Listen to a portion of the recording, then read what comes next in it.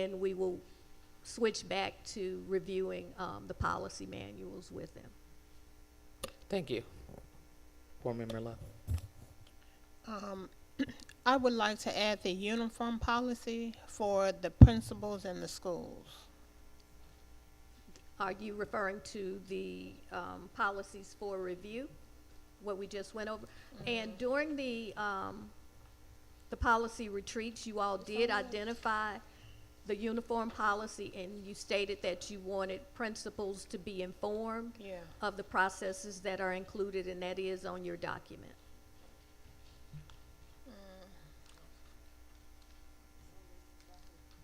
And I do know that Dr. Richmond has provided updates for principals around the uniform policy.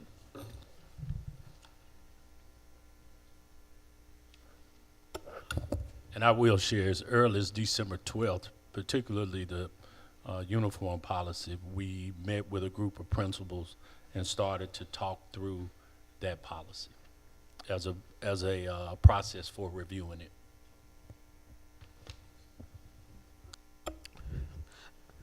Just to give a little context, I think the issue is that, I'll give a little historic context. That policy was a bear to revise during the merger. And because we were merging two systems, one that had what I call free dress, they did not have uniforms, and then legacy Memphis City schools that did have uniforms, we were able to survey parents, and it came out 50-50. So the compromise was that schools could choose whether they wanted to, those that were in uniforms would remain in uniforms unless they chose. There's a process for choosing to be out of uniforms, and the schools who were not in uniforms could remain in not uniforms unless they chose to go into uniforms. So there is a clear process, and I think one of the concerns that some of the board members have had is that there are some schools that just did fail to go through that process. And so we appreciate your going back through that with them. And if there is something that we can do to, if it's an onerous process or if it's something is not working, this is the time for us to really look at it. Okay, thanks. And Commissioner Love, that item is on page 4 of your document. Page 4, third item from the bottom.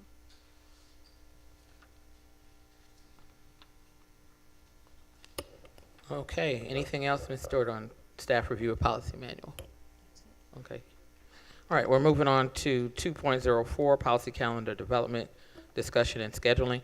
We have, we're recommending for, to the board and therefore Dr. Richmond and staff that we develop a annual board policy review and development calendar.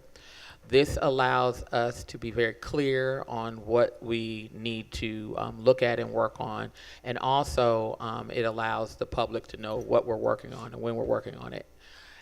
I think I wanted to open up the floor if anybody has any questions, any suggestions, pushback, anything like that, then please let's have that discussion. And I think it also helps Ms. Stewart's office to know what they have to do and when they have to do, and it sets expectations not only for her office but also for us. All right. I have a question. Any policy that we suspended,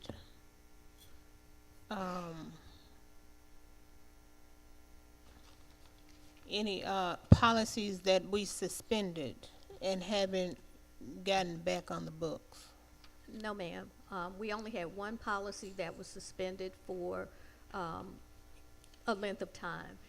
We revised the policy maybe a year or two ago to include language that specifically states that you have to put a time frame around the length of time that a policy can be suspended before you would be required to take some type of action, meaning that if you suspend a policy today and the suspension on that particular policy could last through the end of the month.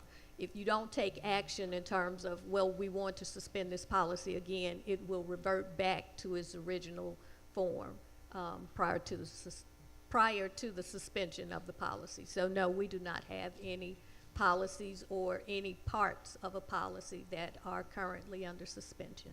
Thank you. I do have one addition, and I'm sorry, I felt it this, the real estate policy, is that in the 7,000? Real estate,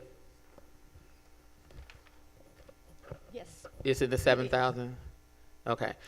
I would like to add that to our current policies, and probably we can talk offline when we're figuring out how to prioritize. Given we're going to have some big discussions about our facilities as we move forward, I think it's worth our effort to review that policy, particularly since we want to make sure that we are including the community as much as possible from the very beginning and the very outset. And I think the policy contemplates that, and we did discuss about educating the public on our facilities, the status of our facilities, the process we currently have. But I really would like us to take a look at that sooner rather than later as we move into that time period. Dr. Richmond. Okay.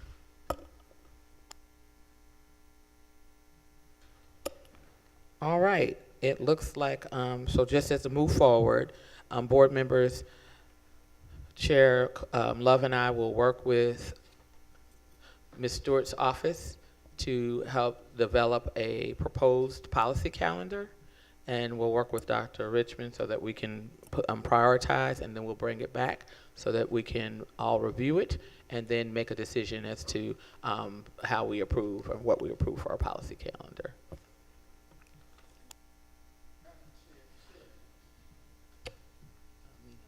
The chair.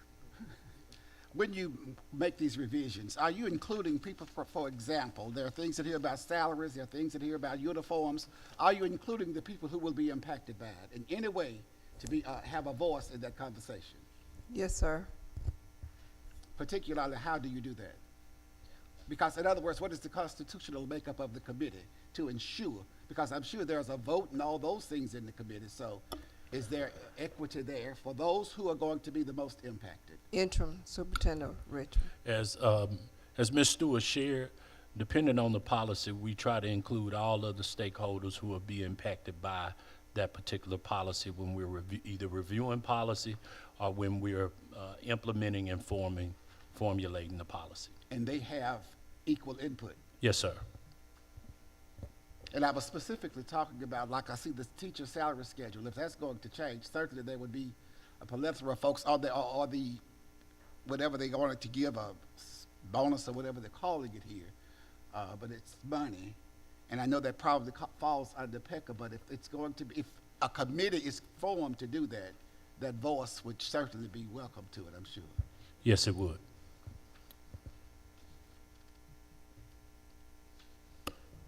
You get your question answered? You good? Yes. Okay. Involvement, yes. Okay, great. All right, let's move on to 2.05, legislative update. Okay.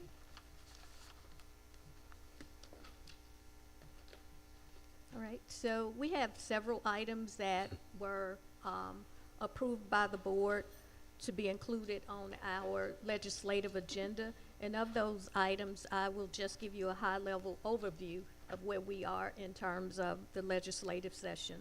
So the first item is the Family Rights and Responsibilities Act. Under the law, last year a law was passed that required parental consent for an employee to provide like any type of care. And you all don't have this document, I'm just talking through this.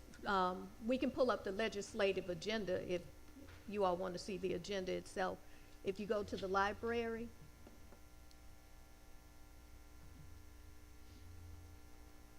and you scroll down to legislation,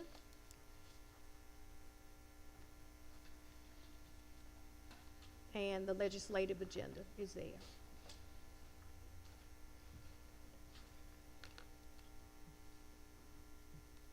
And again, this is just an update as to where we are with these particular items. So the Family Rights and Responsibilities Act, employees could not provide any type of care for a student who became sick or injured at school without parental consent. So we advocated for a change in the law to allow individuals to be able to provide non-emergency medical treatment to those students. This bill was sponsored by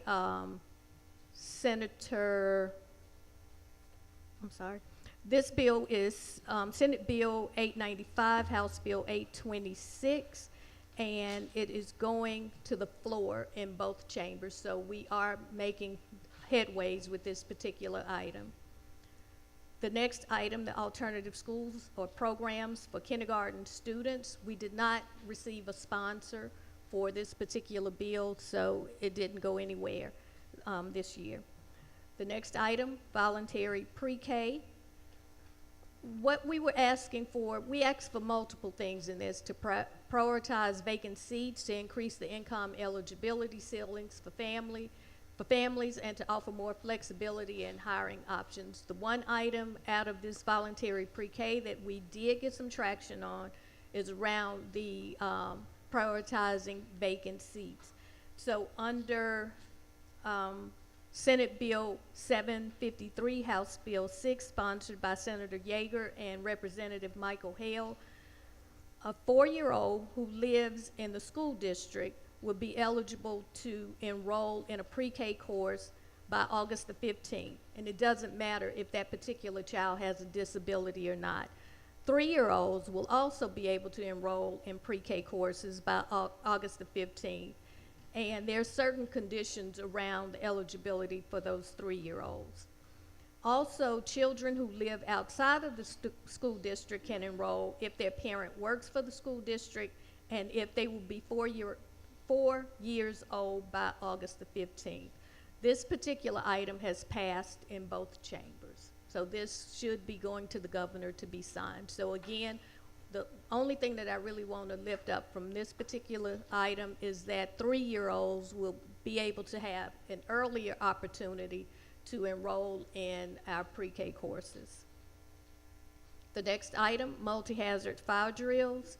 The issue that we ran into last year that was identified by the safety department, our safety department, was that if in law, the law states that fire drills have to be conducted every 30 school days. We actually had the fire department to come in, and they did their evaluation, and they said that we have to do the fire drills every 30 days based on a local code. So we asked for clarity between if a school district is required to follow the local code or if the school district was required to follow the state law. So this particular bill clarifies that under no conditions will the school district be required to follow any local code, that the state's law or TCA will apply. This bill has passed in the Senate and it will be calendared for the full House, and we're expecting it to pass in the House as well. The next item is your standardized testing requirements. There were several bills around reducing the number of standardized tests for LEAs. That would be like your EOCs and any other state mandated test. So initially, Senate Bill 415, House Bill 675 started out as a reduction in those types of tests, but it has been watered down to just the study at this time. And we can go through the next items. Tennessee Comprehensive TCAP data results for improved decision making. We didn't receive a sponsor for that bill. Alternative state test, we did not receive a sponsor for that, but we did find out that a state rule was implemented. So if you have like an act of God, like we had, I believe it was last year, where Whitehaven experienced a power outage and those students weren't able to complete their tests, there is a provision now in the state rules that will allow for, make allowances for those types of events. The next item, return of the ASD schools hold harmless period. We did not receive a sponsor. Next item. Comprehensive state support for full-service community schools. We did not receive a sponsor. State funding for capital improvement for school modernization and construction. We did not receive a sponsor, but there was conversation around this particular item when they discussed the new school voucher program. Next item. Before you move on with that one, there is there is a bill, and can you tell me, and you might have to get back to us, but it's something about the real estate tax. 50%. Yeah. So whenever you purchase property, and Michelle Stewart, you may have to help me with this, but whenever you purchase property, there's like a charge for the transfer of that property. I believe is to transfer that property over to the buyer, and it creates millions of dollars. The bill will specifically allow the county to retain 50% of the proceeds from the sale of that particular, not the sale of the property, but from the transfer of that property. And it will be specifically for like transportation needs, infrastructure needs. There was some language in there about schools as well. So I just wanted to, do you know the status of that? While you're looking at that, board members, that's an opportunity for us to work with the county, because they're leaving it to the county to make the decision. It's relegated to those 3 areas, one of being facilities. It's imperative that we start working with our county commissioners in partnership to think about how they can take some of that funding to help us with our capital improvements, given what I think we may have some, we have the millions, maybe $1 billion worth of deferred maintenance, and then thinking about us having to build, we know we have to build another school that's statutorily required, and I know that we probably need to be thinking about building other schools, replacing some of the dilapidated and the old buildings that some of our students are relegated to. So I just wanted to make sure that we stay on top of that one. And there's also a bill that will require the county to provide, when you think about maintenance of effort, the school district's maintenance of effort would have to be considered first before they provide maintenance of effort for anything else. So school districts would be placed in a position of priority.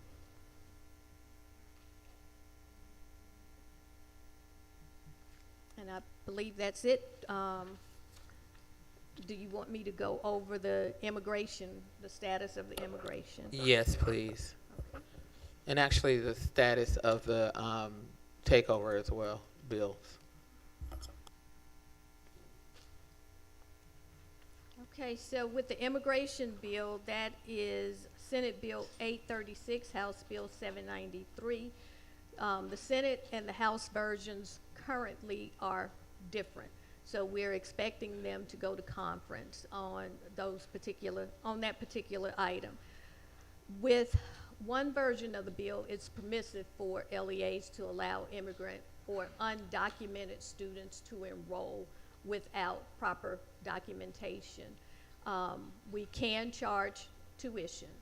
Under the other version of the bill, it's required that we receive some form of documentation, and tuition is not required, but the documentation would be required. But again, that particular piece of legislation is in 2 different positions in the respective chambers, and I'm pretty sure it will be going to conference. And when you say documentation, that means just birth certificates?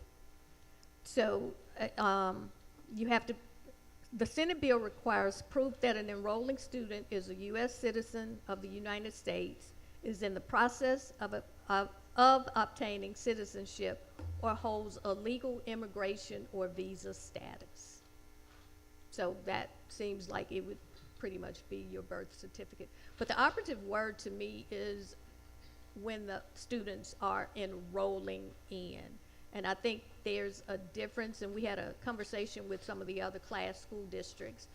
We don't enroll, and correct me if I'm wrong, but we don't enroll students every year. We register students every year. The enrollment seems to be like that first time. They enroll the first time in the district, and then the rest of the times they're just registering for those subsequent years. But again, please correct me if I'm wrong. I know other school districts are doing the same thing.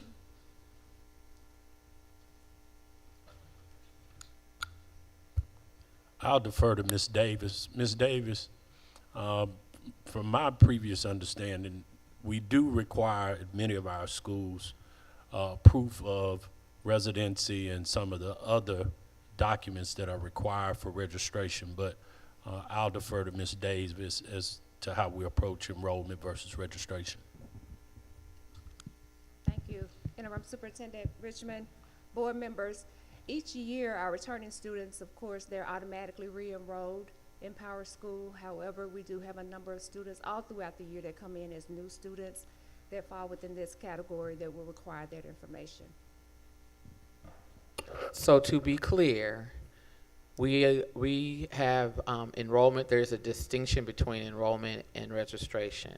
Enrollment is the first time you come into our district. So whether you come in as a kindergartner or you're coming in as a transfer student, that is from another district, that is enrollment. Once you are enrolled for the first time, all we do subsequently to that is register you. Each year, Okay. yes. Thank you.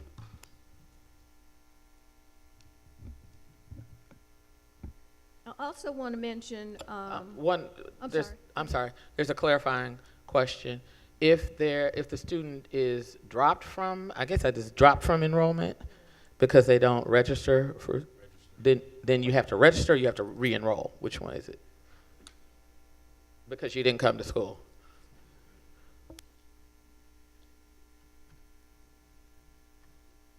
If they were projected to us, to return to us, and at some point they do, they will register at that point. Okay. Thank you. I do want to mention that under the House Bill 793, that the district will be required to report how many students enrolled without a birth certificate. Which, just as a clarifying point, generally, no matter where you're born, you get some sort of certificate of your birth. Mm-hmm. So we would just be recording their certificate of birth. And there may be some rules promulgated by the state. I'm not sure if someone from my team needs to clarify this for me, please do so. But there may be rules promulgated by the state that will define what the birth certificate actually has to be, if it's born in the United States of America, et cetera. I'm pretty sure it's not going to be just left open to any birth certificate from anywhere. Dare to dream. All right. Anybody else have any questions about any bills, legislation? Do you still want the takeover? Okay. This is a clarifying question for the TCAP. Years ago, I was notified that the second graders have to take a TCAP, just our district. I will have to defer to Superintendent Richmond. Yeah, I know, I'm going to defer to Dr. Whitelaw, but I know we have had certain years where we have tested second graders, and there have been years that we haven't. I see Dr. Whitelaw and Bill talking about it, and I think in testing second graders, it was to receive baseline data to be able to look at how our third graders did based on what they did in second grade. But Bill, you want to clarify? Yeah, thank you, Dr. Richmond and board members. The second grade test is optional for districts who want to give it. So we're not the only district in the state that gives it, but there are some who don't. And our district has chosen to do that for many years, as Dr. Richmond has said, to give us some baseline data for our students. Is it helping us or is hurting us? It's an opportunity to help us in the sense that it gives us that baseline data so that we can better address our students in third grade. And in terms of an accountability standpoint, whether it's federal or state accountability like the letter grades, the state actually will look at the inclusion of second grade and also the scores without the inclusion of second grade and use the higher of the two. Thank you. Sure.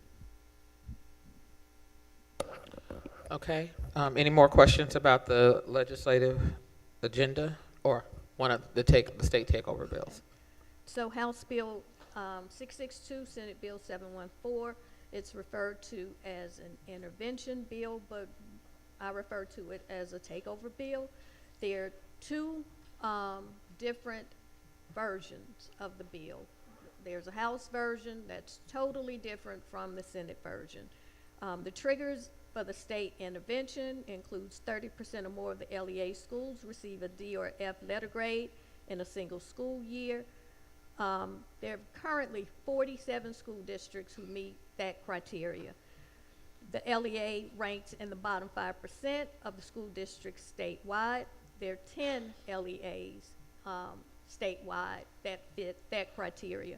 But during the last Education Committee meeting, the House bill sponsor removed or amended that language out of the bill to make it more specific to Memphis-Shelby County schools.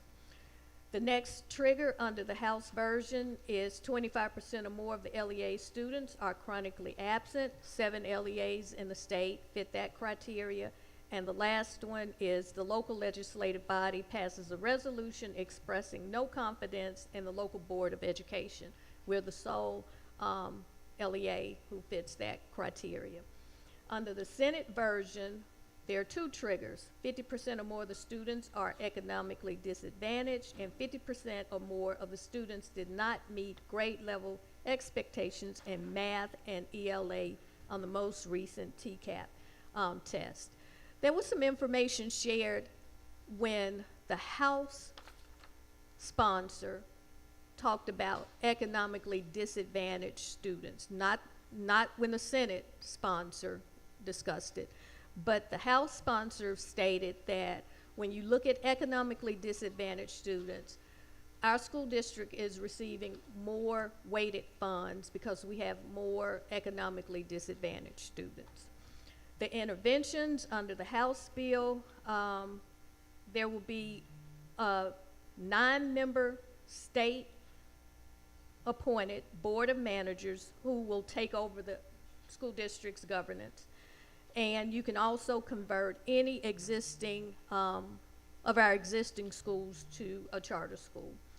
Under the Senate version of the bill, you can replace the superintendent, you can replace some or all of the school board members, you can convert one or more of the schools to a public charter school, you can it will also remove the income requirements for the pilot voucher program that's specific to our district in Nashville and I think Hamilton County. The mayor will also have an opportunity to recommend that the superintendent be removed. If we've had 3 or more superintendents in the past 3 years and the school district does not currently have a non-interim superintendent. The composition and authority of the state-appointed board of managers under the House version, again, 9 members, 9 county residents will be appointed by 5 by the governor, 2 by the Speaker of the House, and 2 by the House Speaker. Those individuals can only be removed by the appointing body. Those individuals, that state-appointed Board of Managers will be in place for a total of 4 years. But based upon the recommendation of the Commissioner of Education, that 4 years can be extended 2 additional years for a total of 6 years. Again, they will have, this appointed Board of Managers will have authority over pretty much all governance. They will have authority over the local Board of Education, the superintendent, and there's language in there that also says that this state-appointed Board of Managers will also have authority over the LEA administrators. LEA administrators is not defined, but I'm assuming that could mean principals, chiefs, directors, etc. The Board of Managers will approve or disapprove superintendent employment, and they can also conduct needs assessments and develop intervention plans, and they can also enter into contracts. On the Senate version side, the composition and authority, you will either retain your current board or some of the board members will be removed, and they will be appointed. Those who are removed will be appointed by the local legislative body, and they will serve until the next general election. If some of the board members are removed, the remaining, well, that's for the special school district. I think there are like 4 special school districts, so the requirements for the special school district is different from our school district. So if you're a special school district like Richard, I think it's called Richard City Schools, and there are a few more special school districts in the state, then your remaining board members would actually have the opportunity to appoint new board members. The board members who remain will have the same authority as the current board members have. There are no additional consequences actually under the House version of the bill, but under the Senate version of the bill, any board member who is removed will not be eligible for election to the office for the remainder of their term and for 1 full term thereafter. If the superintendent is removed, the superintendent will not be eligible to be appointed to the office for the remainder of their contract term and for 4 years thereafter. And the superintendent will also forfeit all pay. The local Board of Education's role during the intervention period under the House version, where you have this state-appointed Board of Managers, the board, as you are now, you will serve only in an advisory capacity only. And you can only convene as authorized by the Board of Managers.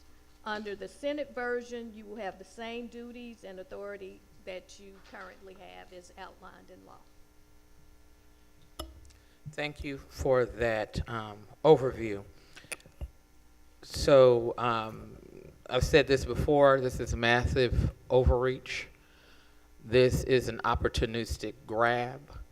This has been stated on both floors that this is specifically and only for Memphis-Shelby County Schools Board. I'm not even sure how to explain how I feel right now about this. But if you want to talk about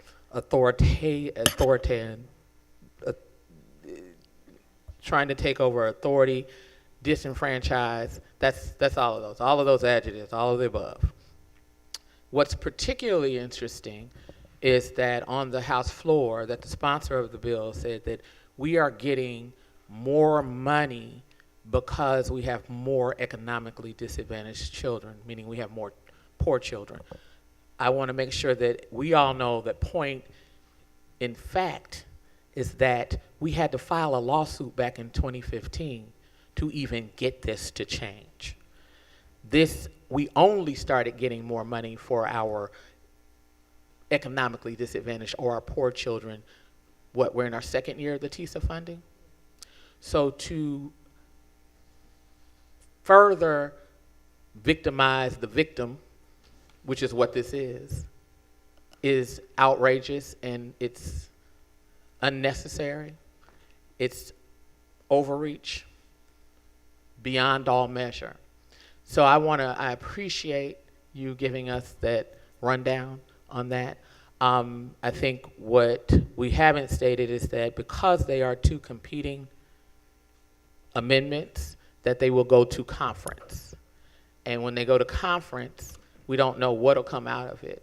But we do know that we have a record that has been very clear that stated that this is them bending over backwards, trying to get access to our bank accounts and our buildings.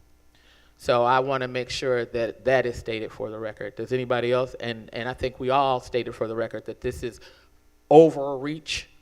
We do not agree with this, and we are not going to stand by and let it happen to our children, because nobody, absolutely no one, through this whole process on that floor up there in that state in those committee meetings have said anything about our students. There's nothing in any of those bills that talk about our students. They talk about our contracts. They talk about our buildings. They talk about our authority. And they take the authority of the people away from making decisions about who will represent them and their children. So I want to be clear about that. So I appreciate you letting us know what's going on. And I hope they do the right thing.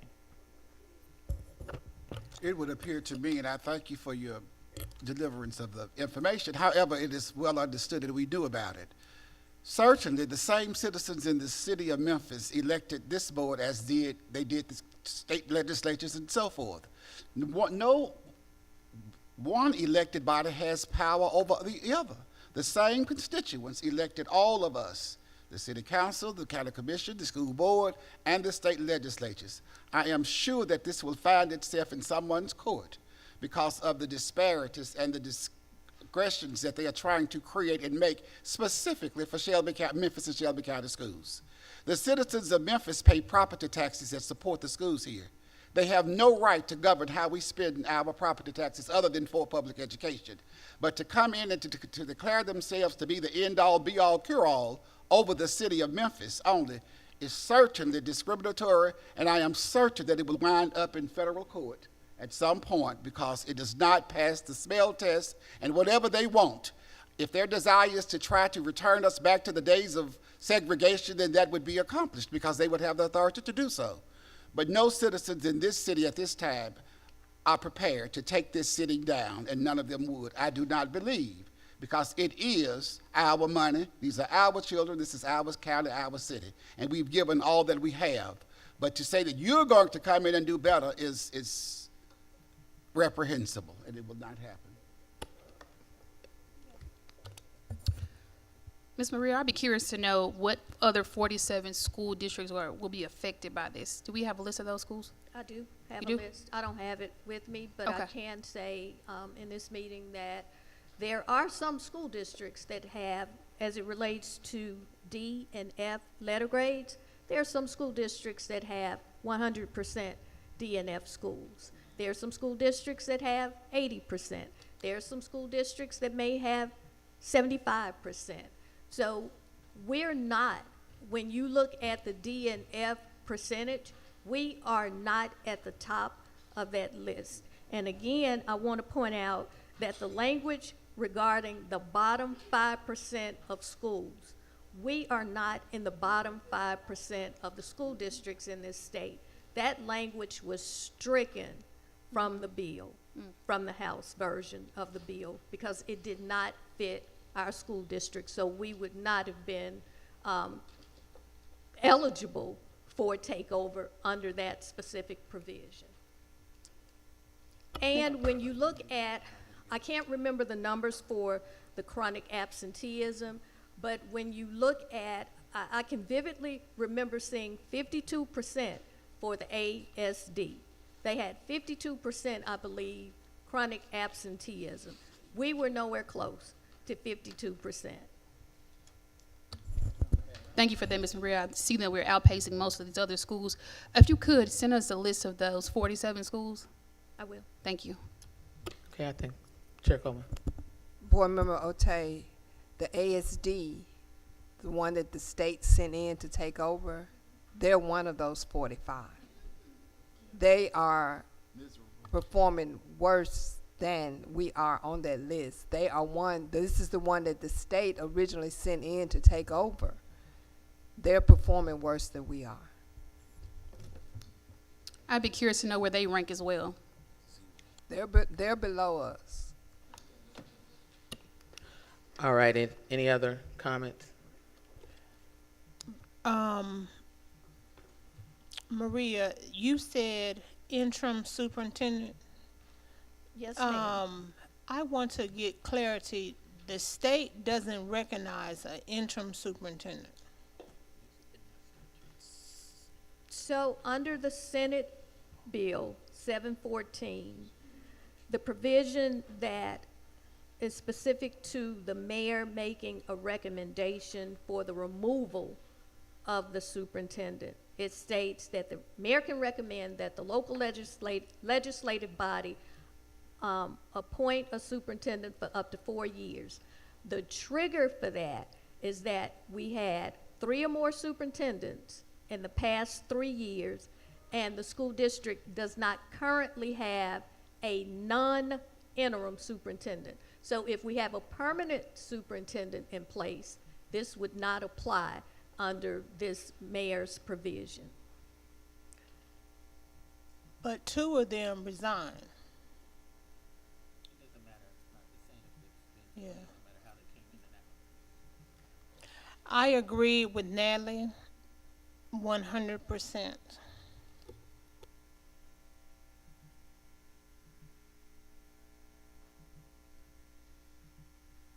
All right, are there any more comments? Okay. Let's move to thank you, Ms. Stewart. Thank you. Let's move to 2.06, teacher bonus resolution. Board Member Hewitt Garcia, did you want to? Yes, thank you. Last month in committee, we discussed the idea of adopting a resolution to affirm participation in the teacher bonus provisions of the Education Freedom Act of 2025. We've drafted a resolution. We added this on the agenda. It is on board docs now, along with a Tennessee Department of Education one-pager that has information and addresses a lot of the questions that we asked last month. I think the true cost was something that we asked, who is actually eligible.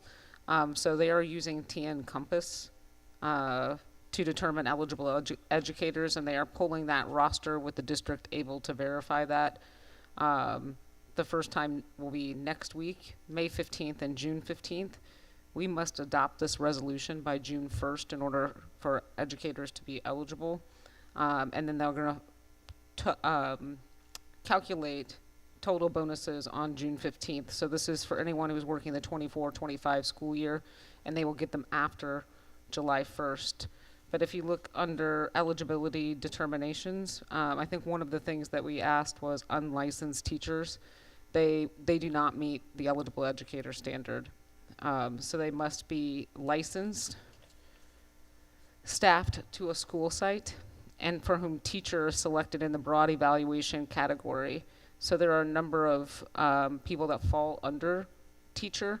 That includes a variety of roles, direct supports to students. So we did ask about pre-K teachers, or pre-K teachers are listed, interventionist, school counselors, librarian, media specialists, and other roles. But the categories excluded from this list are instructional supervisors and administrators. And they have to be full-time working direct services to students and be employed more than 120 days. So even if you, say, joined the district second semester and didn't work the full year, it doesn't matter if you were full-time. I think that is the, I made notes on some of our, I will call out too, we said it was $2,000, but they're actually providing to the district $2,306.60 to cover the employer share of benefits, so Social Security, Medicare, and TCRS contributions, so the district is not taking on those costs either.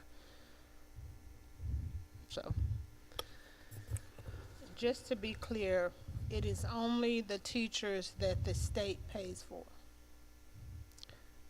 No, they are basing it off TN Compass. So if you're a licensed educator at MSCS, it is not just the ratioed teachers they pay for. So anybody who meets those provisions in TN Compass and works for Memphis-Shelby County Schools will be paid. So even if we hire more teachers than what they're allocated for, and what we're assigned. I would, interim superintendent, I would, send this out to every teacher that's affected, this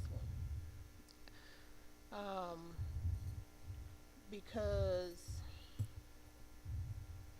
there is a lot of information pertaining to the teacher bonus. And we don't want anybody to get confused. Yep. They're not getting, we don't know anybody to get confused thinking that they will get Correct. money and they're not getting it. I actually made that suggestion to Ms. Stewart that, and our HR team may already be thinking about this as an easy way to understand to check your own eligibility. So something that can go out to all of our teachers, say, do you qualify, and look for these things when you log into TN Compass, so employees can anticipate. But the district is going to be doing a verification process as well. So I'm sure the expectation, I think, of the board would be that we have a thorough process, that we are checking our I know our hiring can be fluid and we're Dr. making sure we're not missing anyone.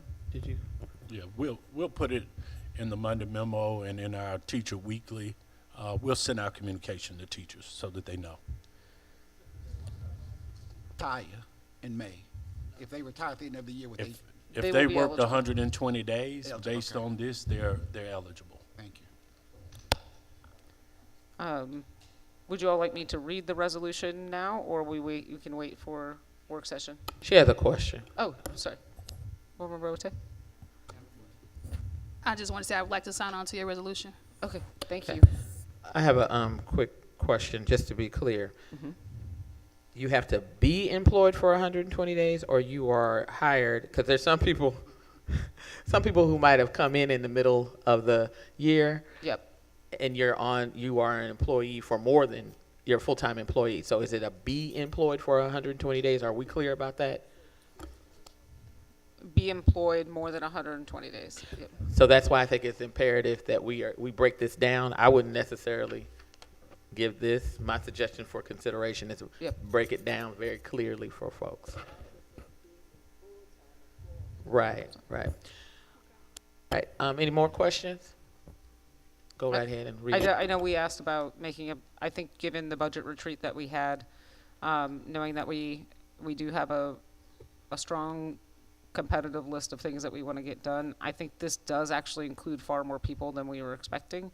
And so I think this is an opportunity to affirm. I will point out in the resolution that we do restate that we were consistently expressed opposition to the school voucher program, but that we will affirm this portion of the bill because they are handing out money for our educators, and we're gonna gladly accept it. So if you'd like to sign on or have any more questions, let me know.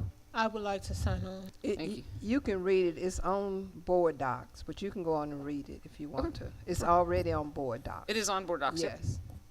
So title, a resolution of the Shelby County Board of Education affirming intent to participate in the teacher bonus provisions of the Education Freedom Act of 2025. Whereas the Shelby County Board of Education, hereafter referred to as the board, is responsible for governing the public school system and ensuring the well-being of all students under its educational directives. And whereas the board has consistently expressed opposition to school voucher programs and the redirection of taxpayer dollars intended for public education to private institutions. And whereas despite widespread opposition from local education agencies, LEAs, the Tennessee School Boards Association, and many Tennessee residents, the Tennessee General Assembly passed the Education Freedom Act of 2025 during the first extraordinary session of the 114th General Assembly.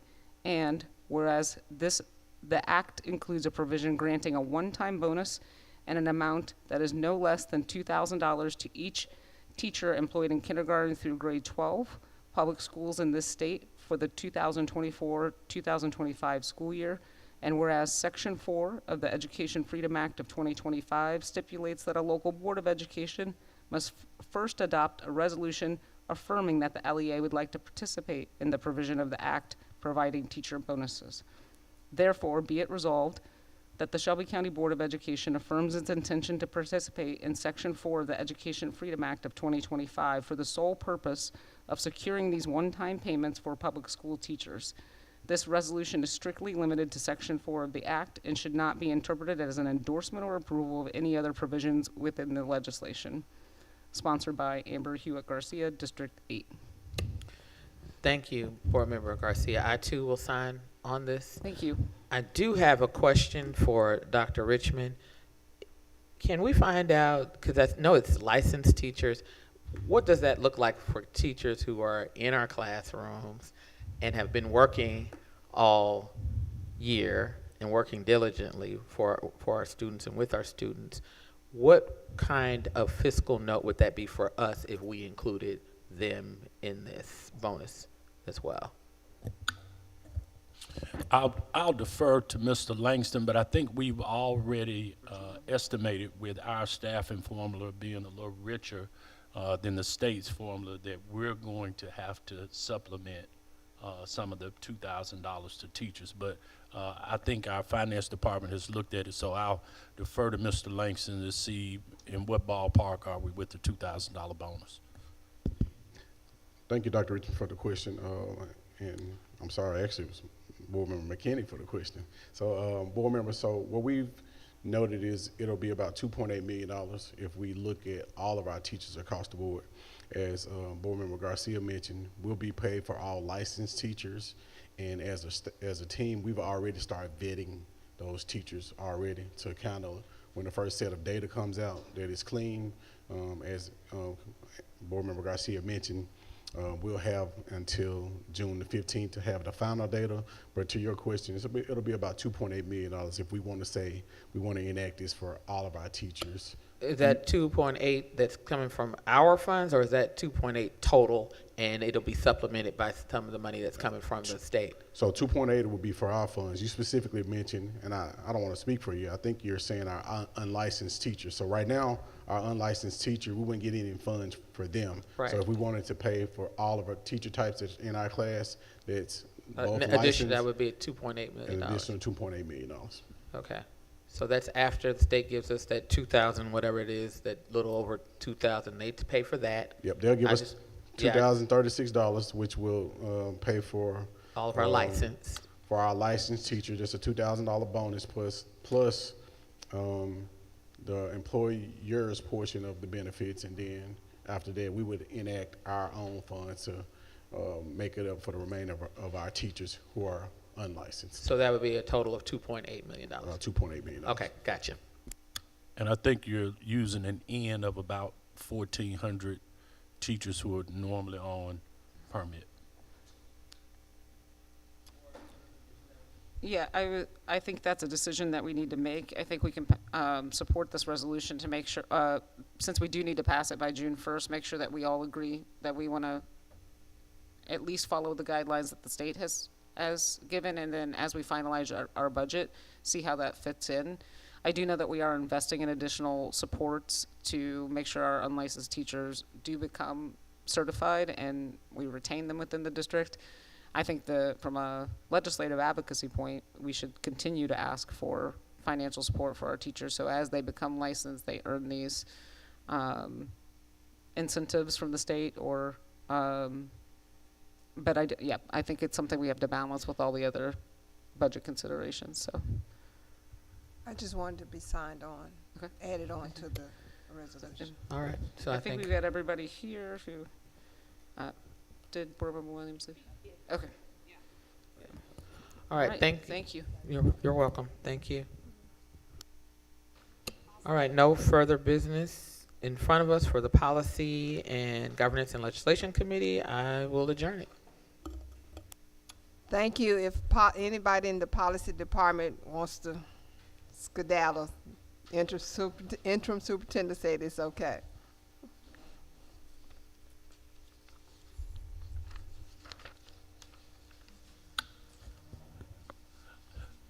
unless policy is going to be tied to another question later on down the line. We'll take notes, don't worry, we'll email you.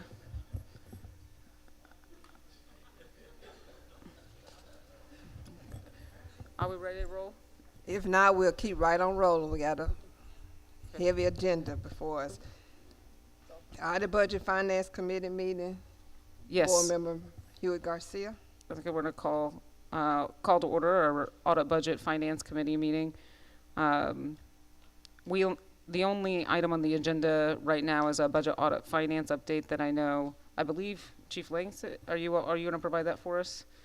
I do have personally 2 items I would like to add, which I gave Dr. Richmond and Chief Langston a heads up on this morning. And so for item 2.02, I'd like to discuss the Goodwill Excel school expansion, and we have guests here today if we have questions. We've had a preview of this in our last meeting, and I know we needed a little more time, but we've also had an opportunity to view the budget, so I think I'd like to bring it back to ensure that we discuss it for our April business meeting. And then 2.03, update on the health insurance RFP timeline. Health insurance RFP timeline.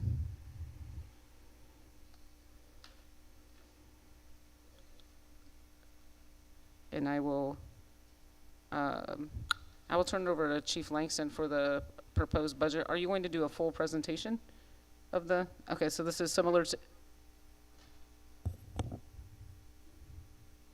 Board Member McKinney, did you have a question? No. I guess if we were doing the whole presentation, can we take the other 2 and flip it because these are shorter? Is this going to be a longer presentation? That's all I was wondering, because I know we have somebody in here from Goodwill. Yeah, I'm happy to do that. I would say, are there any changes or any fluctuations from the budget that you're going to present to the board that we should have in consideration before we talk about these other 2 items?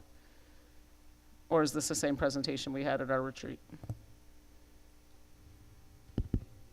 It's a few additions to it, so Okay. I think Commissioner Board Member McKinney is probably in line if we could handle the first 2 items first. Just Okay. board members may have more questions related to the budget, so. Okay. And I Okay, think we great. have guests here. They may not want to hear our budget presentation. Okay. Okay, well then we'll make item we'll move up 2.02 Goodwill Excel school expansion. So colleagues, we discussed this last month. There were a couple of things under consideration. The first being an amendment to their agreement with the district on where they can expand schools. They were limited by zip codes, and so they were asking for a revision to that. But the decision in front of us was their projected enrollment of an initial 300 students. We have a few people here today who can talk about their intended amendment that they could have ready for our April meeting, and just the context of what they've shared to expand in the penal location for our incarcerated Shelby County residents who are seeking to earn a high school diploma. So just the opportunity in order to be open for the next school year there's an urgency for us to consider it now. And I think given the budget retreat that we had, and that, yes, these are pass-through dollars, we are reimbursed for those next year. So we will get that money back into our budget, and given our reserve, this is something I wanted us to discuss. But one, I know, amendment that the Excel team has shared is that they are willing to start with 150, which would cut the ask in half and have a slower enrollment timeline, while meeting the demands of, I believe, over 120,000 people in Shelby County do not have a high school diploma. And so thinking about economic mobility and thinking about many of our residents were products of Memphis-Shelby County schools, that this is an investment I would like us to discuss. Thank you for bringing this back. I'm very well aware of Goodwill. It's in my district, and I'm looking forward to them to be able to do this work there, because I think when we originally talked about it, I talked about the possibility of creating a continuum for our adults who will be educated there because of what's happening at Northside, which is in that same strip, along that same way, with more tech. I think Code Crew will be there as well. So I'm very excited about the possibility of this. I do want, and I don't know if the staff has had the opportunity, Dr. Richmond, General Counsel, to talk about the finances of it. I just want to make sure that it's something that we actually can afford to do. I don't know if all of you are aware, but every school district received a letter on March 28th that the ESSER funds that we had not liquidated yet, basically the last bit of ESSER funds that we just recently approved, these contracts for our facilities renovations, HVACs and roofs, it's no longer available. And I'm not sure what, and we got that letter from the new head of the, now I think, disappeared Department of Education. So that leaves us in a hole of about, I think, $55 million, which would, if we can't figure out how to retain that money, and I think this is something that Mr. Langston is going to talk to us about, then we have to go into our fund balance. Our fund balance right now is $200 million. That would be $55 million. That would leave us at a little less than $150 million, and I don't know what else we might have to go into our fund balance for. So I wanted us, I want to be very clear, I want this to happen. We just have to figure out how it works for everyone's benefit, and not to the detriment of the school system. So I would definitely, I just want to say for the record, I am full support of it, but we got to figure out how to finance it in a way that we that makes sense. I hear what you're saying, that we'll get it back. Maybe we will. I don't right now. I don't know. And so my inclination is to always have an A, B, and C your way out plan, because I don't know what's happening with the federal dollars. We don't know if those are coming in. People keep telling us that we're gonna get it for next year, but I don't know. We got that letter, just to FYI, we got the letter on March 28th. Yeah, I'm familiar with that. Telling us that we weren't going to, effective March 28th, we weren't going to get those dollars. So I guess what I want to know from administration is their take on the 100. I appreciate Excel going down from 300 to 150. Yep. I want to get administration's recommendation and thoughts around what we can do about getting that 150 financed. I will say, related to this, I think it's an opportunity for legislative priority next year. We understand that K through 12 students are fluid, may come between charter schools and MSCS, but when you're talking about adult education, there's no reason why we shouldn't receive those funds in real time, because there's no world where we actually have they can't recruit from MSCS, so there's no competitiveness. We know they're going to an adult education program, so this is, I think, an opportunity for us to advocate, at least for adults that were using essentially the local LEA as a fiscal agent, that we should be able to get those funds up front if they want to invest in statewide economic mobility. So I think that should be added to our legislative agenda, regardless of our decision around this. But I think the administration would like you to weigh in. Is the 55 million accurate, Dr. Richard? Yes, Board Member McKinney, I appreciate you lifting the 55.6 million where we may have to use fund balance. I will defer to Mr. Langston to talk about what that would look like if we had to front load the 150 students for Goodwill Excel. I also see Ms. Stewart has returned, so staff can give you all additional context if you need it, and we'll start with Mr. Langston and him having, or us having to front load the 150 students and to finance the 150, what that would look like. Mr. Langston. Thank you, Dr. Richmond, members of the board. first, I would like to say, again, Board Member McKinney, thanks for lifting that. And I've been back in this district for almost 6 years now.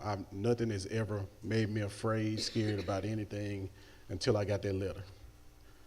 So that letter, again, was kind of eye-opening. It's something that it just literally happened out the blue. It's one thing that you couldn't even forecast for, specifically from the fact that we had already gotten an approval from the state that the extension would carry forward to March of 2026. So I'll be honest with you right now, I've been bugging the state every hour on the hour.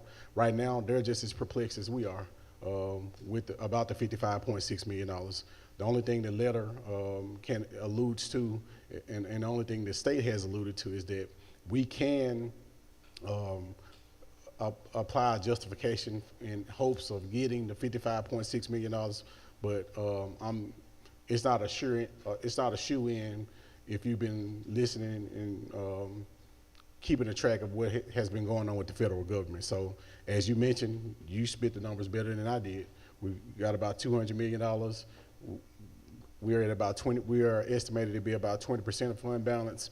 If you decreased, if we have to pay that $55 million, you decrease to somewhere in the neighborhood of 8 to 9%.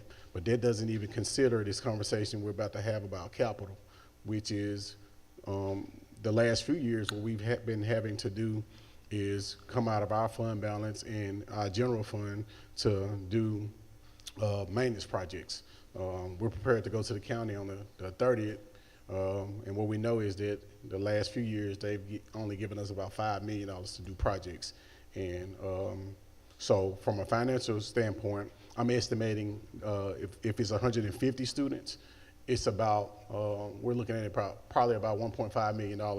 And how I'm getting that estimation is it's the base rate for TISA as well as your local funding. So that's the money that we get from the county as well. The other issue we have is that, well, for lack of better words, is we also have our own virtual adult program, and that waiting list is 500 students. So if we choose to go forward and we bring in virtual adult students, we're going to have to go into our budget and fund that as well. I think I talked a little bit about that at the budget retreat, but I do want to lift that as well. Again, that waiting list is always about 500, and depending on how many adult students that we take in for our virtual, we're going to automatically have to do that. And the last thing I'll say is that from my professional opinion, they got a lot of things right about TISA. The one thing they continue to get wrong about it is, just like BEP, they're funding us on prior years' enrollment. So with that being so, it's just hard because, and truthfully, we never really do get that money back. You are funding it for the first year. The next year, you'll get the funding for those students, but it's always a gap year that you're always catching up. So technically, you never, within the first year, you never get that investment back. One of the things, and I see Mr. Schuler here, and I know that, bless you. I know that there has been a lot of intergovernmental work, the city and the county. This is an opportunity for them to, again, I have been saying forever, let's be partners in this. And these are the adults of our community. And if there's a way for us to seek an initial investment in this, because I think Mr. Schuler and his team has done a phenomenal job of getting the money for you all to do the building and do all of that. So putting a little skin in the game, city, county, sheriff's department, all of the above, to see if we can go together and ask for this to be one of the investments that the county and maybe even the city might throw in a few dollars here and there to make this happen. I do not want anyone to leave here thinking that I'm saying no to ours. Right now, I don't know until we're clear about what our situation is for the 100,000 students we know we've got to educate. So I just want to be clear that I am here to support working this out. I want our adults to get out of the facility and come into a place and space where they know they can move forward and become thriving and productive citizens in our community. So I want to make sure everybody understands that. And I know there's a timeline. And so I want to make sure that we're moving with fidelity and with understanding that we need to move quickly, but we need to move in a smart, fiscally responsible way. So I think we can get to it. We're going to get to it. We just got to figure out how to get there. Board Member Love. I am also supportive of the Excel Center, but I am a board member first. What happens, the school closes for some odd reason? What happens to our money then?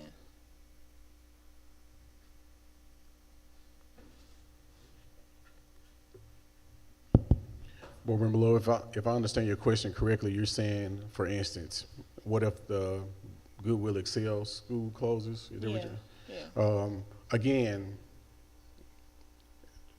the way it works is right now, we get TISA funding for adult students through, it's a pass-through to Goodwill Excel. Right now, what will happen next year is that if it's 150 students that show up, we won't get a penny for those students, but we'll be passing additional money to them. So for some odd reason, if the students didn't show up, we just wouldn't continue to pass on it. We pass it on a monthly basis based on the enrollment. But if the school closed, we just would stop continuing to send funds on. But that $1.5 million that I alluded to, we would send it over on we get TISA funding 10 months out of the year. We would break it down over a 10 payment increment, but if for some reason, if the school closed, we just wouldn't pass on the funding, if that makes sense. Next question. Can I ask a clarifying question? Because I don't think that was, in the event that the school closes is actually the only time we would get our money back, because it is based on prior enrollment. So in the event 150 students were, say, there 4 or 5 years, and then, or whatever it is. That's a fair question. So yes, so for easy math, let's say Goodwill only had 150 students this year. We pay the $1.5 million. If they close the following year, we'd actually get the money that year, and that would be the payback Right. period to your point, because it's based on the prior year's enrollment. But we do know they're successful, so a closing is probably not. But just to clarify, we would get that money. That's the only time we would get the money back. Board Member Love, you had another question. Thank you. I like what Natalie stated. The city and the county is going to have to invest in our children and adults. The Shelby County school system, we invest in the children through education. I like what Natalie said. It's time to let everybody come to the table. Don't talk about it, be about it. Board, Chair Coleman? These are for the Excel Center incarcerated, or is this is strictly for the incarcerated, Correct. right? So if their numbers fluctuate, so what happens then if they have a 150 enrollment this month and it decreases the next month, because we know it's a revolving door. I believe, Mr. Schuler, we've talked about this and that you're willing to cap it at 150, so we have that stability. Do we? Clarity, is it Promise Academy building, or is it in the? It's two. We're talking about the. Oh, we're two Locations. locations. I Okay. think the urgent one before us is the penal location, because they're Yeah. planning to open in August, where there is more time and there is real estate involved in a second location. So we Nobody are, said that. That's why I Oh, asked that's that what I question. wasn't clear on. I'm sorry, I wasn't clear. so They have two. They're looking for two different Okay, gotcha. places. One is their penal form, and the Okay. other one is in the building. So I'm questioning about the penal form. Yes. So is the 150 divided between the two, or is it the 150 in the penal? It is in the penal location. Oh. Yeah. And from what I understand, there's over 500. We actually have a member from the Shelby County Department of Corrections who can probably tell us exactly how many incarcerated individuals would be eligible. I know board members have heard this in other places, but I also want to open up the opportunity for you to introduce yourself and then let us know if we have misspoke about what the request is and part of this discussion. Good evening. My name is Reese Walker. I'm the Administrator of Program Service for the Shelby County Division of Corrections. The name again is the Shelby County Division of Corrections. We did some data and research on individuals who are incarcerated at our facility. They do not have a high school diploma or pursuing the high set. So we're looking at approximately 500 to 600 individuals who have not completed their high school diplomas. Let me also clarify for the board. So we're talking about two different schools. One involves the reverter, and that's why I wanted Mr. Langston to start off talking about if we front loaded for 150 students, which was the first question. The second thing is I asked Ms. Stewart to clarify around the reverter, which would allow Promise Hollywood to sell the school to Excel. Once they sell the school to Excel, Excel would then be able to operate in a new zip code. And that new zip code would allow adult learners to go to where now is Promise Hollywood, which would be Excel in that neighborhood. That's one piece. The other piece is working closely with the Penal Farm and working with those adult learners to receive. That's where the 150 would be. Yes. Thank you for that clarification. So let me be clear. I am all for the reverter doing that. And again, my thought around that is that that is a school. It has always been a school. And I know that would, I don't know how you do this. You know, we could be creative legally. I don't know. But that's something that I would like for that to remain a public piece of, not public piece of property, but a piece of property that public will benefit from as a school or something. What I would hate to see is that for some reason Goodwill has to leave the building, has to sell it, and it goes to some for-profit, and I don't know there's anything that we can do around that. I don't know. I'm just putting it out there. So I'm all for that. The piece that I'm still concerned about is the 150. Again, this is an opportunity, I think, for this board to take some leadership in the community around doing work collectively and collaboratively for our adults. These adults are sons, they're fathers of our children.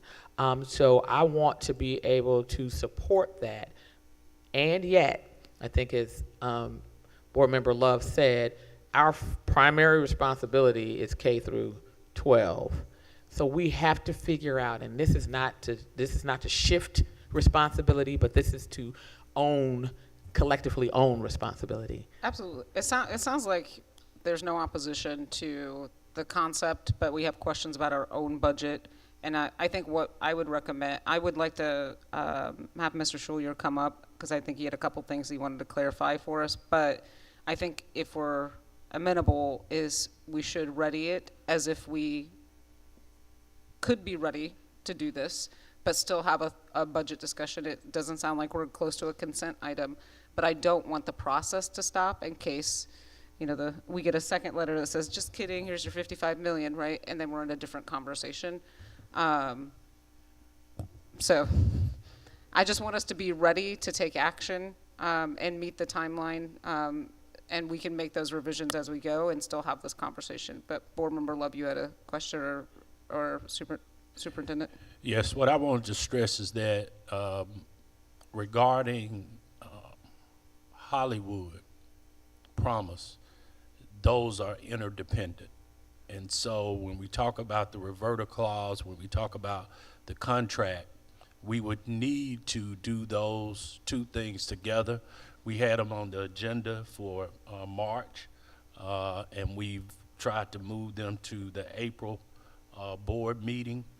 And so if we're going to allow the sale of Promise Hollywood, we would then have to allow, or we would need to allow Excel to be able to move into that building and to at least agree to that particular zip code so that that transaction could go through. And then we need to talk about if we're willing to front load the 150 students for the penal farm. So these are two different Yes. items. So I would like to recommend, if I can, that we go ahead and move on that former piece, which is the reverter and the sale. We go ahead and let that keep moving, and then that we still keep in the process Yep. the penal farm, but we need to figure out our finances. And so that would be my recommendation for the board as we Yeah, move forward. I think we're in agreement. Mr. Schul, did you want to come up and share something with us? I want to make sure that we're all clear on. One board member Love. Yes, Ms. Love. Mr. Schuler, Yeah, Skylar. Heavy. Skylar's Skylar, correct. I'm sorry. Skylar. Styler. That's okay. Yeah. I thought I You're was not- you're not wrong, the and first then yeah. Have you had a conversation with the county commissioners? Yes. They fund the jails, not us. That is correct, but they, as far as the education piece, well, let me, so I don't muddy all the water, how about if I try to Yeah. even I was getting muddy back there, so let me see. So Thank you. actually, we are asking for two separate things, two separate zip codes, 138108, which is where the Promise Academy is currently, which is the reverter clause, kind of puts us in a dilemma because the money we're using for that, we did receive a grant. I think Tito talked about it at Mr. Langston at the last one. We did receive a federal grant that came through the state. However, we can't purchase property that has a reverter clause on it. So that's kind of where that is there. So yeah, so I think we're moving forward with that. And we got the executive director. He was sitting back here, Patrick Washington of the Promise Academy. Right there. So we've been working with them as much as we can. We can only work so much because the reverter clause is still there, and plus there's limits on how much we can negotiate because of it's federal money and the grant money. So that's the first one. The second part is the 38134, the Shelby County Division of Corrections. First, let me back up I know you met Mr. Walker, but also DeAndre Brown right here, who is the Administrator of Program Services for the Shelby County Division of, the Executive Director of Shelby County Office of Reentry. Kind of how we got to this, there's 47 Excels across the nation. We're the only one in Tennessee. 5 of them actually have Excel high schools that we're talking about in prisons, all of them in Texas. So this would be the first one in Tennessee to happen. What they do in the correctional institutions, mainly here in Tennessee, is they offer the high step, but they don't offer a regular high school diploma. So this would be the opportunity to offer a regular high school diploma. Now, when we first put the offer out in January, when we first contacted the superintendent, that was we said for 300, because we know that we have 600 inmates that don't have a high school diploma, but we said 300. However, after talking to Tito, I said Excel is willing to, even if we have 300 inmates in there, I'm only asking funding for 150 of them, so we can get started. So I'll find the money. I'll scrape around. I'll find the money for any students over the 150. I also promised Mr. Langston that we have the Western Legislative Branch, the group that you guys deal with, is also who we deal with, and we understand that statute is not fair to you guys. I understand completely, but it's the only game I have in town to come ask. There is no other game for me to come for the funding, so that's why I went to Mr. Langston. I agree. I don't think it's funding the first year the way it's done, but it is the way it's done. I think Ms. Love made a comment, it's true. If I would close my doors to the current Excel we have right now with the 431, if I would close that on June 30th this year, you guys next year would receive the 4.3 million. So you do get paid in a year in arrears. Not that we're ever planning on closing anything, but if we would, you would always get that following year, you'd get that money. So here's the ask. The ask really is, one, for the reverter clause and all that, so we can move forward, because we got a time limit on when we can spend that money. We're running out of time to buy property. And we looked at other places where you guys have given us the zip codes, but there's no property that fits our needs, and we tried, but there's none. But this is a perfect fit, but we need that reverter clause removed. And so go back to the penal farm, not penal farm, sorry, I know, but the Division of Corrections, I said penal farm one too many times there. But this is a great opportunity that superintendent, I know you always talk about having a model urban school district. This would be the key, I think, a key component to the modern urban school district. And I know it's a big ask from you guys. And I know any other year, Tito would probably be a little friendlier to me than he is. Not that he's unfriendly, but I mean, he'd be more friendly. And he'd return my calls quicker. But with all that said, I'm a true believer that we can make an impact in this school district with this.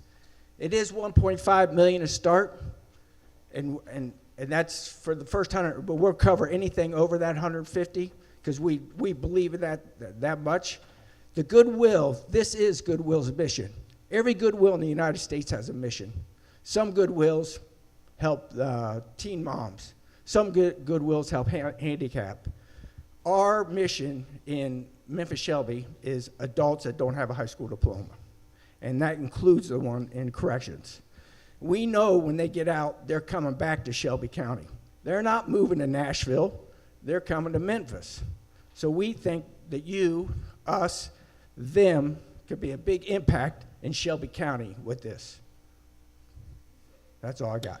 Thank you, Mr. Schuyler. I think you have support up here. I think particularly the recommendation that Board Member McKinney made, let's moving on the reverter and sale. I think we also give priority to charter schools as well. So if we remove a reverter clause, a charter school would have first right of refusal anyway. And so this is Thank you. I think you have federal dollars that we want to stay in the community. Yes, ma'am. Pardon me? No, I think it's because the sale is between them and not us. No, when we remove a reverter clause, they would be able to purchase it, but they can't purchase it with the federal dollars when there's a. Oh, yeah. Okay. Board Member Love, did you have a question? And then we'll wrap up this item because we do not want to be here till 9. You still didn't answer my question I'm not sure what it was, but I will. about the county commissioners. Well, the county commissioners, I never had any discussion with them about financing. I only had discussion with them for their support for us to come try to open a school in there. The reason because currently all adult education currently the way the TISA funding would come through there. And I know it's a first year funding issue for you guys. If the state actually funded the first year, to be honest, I don't think Tito would have a problem with me. We would already be having this discussion. See, I even got a head shake. So I know he'd be supportive of that. So really it's a hiccup of this legislation that I think is handicapping us right now. And when you say talk to the commission, the issue we'd have is I've been working with the corrections for over a year on this in the mayor just to get this far. And now for us to open in August, it's pushed. It's only 90 days from the end of this month. Got to hire teachers, hire a principal, and all that. So if you ask me to go back to commission and mayor and city, that could be a while. The reason I asked you that, because they handle the penal form. Division of Corrections. Division of Corrections. Division of Corrections, yes, ma'am. All my life I've known it was the penal form. I've been corrected so many times. So many, like. All of my life. The reason I asked that question, because, one, we don't have any money. Well. Two, I want to help the adults. I really do. But the city left us in the hole when they surrendered the charter, $50 million. And if I'm not mistaken, Paul Young said he would help us. This is a perfect opportunity for the board and the county commissioners and the city of Memphis to come together to help the parents. One final question. I would be interested to know how many parents in your program are, how many parents in your program have students in our schools? Our current school on Thousand Oaks has 80% of our adults have students in your school. I am talking about the Department of Correction. Well, I'm not sure yet because I only have how many don't have their high school diploma. So for us to go, I'm sure, for me to give any number would probably just be a guesstimate at best. You can ask them on the application. Well, we haven't done any applications or anything yet because you haven't given us the okay to have a school. So I haven't even gone that far yet to there. It's just we were trying to get the census on how many students could be part of this.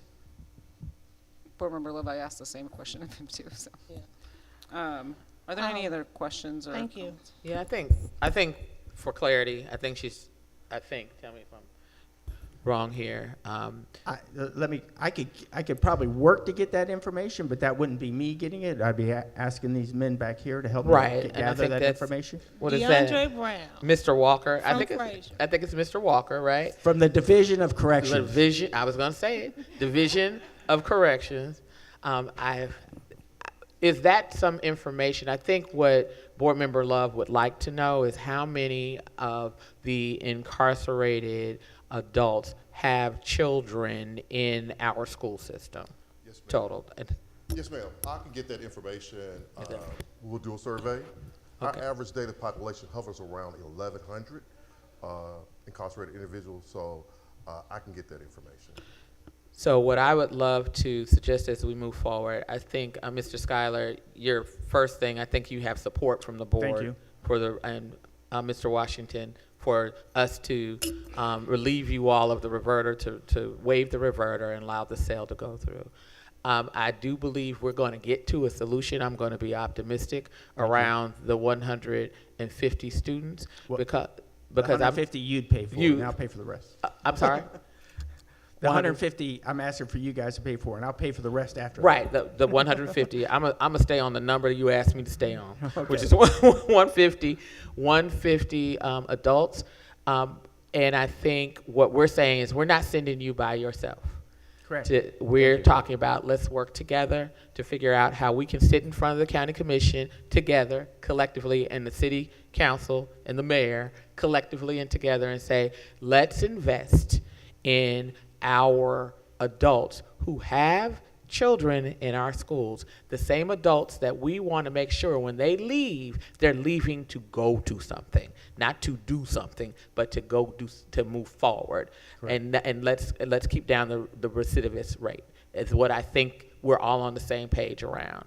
So I think that we can get the mayors on that because they're really big on public safety, and that's one of the things that we need to get to is the root cause of that. And that's one of those things is that our adults coming out of the Division of Corrections don't have anything to go to. So I appreciate the work you're doing. We're gonna work with you, and we know your timeline, and we'll get something. I'm hoping we'll get something. Right, Tito? And add the chamber on that list too. And real quick, can you give me the distinction between the high set and the high school diploma? Well, the high set is like, think of the GED. High set and GED is the same. I thought they changed it.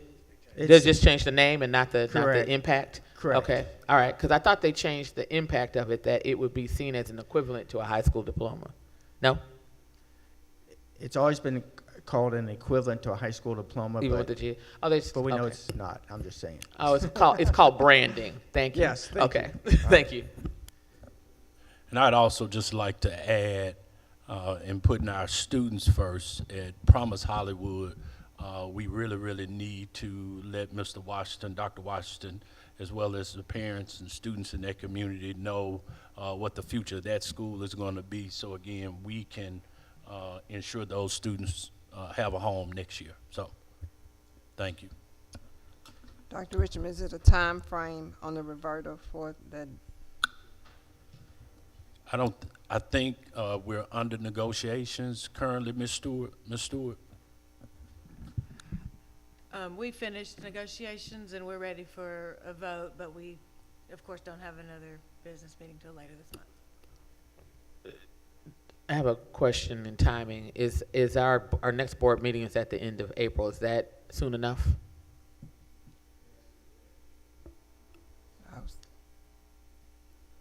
Good afternoon. Thank you all. And I'll be brief with this. But as you all know, as school folks, we are actually having to notify parents. And because it is a reduction in staff, our staff is going to have to go through the process. And so all of that. So it's actually, our timeline is beyond tight. And we're running summer school, as you all know. Do you have a time frame that you can get us? Because if we need to have a meeting before the end of the month, we have to do it. Tomorrow? No, 2 weeks. I just met with staff yesterday. Our board is on standby. Excel Center is on standby. We've negotiated. We have a proposition that you all mentioned money, that all of us win financially from it. We're not coming asking, we're coming bringing. And at best, it's a week, because I'm like, all these different pieces got to happen. General Counsel, are we ready to move forward? Yes, ma'am. And that's a vote for the reversion in 38108. Right. We'll have a conversation to get a date before, to do what we can before the end of the month. We want to give parents and your staff adequate time. Thank you all so much. Thanks, Dr. Richardson and board. Thank you all.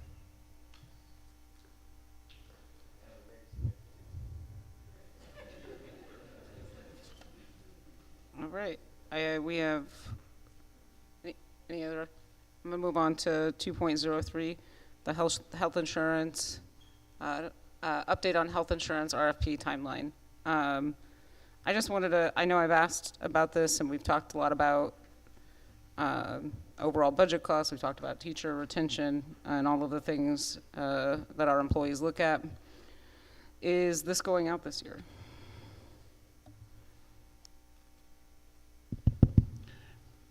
Board Member Garcia, thank you for the question. So the answer to your question is it going out this year? Absolutely. If you're asking when it will be in place, if the expected date for it to be in place is starting January 2026, I think we're going to be on a really tight deadline for it to be out, for it to start in 2026. So right now, we are set to do collaborative conferencing next week. And then we will know then which teachers will be on the committee and when we can enact the RFP. Right now, meeting with our healthcare consultants, one of the considerations is that open enrollment starts late October. If we try to enact it for 2026, everything would have to go right up until this point, and we are on an extremely tight deadline. What the concern would be is that for some reason, if the committee comes out and we have a new healthcare provider different than the one we have now, then we would have to start implementation and onboarding a new healthcare provider, which will probably enact an additional probably 3 months. So I would say the goal is to send it out in May. It would give us a 12 to 15 month window to incorporate it for January 2027, and that way it ensures that we won't have any hiccups in the case that we will have a new healthcare provider. Everything that you just shared makes sense. You said, I heard a launch in May. Could you, I know we have things to get through, but maybe at our May or June board meetings, present us with the timeline. So we aren't getting in a place where it's January 2028 or 2029. I think these are the things that there's not a lot of places where we can improve the culture and what it feels, making Memphis-Shelby County Schools a great place to work, but also, you know, my passion as a health advocate, and coverage, access matter, and there's beyond IEPs and my buildings, health insurance is the number one thing that I hear from our employees of things not being covered. So I think in this collaborative conferencing, make sure we're getting the input that is not only going into what our teachers need for their health, but as we form a committee, bringing that into. So I just want the best possible benefits for our staff. And to add on to it, Board Member Garcia too, we'll be looking at the full complement of our benefits, so the healthcare rate plans as well as the supplemental insurance as well. So what I've heard initially, even before we got to collaborative conferencing, is from not only just our teachers but all employees, but our teachers specifically because they make up the largest percentage of our employees. What they've said is that they would like for us to look at the full complement of our benefits, including supplemental insurance, so we'll be doing the same. And if you can give me till May, I'll give you a timeline that could possibly even outlive anybody who is in these seats, so the work can carry forward. Yeah, I appreciate the review of supplemental benefits, because I know when we talk about raises, sometimes we spread it out, it's 1.5%, often less than 2%, but if we can put money back in that isn't taken out of the check every month, I think that's an opportunity, right? Another $25 that you don't have to give up in a premium payment is equivalent to a small percentage. So we want to increase the amount of money that our teachers take home every month. So thank you. Board Member Lowe. I agree with Amber. But how much is the insurance monthly? Thank you for your question, Board Member Love. But so that depends on the rate plan you choose. So of course you can choose to have a single plan as up to as much as a family plan. What I can also say that is, as a department, we can do a better job of educating our employees. Yes. And the reason why I'll say that is that as a one of the things that's important is that if you are a healthy individual and you are the majority of our population, for teachers, for instance, are within 20 to 25 years, you don't need to get the highest rate plan if you're just going to the doctor and getting checkups every year. I think insurance scares a lot of people, and they get the highest plan and they're paying the largest amount. So one of the things that we'll do a better job this time around is doing the education of our employees, and on top of that, we're going to get our rate plans in a way that it benefits all of our employees. Thank you. Any other questions? All right. I know we are already at 5:15 and we have a full budget presentation. I will say we do have a community budget meeting next Wednesday, correct? So if the listening public, you're picking up children and missed this, or if we want to do a condensed highlight, I think that's okay too, because we will have an opportunity for the public to come hear the budget. I think hear about the budget. I think what I want to make sure we talk about tonight are overall revenues, expenditures, less on sort of the education of what makes up TISA and sort of all the other educational factors, because that is available for individuals to review, and we will have another public session about a week from today. So if we can focus on what do we need to fund and how much money we got coming in, that would be helpful.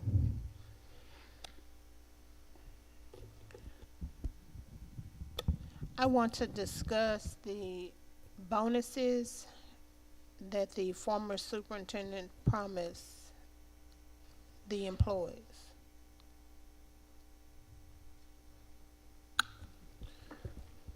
Help me to better understand, but I know of only two bonuses, the retention bonus for teachers, is that what you're referring to, or another bonus, Board Member Love? Tito and I talked about this last week and last month and last year.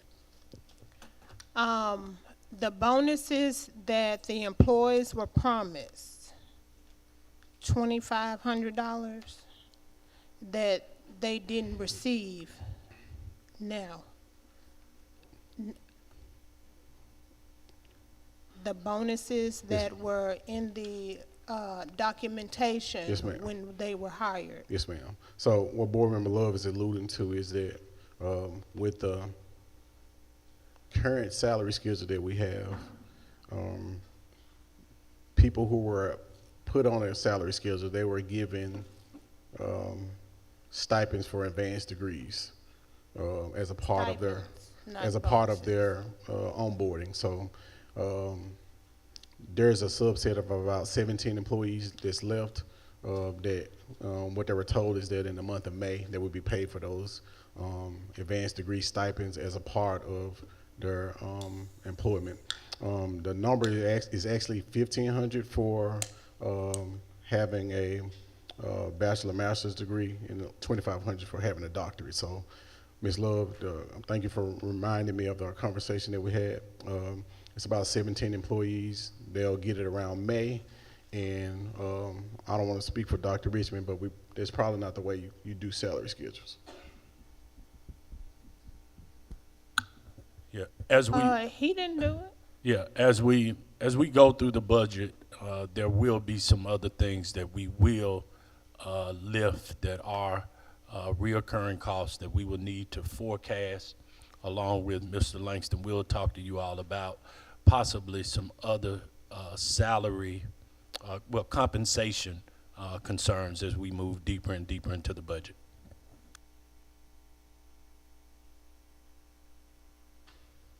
The final thing, when will the employees get the letter, money?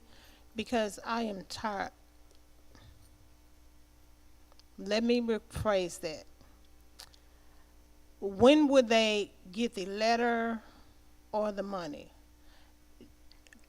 Thank you for the question, Board Member Love. So in their initial onboarding, it was they were given a letter then to say when the bonus would be enacted, and it was the end of the year.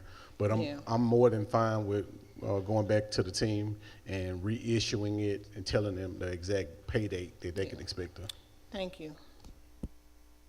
Are there any other questions before we start the overview? Okay, Chief Langston. All right, Board Member Garcia, board members, Dr. Richmond, I'll be brief. Next slide. You can keep going past those pretty faces. You stop right here. I want to just get us to a condensed timeline of where it'll take us to get to an improved budget. So today we're talking about, again, an initial budget, not even proposed yet, which means when I say initial, proposed, and then adopted, we still have about 6 to 7 weeks before where we can still enact changes for this budget. Board Member Garcia, you alluded to last week we had community meetings. Obviously the sky fell out, so we're going to redo those on next Wednesday, and hoping that the general public can come out and get an education and give us feedback on what the budget looks like. We're scheduled to present the board a proposed budget at the end of this month. And again, it's just proposed at that moment, which means before it's adopted, we still have time to enact any changes. We'll go before the county commission on the 30th to present our budget. Hopefully it's an approved proposed budget at that time. And we'll also talk about at that time, if the board and the superintendent chooses a capital ask for the county commission at that time. Okay, and at that time is when we would collectively come with our partners and ask for additional investments outside of capital, like the one we were talking about for Excel. Okay. I was going to allude to that. That's actually the perfect time to discuss as well. If it pleases the board, I think that's a perfect time to kind of give the county commission of education of how their funding works, and then at that time ask for the investment into our adult learners. Or anything, that's right. And then finally, as I mentioned before in the board retreat, the county, our budget is a component unit of the county's. The county is going to, they're set to adopt their budget on June the 2nd, which is a little earlier than previously proposed. So we're scheduled to adopt our budget, if the board pleases, on May 27th. Next slide.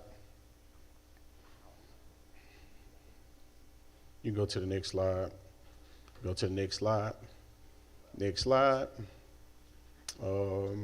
Let's stop right here because I don't think the board heard this last time. So board, we surveyed students, parents, we even surveyed you, employees, just to talk about what they wanted to see out of the budget.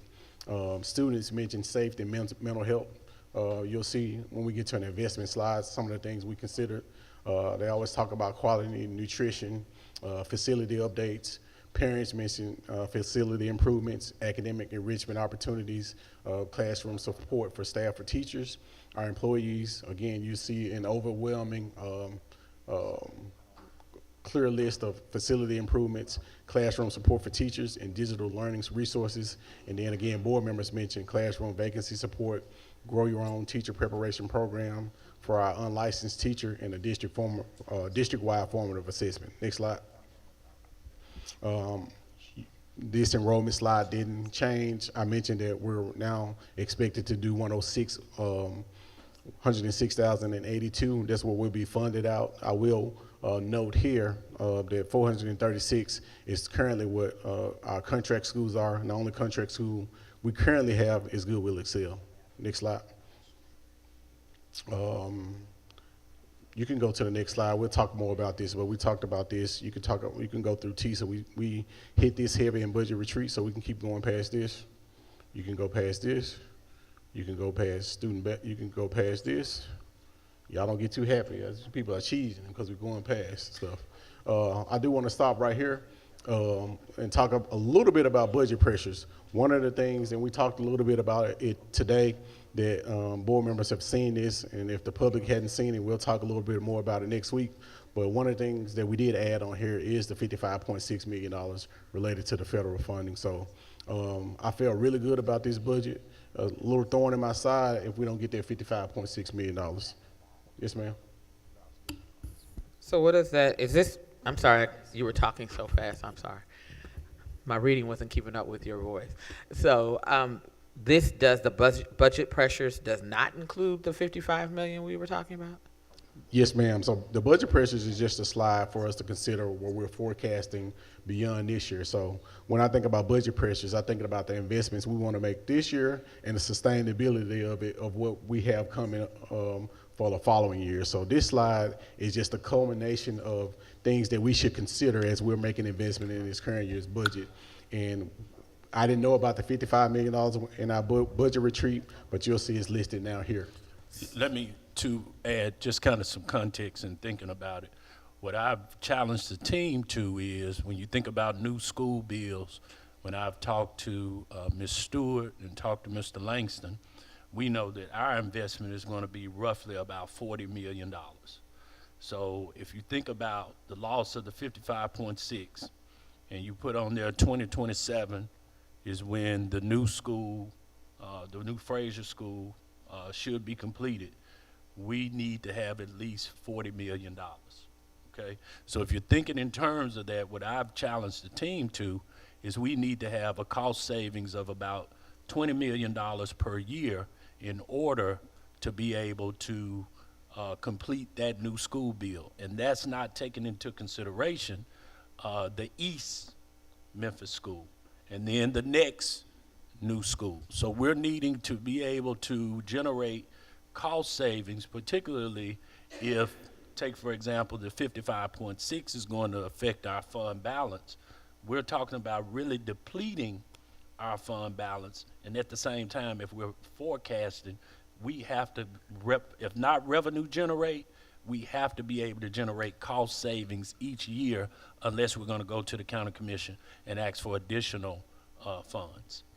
So with that said, I think we need to keep our eye on that piece of legislation that talks about us getting the county getting 50%, being able to retain the 50% of that real estate fee, the real estate transfer fees.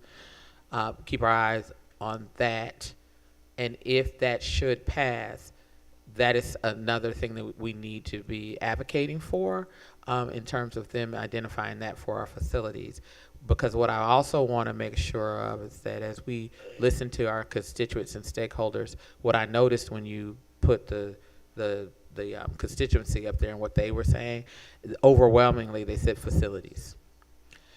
So our students know, our parents know, and our teachers know that they need new facilities. They need new state-of-the-art facilities.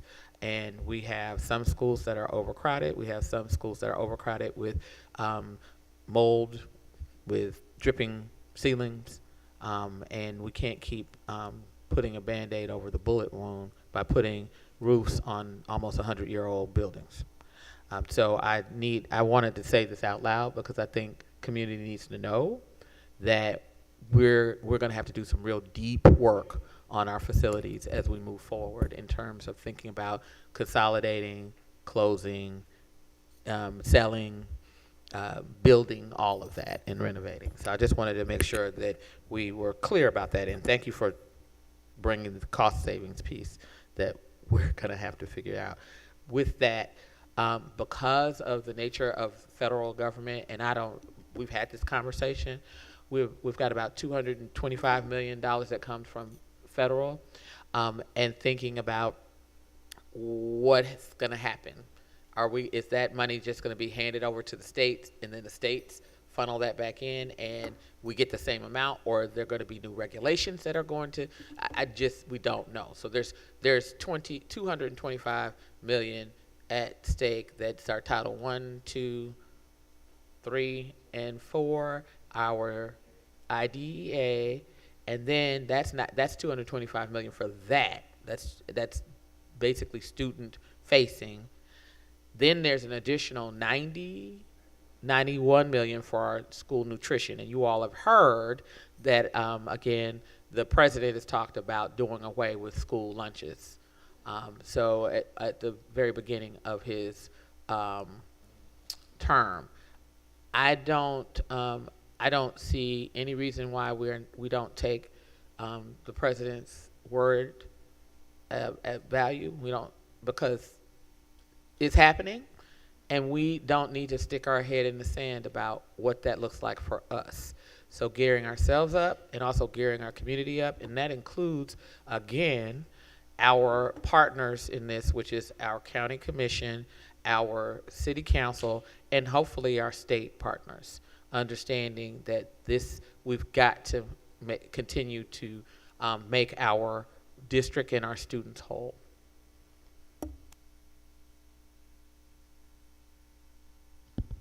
Thank you for that, Board Member McKinney. I did want to highlight the $55.6 million. There was an extension for ESSER 3. That was all obviously COVID relief dollars, and it was all tied to capital improvement funds, and it was all capital improvement funds that were allowable for COVID-related expenses. So it was roofs, it was HVAC systems, and things like that. I think I was asked earlier from somebody, like, if we don't get the $55.6 million back, do we just do away with those projects? And the question is, we cannot. As we just saw this past week with the flash flooding and things of that nature, we had a lot of leaks in our schools. So it's not like we still need to enact and do the project, so we still need to have it on the books. Next slide. So this is this is related to our all funds. Right now, as we mentioned before, everybody likes to talk about us having a $2 billion budget. Right now, with those federal funds dwindling, we're looking at about $1.8 billion of an estimate for this initial budget for next year. Next slide. So let's talk about, let me bridge you guys through FY25 that gets us to FY26. With TISA, we actually have an increase to our general fund, and it's based on, and we talked a little bit about it in our budget retreat. It's around our outcome funding and our direct funding for TISA. A lot of what we've done, and we've been kind of conservative with this because, again, that data is delayed, and we don't know the outcomes until after this year, but we've kind of done an estimate, if you will, of what our outcomes looked like last year to kind of come up with what it could possibly look like this year.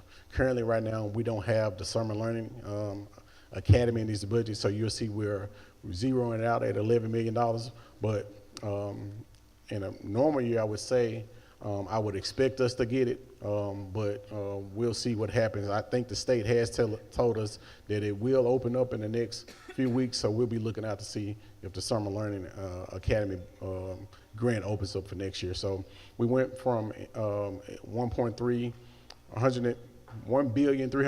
million to $1,345 million, so we're looking at right at a $34 million increase for our general fund. Next slide. So you can go to the next slide. We talked about that. I did want to give an update on where we are kind of on a compensation study. So this is a heavy one, if you will, because everybody emails Ms. Love about compensation.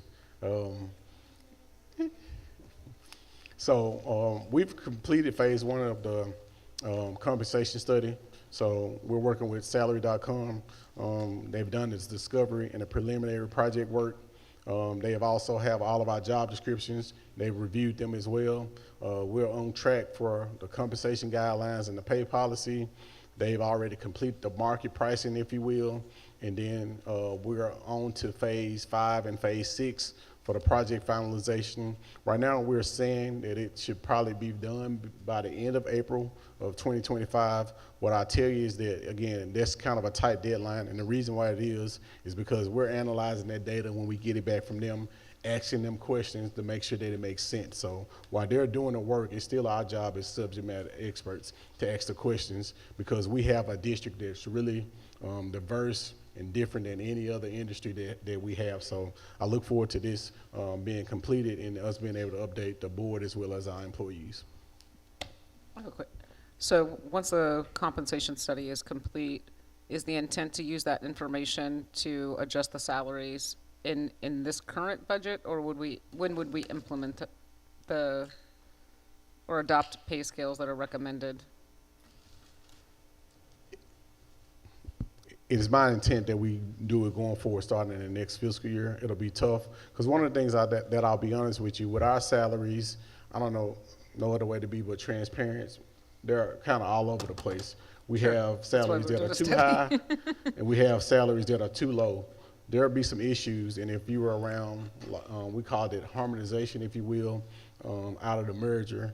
If salaries are with people that they're set too high, sometimes you have to do what's called red circling people and leaving them exactly where they are until others catch up. So again, with 14,000 employees, it's going to be, we'll have to implement it. So it'll be my recommendation to do it starting July 1. Okay. No, I think I want, like, if we are going to adjust salaries, I like that we're preparing for it in our budget, but two, that if there is a disparity where maybe somebody is too high, or they're like, if there are changes, I'm just thinking about the employee experience, right? Like when we talk about money in people's pockets and we're going to change their compensation, unless we're universally giving them more money, we need to give our employees plenty of time to prepare for that. So if we do need to adjust salaries or find even different roles or reconfigure based on skills and education and experience within the district, I want us to do that thoughtfully, so we aren't, I spend every dollar I make. So, and I know we need to, I just want to be very thoughtful about that. I want to piggyback on that, because we're finding ourselves in the same place we were last year, this time, when a lot of the changes were made to employment status and the structure. So I want us to be painfully transparent with that process, and I appreciate this, Dr. Richmond and your team, for doing this, because this is going to represent 2 years in a row that we have to go back and do this. And so I think we need to be very transparent, willing to listen, willing to take feedback and input on how we can move forward in a thoughtful way, and make sure that we make this as easy of a transition and staying fair and equitable. So I just want to make sure that we do this in a much different way than we did last year. Yeah, I appreciate that, Board Member McKinney. Just kind of one example of us approaching this work that we know is going to be difficult work to do. We met yesterday with a group of principals to get their feedback around some of these inequities and to talk to them about it and to let them know that we want to include them in the conversations, and including them in the conversations, we want everybody's buy-in, but at the end of the day, everybody has to also assume responsibility. And when we're looking at the budget, it's everybody's responsibility to be fiscally responsible. One of my responsibilities going forward is to be fiscally responsible, because I know going forward that we may have some difficult days ahead, particularly if we lose the 55.6 million. And I just want us to be prepared for it. And one way of doing that is harmonizing salaries so that we can better forecast going forward what our budget should look like.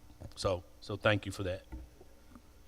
And I think the other benefit is people want to know what their trajectory is for salary. We put in, I think, putting this in place. But I underscore what Board McKinney said is, like, if we need more time to get this right so that it feels good for our employees, we should do that. I think a reflection we all had as board members is that we knew we had to make a lot of changes, and this is within our control. And if we're not going to do it right, we need to. We want accuracy, not speed here, and that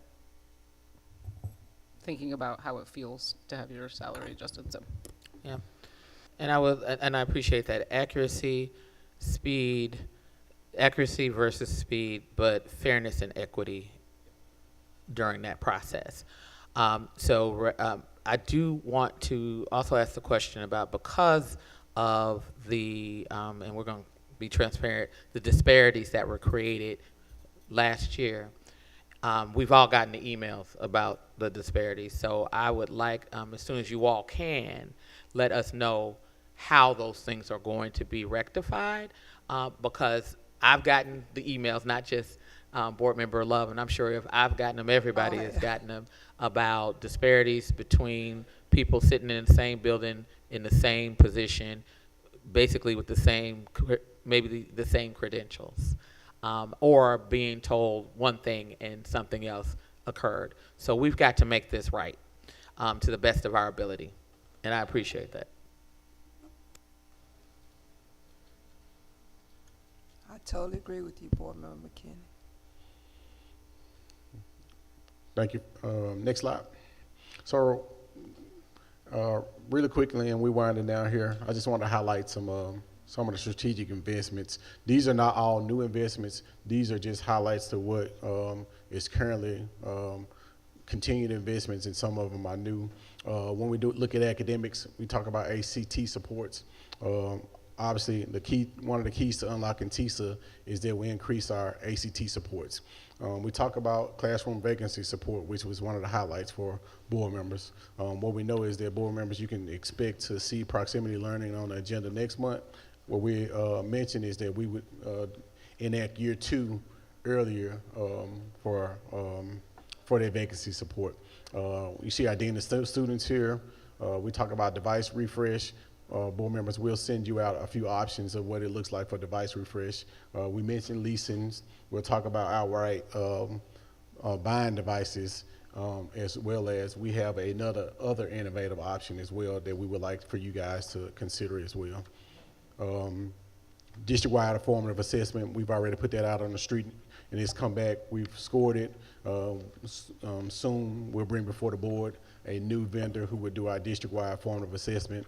Graduation coaches, principal coaches as we move into a regionalized model. We talk about being able to provide principal coaches, specialized educational assistants. We kind of trued that number up a little bit, but that'll enact, again, additional supports for our early literacy initiative. Textbook adoption, this is our science textbook adoption. If we can get to it soon in our academic committee, we'll talk about science textbook adoptions. And what we know is our multilingual learners are continuing to increase. So when it increases, it enacts a different formula for those students. What we know is we need additional 10 new multilingual teachers. That's going to cost us about $2 million. Attendance, we talk about school promotion and advertising.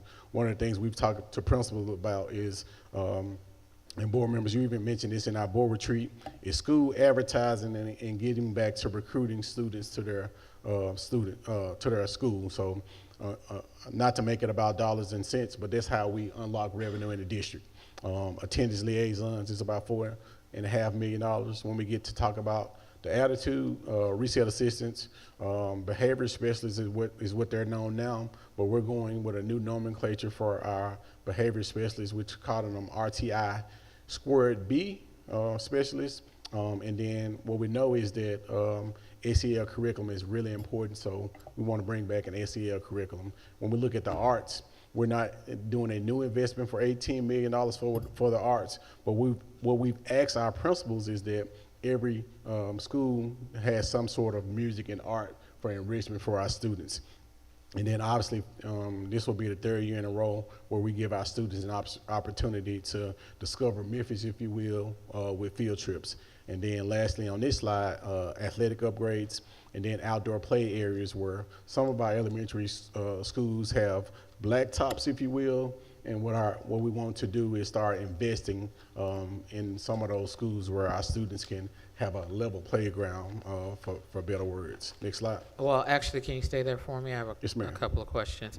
On our academics, when we think about the device refresh and the textbook adoption, I know you said you have an innovative idea, and I'm going to keep pushing the one-to-one devices because we are one of the largest school districts in the United States. I think we're 21.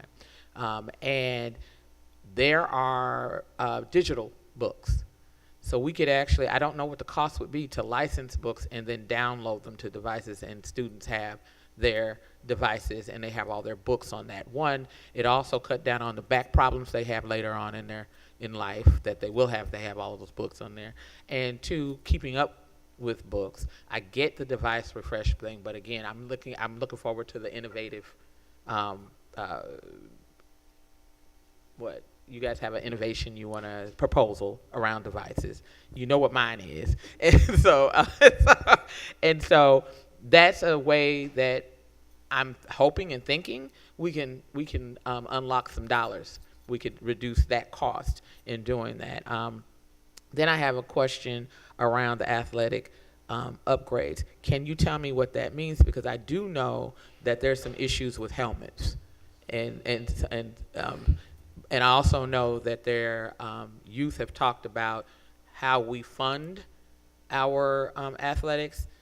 It's a gender issue and also the type of athletics. So, for instance, cheerleading is a recognized sport. It's a professional. You can actually get a scholarship to be a cheerleader. You can and you can go into the profession of it.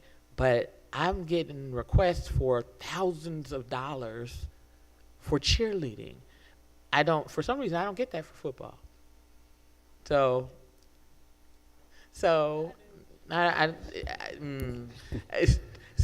I'm just saying I would like to know what that means, and then how are we going to start looking at the equity around how we're funding these, and yeah.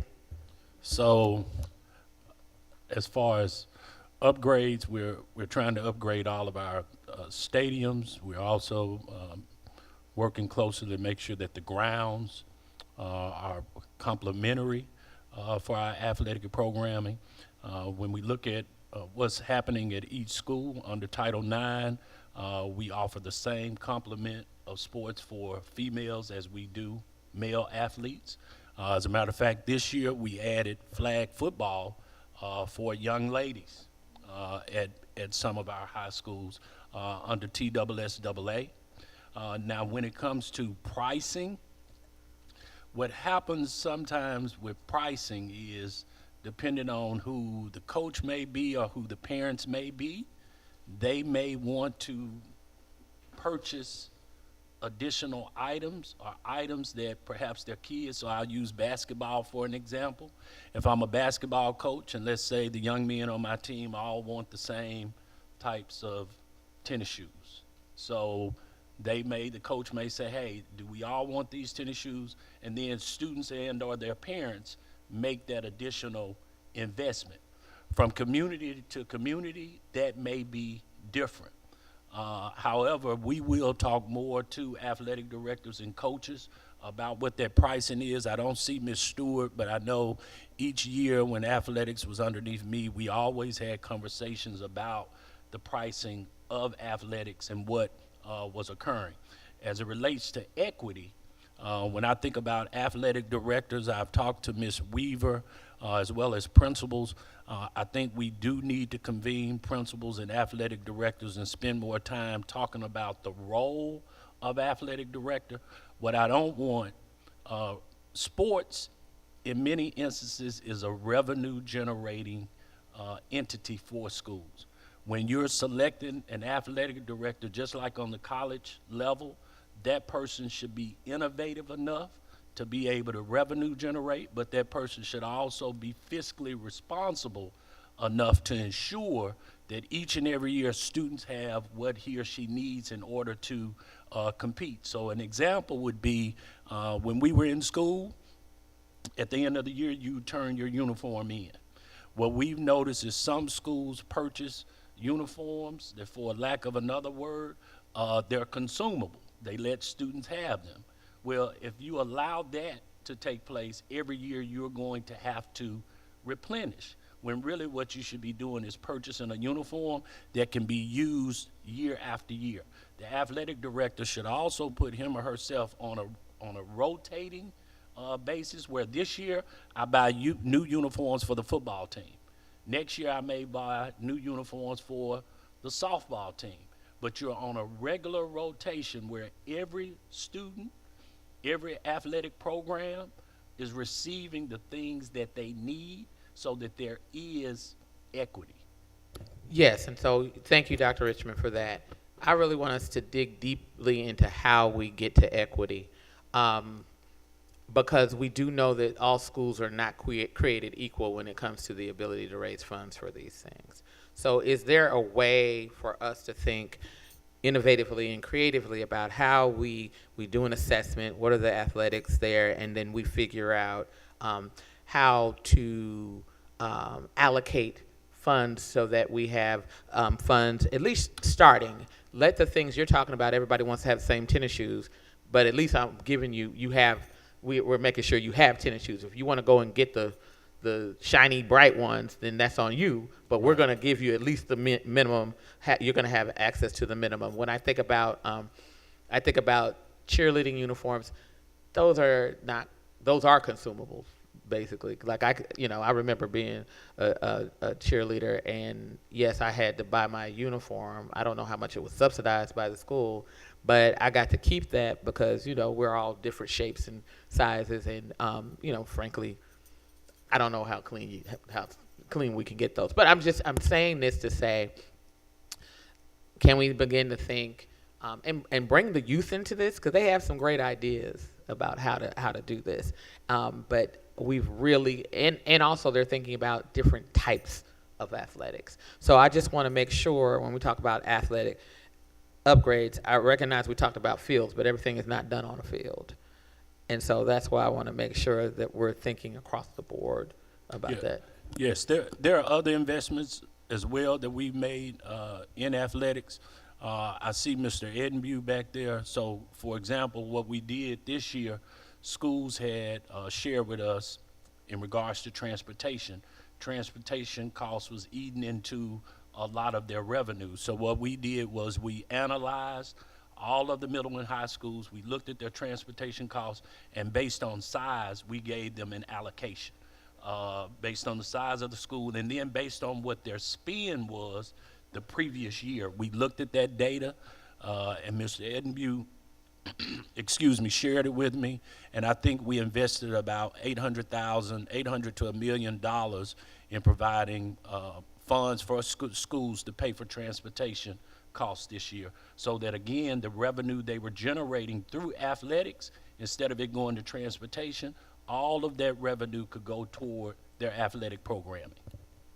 Then you're on the right track. I'm thinking about how we do this in an equitable way, and just thinking across the board with the different types of athletics, and thinking about what the other things they might be thinking about. Like, I love the flag football piece. Now I let my son play that all day long, but he ain't gonna bump heads.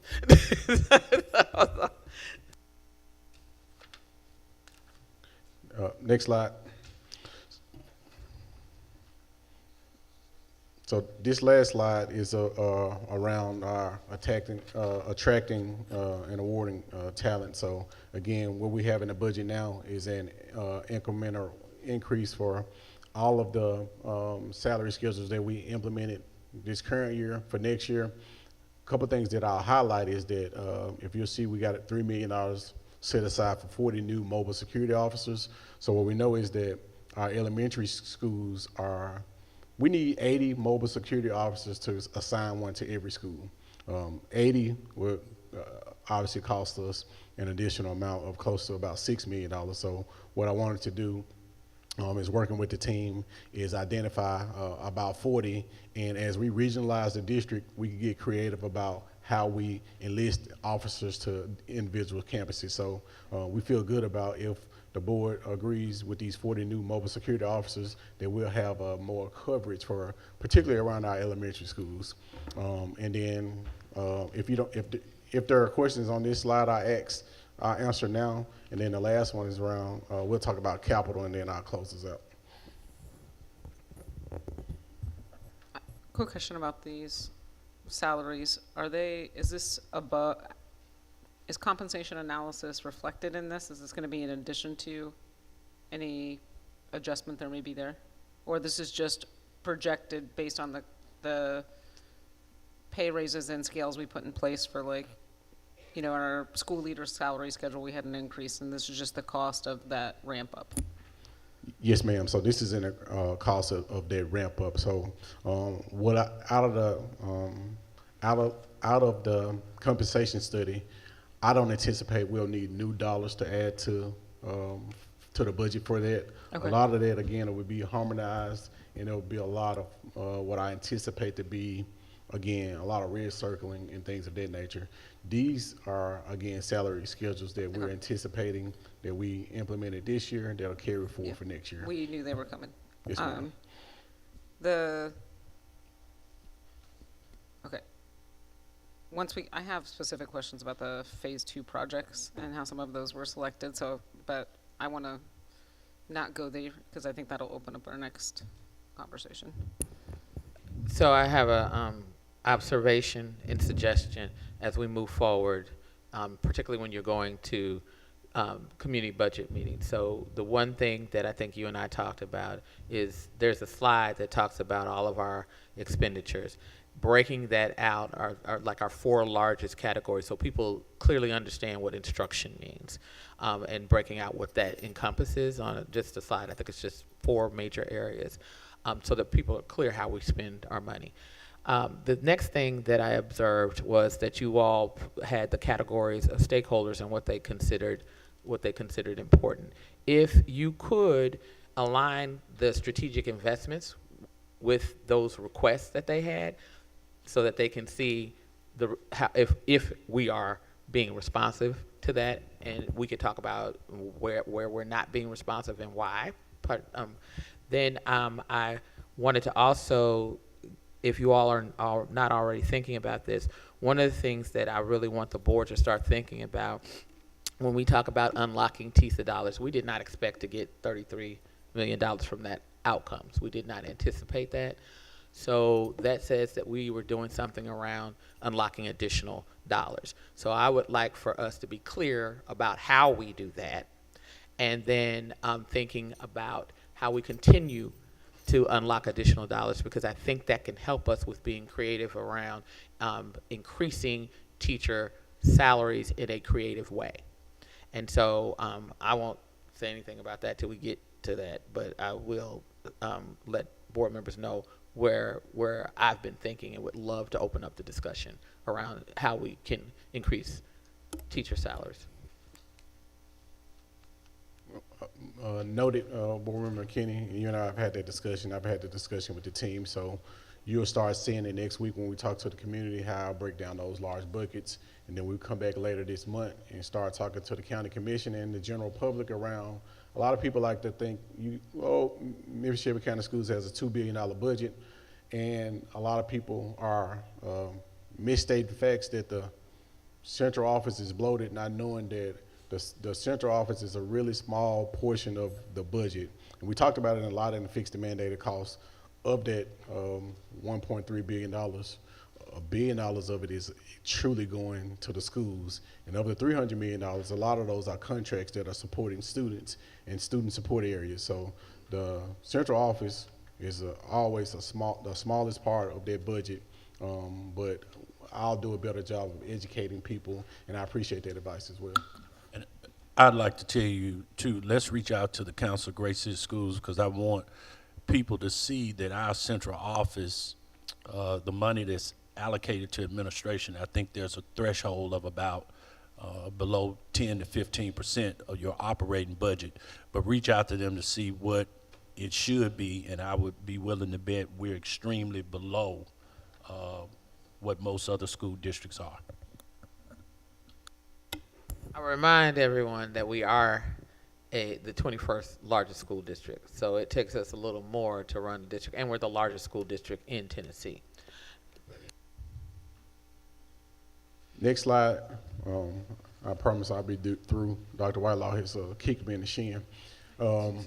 This slide just talks about a little bit about capital. We didn't talk a lot about it in the budget retreat, but here are our investments that we're expected to roll over for capital. And this number is the $55.6 million, but it's bucketed here. Athletics refers to the stadiums. We have building additions. Often we talk about fire alarm upgrades. This around fire life safeties. HVAC, we know is prevalent in all of our schools. New construction, that's the money we have set aside for New Fraser as well as Northeast Region High School. And then I'll highlight the largest, another large one being roofing as well. It's around $35 million because we're constantly replacing roofs to our school buildings. Next slide. And then the last slide is, this is currently not in our budget yet. This is a conversation that we'll have in our county commission. And I believe board members, you may have a pack, you may have a packet with this kind of a phase two. What Michelle and I have done for you is kind of bucket a priority list around these categories. Obviously, fire life safety is important. You'll see we have about $8.8 million for fire alarm replacements.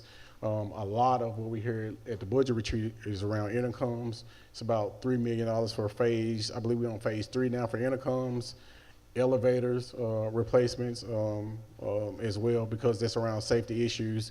And then HVAC obviously is on a rotating list. A lot of these costs is what we got out of our assessments. We talked about a facility retreat because we could talk about this all day long, but I did want to highlight these areas for capital improvements. And the last thing that I'll say is that, again, a lot of these projects, again, depending on what we do, what happens with fund balance, and what happens with how the county commission funds us, we'll have to fund a lot of these projects ourselves. So that's why it's really important that we have a healthy fund balance. So I think that's it for me. I'll take any questions around it. What is the timeline on a comprehensive facilities plan? And not just this, and when I see this isn't even getting to the majority of things that are really pain points. We're like mopping with the faucet on.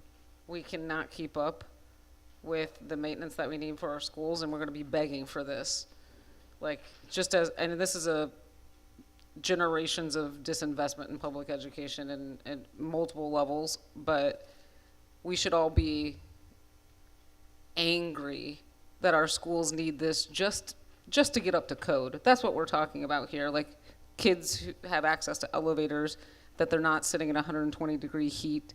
They have a fire alarm should there be an emergency. These aren't innovations. We're not talking about expanding our schools with 129% utilization. Like, we cannot continue on this path with our footprint. And so we've asked for it, and we've asked for it, and I know we've got the assessment, but this board needs to be brought hard decisions because this is not sustainable. So what is that timeline? So I'll take us back to our board retreat with the Council of Great City Schools. So the first thing you'll hear for us over the, we committed to 90 days doing the education with our general public around what our facilities look like, what our assessments, and then a 180-day plan of beginning to talk about what came out of those meetings around our education around the communities. I believe, weren't you in our group, Board Member Garcia?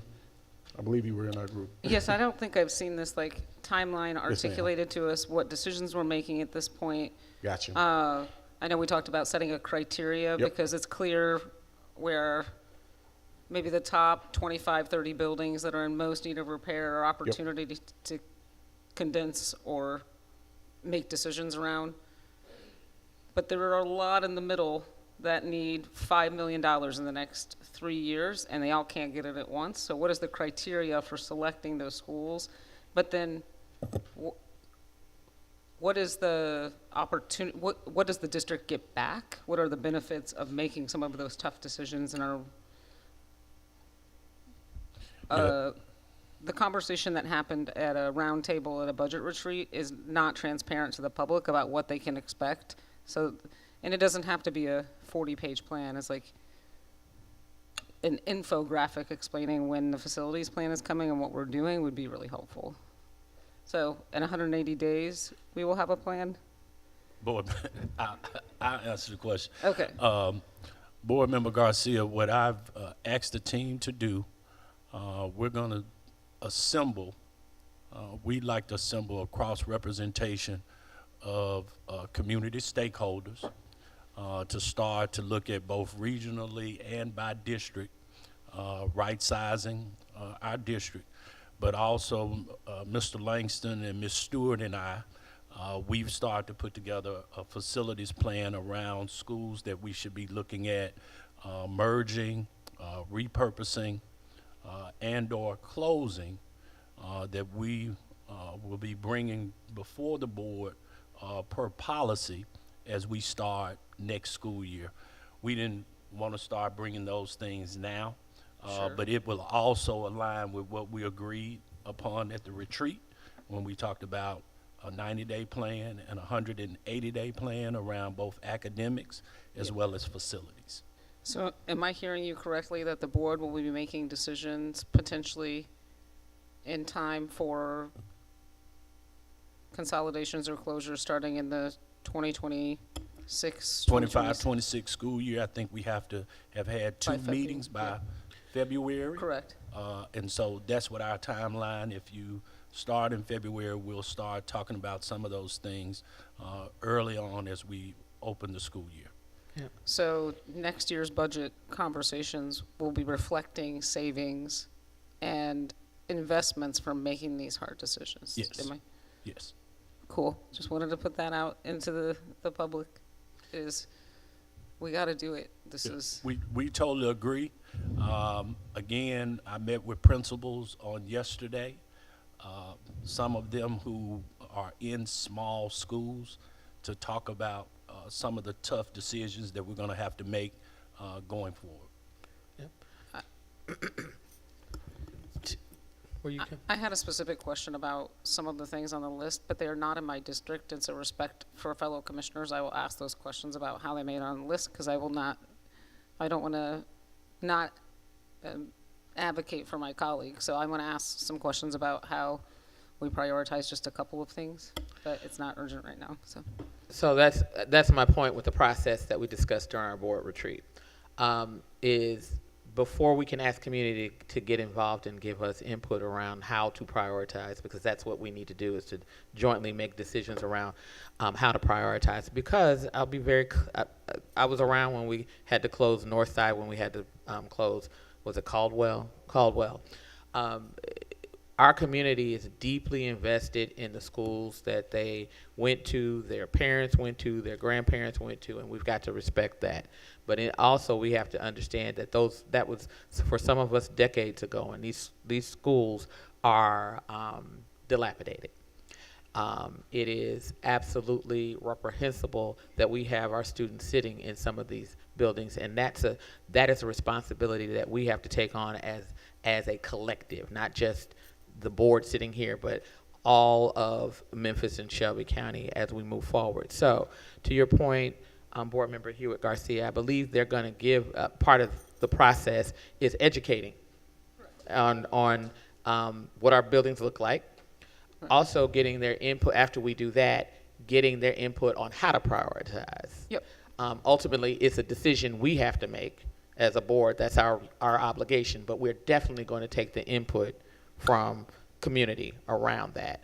And then I think we talked about going over our real estate policy. That's something we can commit to. Correct. As the administration commits to doing their 90 and 100 day, we need to commit to prioritizing our real estate policy and helping them build out administrative rules and regulations that they can follow and that people can find and follow. But this is going to be, I think it has been something that we've been talking about for, it's kind of probably going on decades, because I was in the district, early 2000s, we've been talking about right-sizing the district. Now the rubber has hit the road and we've got to get it done. So with that said, I am in complete agreement with you of being very clear of what the timeline is, then being very clear about what the process is, and then implementing that process with fidelity.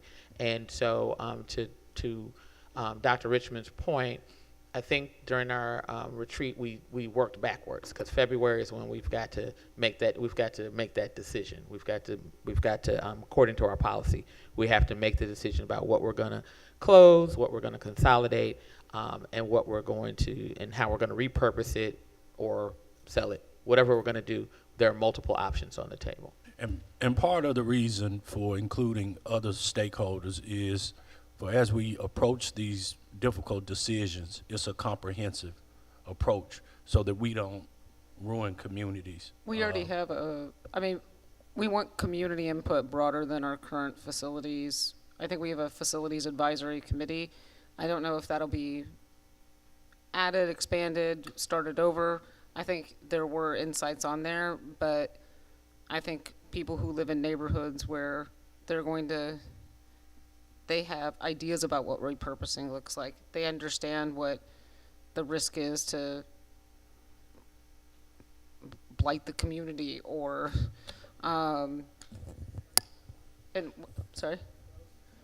close those. Yes, the community is more than just a group of leaders. We need people who are living in the neighborhoods where we're talking about, but we can't do it all at once, so we should do it with our data, where the opportunities are to. Right, and to your point, the policy does contemplate community. That is absolutely what it says, is that the people that live in the community have to be a part of that. Yeah, I think part of the policy is to have at least 2 community meetings. Again, that's why we're wanting to engage in some of these decisions as we open the 25-26 school year. Can we recognize Board Member Otay? Thank you, Chair Coleman. As the chair of the facilities committee, I think it's a good idea, maybe, and you give me your suggestions, interim, if we kind of did like a little bit of a tour, we can say which schools are in each district, and we can kind of go around to each district with the prospective board member to see, just to give the community more insight on the buildings that are in their area, capacity of the school district, of those schools, the age of the schools, how much deferred maintenance, if it should be closed, if it should not, get input, and we can kind of make a tour of it for each district. And so if you're willing to, we can partner on that alongside with co-chair Mr. Williams. I think that'd be a good idea. We'll put together a step-by-step action plan for what we're discussing, and we'll share it with board members. Yeah. And ask for you all's input as well. Yeah, I think I want to clarify too is that this fall, the upcoming school year, nothing is closing. We will start making those recommendations and following the process, following the things that we talked about. But we would not be voting on closures in this fall, right?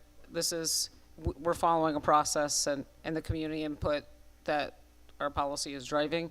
So we're talking about not this upcoming school year, but the following year if we are making those decisions. So just making that clear to the listening public. But yes, no, by November, correct. So the public will know by November what the decisions we are facing. Yeah, in our group. The possibles, not the actual ones yet, but the possibles. The possibilities, right. Correct. I know we'll have more opportunities to ask questions about the budget. I appreciate all this thoughtful work.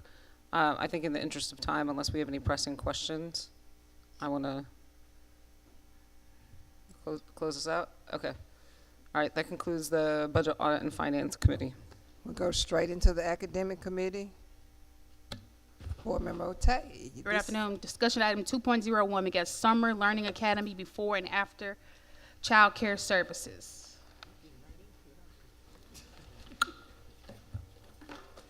I'll be deferring to our academic senior leaders. Dr. Whitelaw? I'll start. Thank you. Board members, for the first, we're talking about before and after school, after childcare services for the Summer Learning Academy. If you go on to the next slide.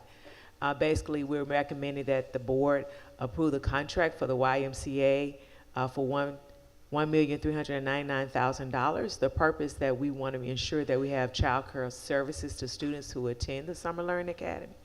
And an RFP was issued. And so therefore, this is the result of that RFP. Again, if you go on to the next, here we give you data on what happened in summer 22, summer 23, summer 24. And so basically, this is the number of students that we are expecting or we have seen over the last couple of years. Our expected outcome, students who attend before and after care will receive enrichment in reading, language arts, math, and STEAM. Any questions? Oh, I'm sorry. No. Look, Ms. Bethune, I was rushing. No questions. All right. Next item. 2.02, clinical affiliation agreement between University of Memphis Psychology Program and Memphis-Shelby County Schools. Yes, I'll start, and if we need any support, Ms. Luckett will come up. So basically, this is our first year with this MOU, and it is part of working with the University of Memphis, making sure that it's a no-cost MOU to assist us in the training and the recruitment of licensed school psychologists to address the staffing needs of MSCS. So again, this purpose is to have interns that come into our district, and with that, we want to recruit them to be part of the district, hopefully after they finish their program.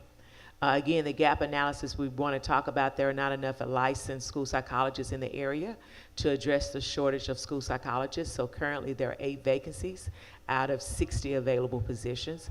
So definitely we want to make sure that we're doing all that we can to recruit people and to stay in the city. Again, the expected outcome, we want the graduate students who practice doing observations of referred students will complete 1 or 2 testing cases under close supervision of our MSCS school psychologists who are already certified. And the goal is for these graduate students to return to the district as interns and later as employees. When they, I think this is awesome. When they do they call it a practicum or their internship, do we pay them? Or is that? No, and let me make sure I'm looking to Ms. Luckett.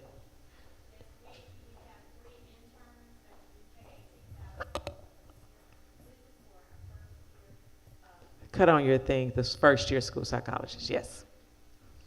So these are not interns. These are graduate students that are entering into the psychology program. The third year, we do have 3 positions for paid internships. Okay, so I just want to, anybody who is committing to the district to come work, and if they're earning hours or if it's part of their program, if they are working for us, I just feel very strongly if there are practicum hours that is, like, that's when a lot of people don't finish their degrees, right? Because then they ask to go work for free. It sounds like we are not doing that. I just want to make sure if there is an opportunity for training psychologists or other mental health professionals or other individuals who are getting educated at U of M or other universities can come work for us in high need areas, that we aren't deterring by having that window where they have to get those real world hours. So I'd advocate for pay. Okay. Thank you. For practicum, any observations? Okay. Rather than interns. Okay. Thank you for that. Item number 2.03, Department of Exceptional Education Technology, refresh laptops. Yes, this is basically, we're bringing to the board, the total cost is $609,000, $371, and these are devices for exceptional teachers, service providers, and staff, and we want to make sure that we'll be ordering 745 laptops for our special ed teachers and service providers, which include OT, PT, behavior specialists, SLT, deaf interpreters, excluding our contract personnel. This is the personnel that we have on staff, 100 CLU teacher laptops as well.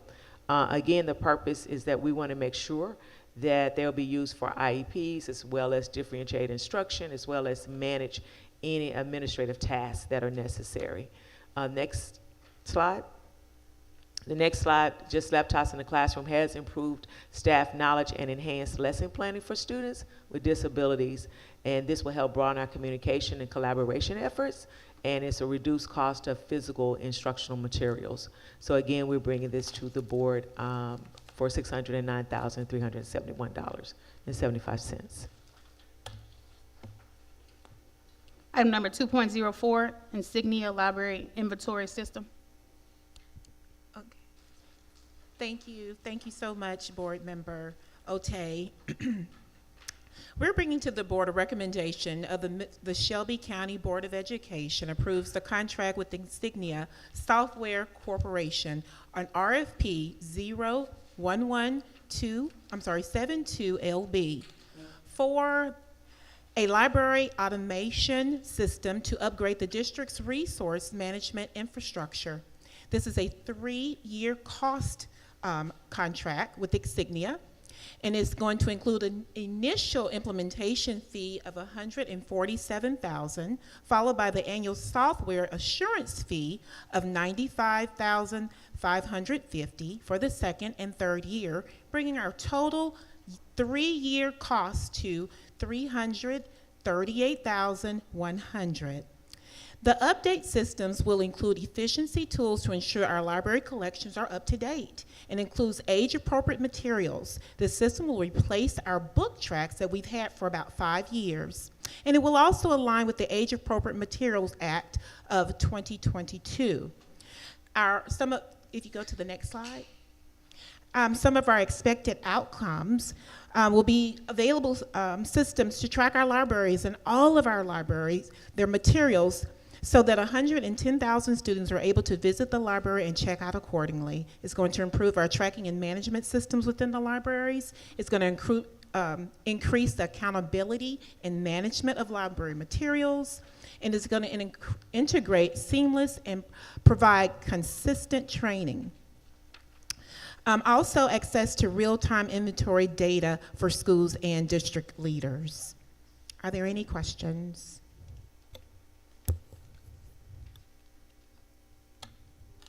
Board Member Love. Whose responsibility is it to buy library books for the school? When you say it's our responsibility, you talk CNI? Yeah. Yeah, curriculum You instruction. send them stipend or set amount of money each year? Well, when we're purchasing books for schools, like for instance, we're going to be talking about the science textbook adoption in a few minutes. We do send out RFP. We have a team select the best book, and then that adoption we select. Library books. Okay, but even with the library books, yes, we did an RFP for the inventory. So we are purchasing this for all of the libraries across the district, this inventory system. Because I noticed that when I go in certain schools, their library is kind of slim. Yes, ma'am. That's the purpose of this inventory, so we can see what those libraries have, and then we can purchase books to enhance their libraries. Thank you. You're welcome. Any other questions? Is this a new contract? Have we been tracking library books prior to this? Yes, ma'am, through Okay. Book Tracks. Okay. How We've is had it. this different from Book Tracks? Well, like it says, we really try our best to enhance. We've had this for about 5 years now, so systems are always needing to be enhanced yearly, and we've had this now for 5 years. So it's just so we can, be more efficient with how we are servicing our libraries. I guess what's the difference in the technology?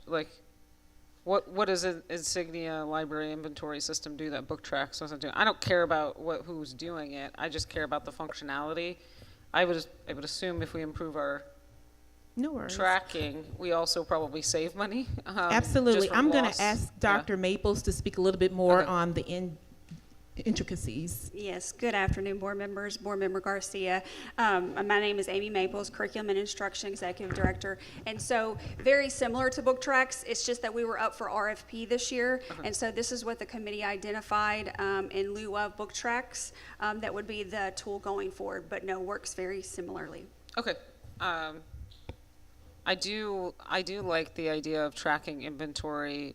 I think something that we've talked a lot about, and Board Member McKinney's talked a lot about, is when we think about equity for schools, if we know what's inside the schools, we can use this data to direct resources for refreshing our libraries. So I want every bookshelf to be full when you walk into a library, and some of our schools need more support. So if we can use that to inform how we're investing, that would be great. Absolutely, absolutely.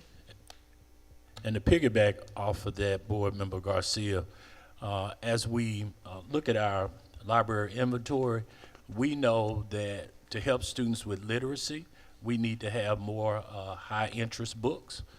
This will allow us to do that as we talk about literacy and we talk about students having a love for reading.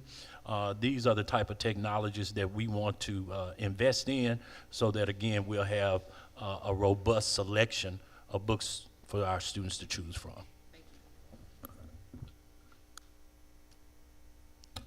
Thank you. Item number 2.05, K-12 science textbook adoption. Thank you. This is our next recommendation, that the Shelby County Board of Education approves the K-12 science textbook identified for adoption by the Memphis-Shelby County Schools Science Textbook Committee. This approval will ensure that the district science textbooks are aligned with the state-approved textbook list to ensure high-quality science instructional materials are being implemented across Memphis-Shelby County schools. Per the State Department guideline, TCA 49-6.2207, all districts must adopt textbooks during the designated textbook adoption cycle, which is science during the 24-25 school year. And moving down to the gap analysis, the last adoption cycle for science textbooks occurred in 2018. If the science textbooks are not adopted, teachers and students will not have the updated textbook aligned with the new science standards. Next slide, please. Our expected outcome: ensure high quality standard aligned science instructional materials are implemented across grades K-12 and attain the target of 37% of students in grades 3 through 12 will score proficiency on the science TCAP test. And as you can see over to your right, we have stated or identified the books that the committee felt was the best books for us with this adoption. Are there any questions? This is just for the adoption of the textbooks. Are we spending more money to actually purchase textbooks for every student? That's a great question, Board Chair Coleman. Again, this is purely for adoption. We did put in the budget for $10 million, so we do have some wiggle room to spend on purchasing the books. So again, our goal is to make sure that every student has the books that they need in science. So, okay. So again, I'm going to keep encouraging that. Yes, ma'am. We look at possibly maybe part of the adoption is downloading. Yes, ma'am. Books for people who have the devices. If we're able to pilot possibly the one-on-one devices, so that we get licenses as opposed to the hard backs. Yes, ma'am. Okay. I have one more question. Can you or someone give us the difference between them actually having a textbook, hard copy, compared to just getting the sheets, if it's a difference? That, Okay. I mean, you don't have to do it now, but if I get a textbook, will it help me more than if I just get the handouts or the practice? So to help clear this up a little bit, the TCA speaks to if we provide the electronic textbooks, we also have to make sure the tangible textbooks are available to students as well. And specifically referencing TCA 49622. And it's actually section, because I know Board Member McKinney, you had asked this question as well, and it's actually section F, number 1 and 2, and it speaks to purchasing the virtual textbooks and then having those hard copies as well. Right, but I think it says making them available. That doesn't mean we have to have one-to-one. We just need to have them available, correct? Yes, ma'am. Thank you. Thank you. Item number 2.06, Sheffield High School desktop computers and laptops. I'm going to kick it over to Dr. Stanford because I know that they have been working with soup schools, so she can definitely talk about Sheffield, and then she'll also talk about Treadwell later on. Dr. Stanford? It is recommended that the Shelby County Board of Education approves the purchase of Irie Jones Educational Solutions in the amount of $96,033.45 for computer hardware and Unistar Sparco Computers Incorporated for computer hardware deployment and asset tagging in the amount of $13,853 for Sheffield High School for the computer devices and deployment of the hardware. The total cost is $109,886.45.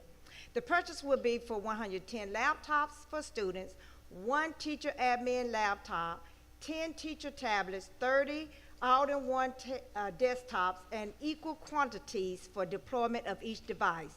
Pricing for computer hardware based on IFB 090324LP and IFB 103024LP. And pricing for deployment is based on RFP 120224LP. The purpose of this is to benefit students by increasing engagement through interactive learning, providing project-based learning opportunities, and equipping students with digital tools for immediate student feedback. Sheffield High School will be using the State School Improvement Grant, known as SIG, to fund the replacement of technology that is not working or that can no longer be updated. They are 7 years outdated with their technology due to funding. Sheffield Elementary School's current budget does not allow us to provide all the necessary upgrades to the technology that is needed for our students and teachers, and this funding could potentially allow us to provide students with equitable services promoting student growth and achievement. Next, the outcomes. Laptops in classroom have enhanced lessons for students, provided translation for EL students, increased student engagement, allowed teachers to provide in-the-moment feedback, and make instructional decisions in real time. In addition, it has given opportunities for students to develop technology skills that can be applicable in preparation of college and career. The expected outcome is invested in the new technology will equip teachers to create personalized learning experiences, monitor student progress in real time, and deliver targeted feedback, resulting in measurable improvements in school-wide student proficiencies across all content areas. Student achievement is the strategic priority, and financially it will impact $109,886.45 of SIG funds. Any questions? Board Member Love? You said that the computers are 7 years outdated? That's correct. The teachers' computers or the students' computers? The students' computers. And these are the desktops, not the laptops. Thank you, thank you.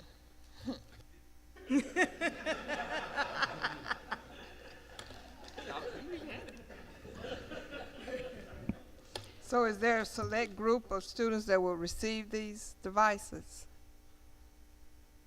These devices will be used in a computer lab, so all students have the opportunity to benefit from these desktops. So if these are 7 years outdated, what are their devices? How far outdated are they? The students' one-to-one devices, Yes. they should be pretty much up to par. We have our technology department.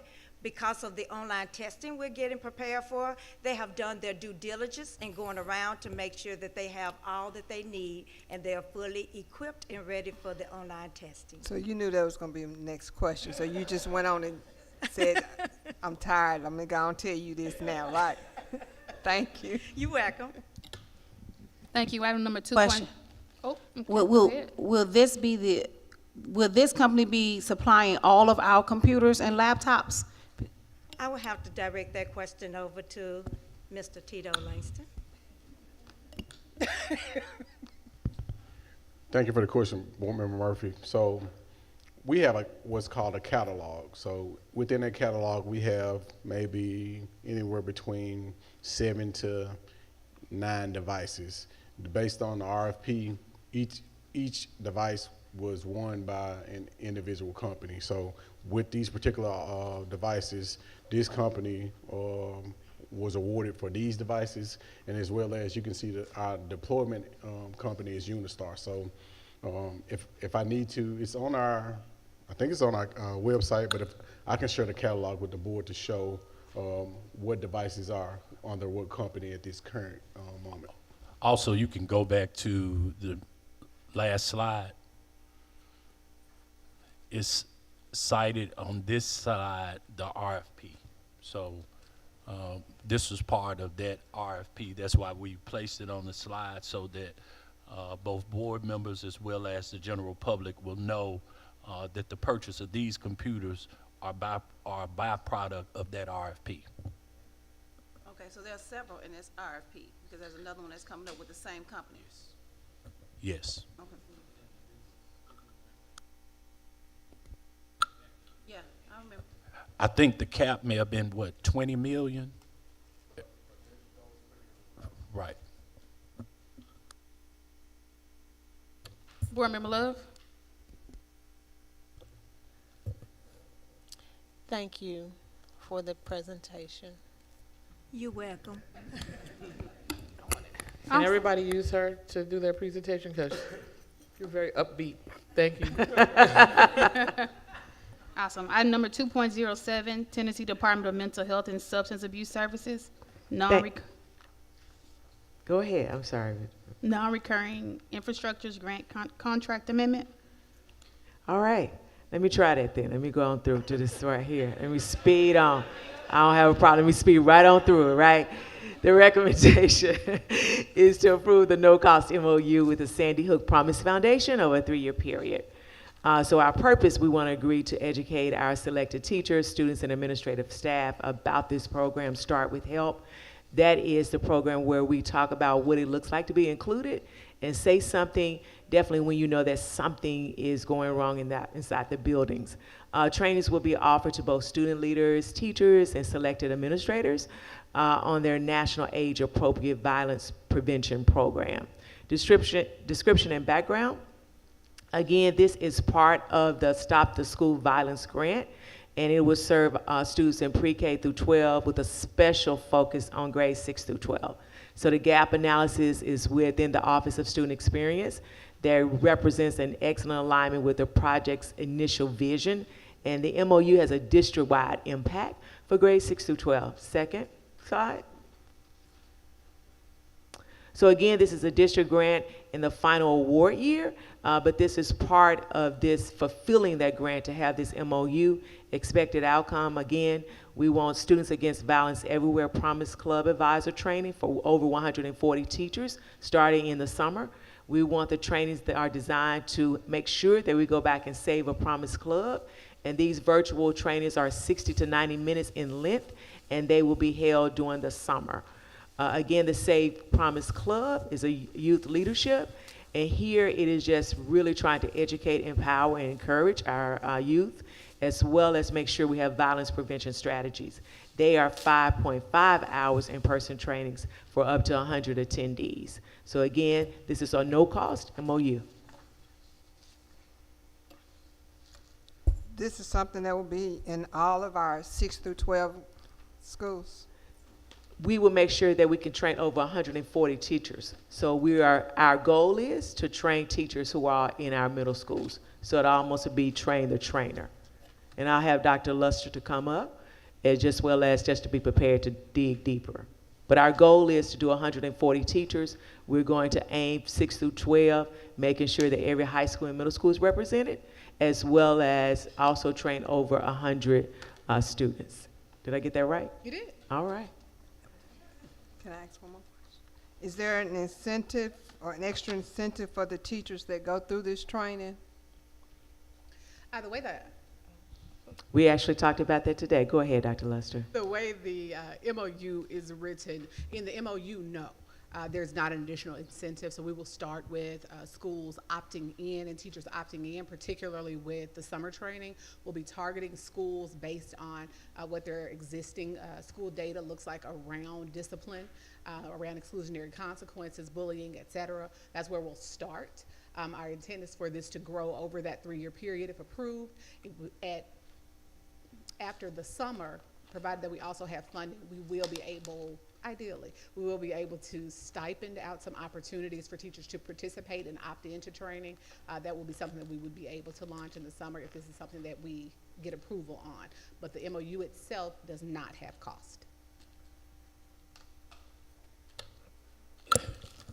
Ideally, board members, what we would want to do with this would be to expand teachers' toolkits when it comes to helping and empowering students to be able to de-escalate situations that may result in violence. So again, this is a professional development when we think about tier 2 and tier 3 intervention for our students who may not get along well with others. How are we helping them de-escalate and deal with problem situations, as well as prevent, it's a preventive measure around violence. Board Member Love. Correct me if I'm wrong. You said opt-in, the principals opt-in? For our initial launch, which would include summer training, when the teachers are not at work, we'll start with schools being able to opt into the opportunity. They'll be strongly encouraged based on their existing school data. This is just a comment. The optional schools take kids from all over Memphis. Yes. And kids from Fraser, North Memphis, South Memphis, and Westwood, and Whitehaven. The school's data is low. Their crime in their area is high. Though I'm concerned you say opt-in based on the school's performance, not based on the community's performance they have to go back home to? Yeah, so this particular MOU speaks specifically around the implementation of the Sandy Hook Promise work inside of the schools, which does include a multi-tiered approach. So the launch does include training teachers and or teacher types, school leaders, and then as the school year begins, if approved, as the school year begins, we'll be able to expand that to the sponsors of the SAVE clubs where they're implemented. We'll be able to expand that to the students, the student leaders in the buildings who are engaging in this particular work around anti-violence, around inclusion in their buildings. And so ideally, all students would have the opportunity to benefit from the programs that are outlined in the MOU. So all three components that are outlined in the MOU. But we do hear you, Board Member Love, when you say even with the initial launch, that opting in, again, I think with the word Aaron used, and usually our principals are very responsive when we say that this is strongly encouraged. I've yet to, through our tenure, I've yet to receive from a principal that they won't do it if we say that it's strongly encouraged. Because crime is all across Yes. Memphis. The North Memphis area, Mhm. and Cordova area, and Orange Mound, and I just want the kids to be successful in this grant. We do too, and we take that. We take your comment, all of your comments, and we will make sure, again, that we identify those schools, and then we bring that back as well. Update you as well. How are the students going to be monitored and the teachers going to be monitored? Great question. Again, Dr. Lustner had an opportunity to talk today, and what we talked about is really leaning in with those schools, because if you sign up for the summer initial launch, then in the fall, we'll be going out asking what support you need to start the club. Once you start the club, as Dr. Luster talked about, especially during the school year, we can definitely be monitoring as we go into those schools, also looking at not only their attendance, but looking at suspensions, disciplinary referrals, and progressive discipline. And that's some of the data that we've been able to pool. Thank you. Thank you. Thank you. Thank you. That was the MOU for the Sandy Hook Promise. Now we're going to circle back to 2.07. Let's follow along with me. Tennessee Department of Mental Health and Substance Abuse Services. Yes. On this particular item, we want to make sure this is an amendment, and what we're asking is the board to approve the contract end date from June 2025 to June 2026. This gives us more time to be part of this work, but there was no change in the award amount, which was $236,908. The purpose of this particular item is that this is a one-time non-recurring infrastructure grant, and it's going to cover the cost of 12 months of clinical supervision as we train our 82 school social workers in a 2-day training. So they'll be taking that training, coming back, working, using those strategies with our students, and then we pay for the cost of the clinical supervision to supervise. Again, these are our students who are increasingly experiencing trauma, from witnessing violent deaths to enduring abuse and loss. Since the COVID pandemic, again, the mental health team has responded to more student suicides and homicides than ever before. So we're trying to make sure that our social workers have the right type of training. Next slide. I'm sorry, can you go back? I definitely want to pull this out, that number, because it's data. During the 22-23 school year, there were a record of 1,514 crisis and emergency response calls. And again, they dealt with deaths, gun violence, as well as students either thinking about suicidal thoughts and all of those things. So just making sure that we're there for our students. The next slide. Over a 3-year period, we have been able to carve out, and this comes from our SIP software, over 77,000 therapeutic intervention sessions with our students. That's over a 3-year period. And that's to our students and families, many who have been impacted by trauma. Because this grant, for clarity, for part of this grant is for the trauma things that our students go through and the expected outcomes. We want all of our school social workers equipped to provide evidence-based strategies. And that's critical to address trauma, anxiety, depression, and PTSD. This will help our students develop coping skills, emotional regulation, and decision-making abilities while reducing disruptive behaviors. Again, the grant was awarded for $236,000. They're just giving us an additional year to make sure that we have access to this particular program. Any questions? Board Member Love? Where is the parent information? The parent information. Let's just say my daughter witnessed a murder. Mm-hmm. I want to sign her up for therapy. Mm-hmm. How do I sign her up? Great question. Donna, can you kind of go into how, especially talk about the parents? I think that's a great question. Quickly. In 2 or 3 sentences, Donna. Oh, well.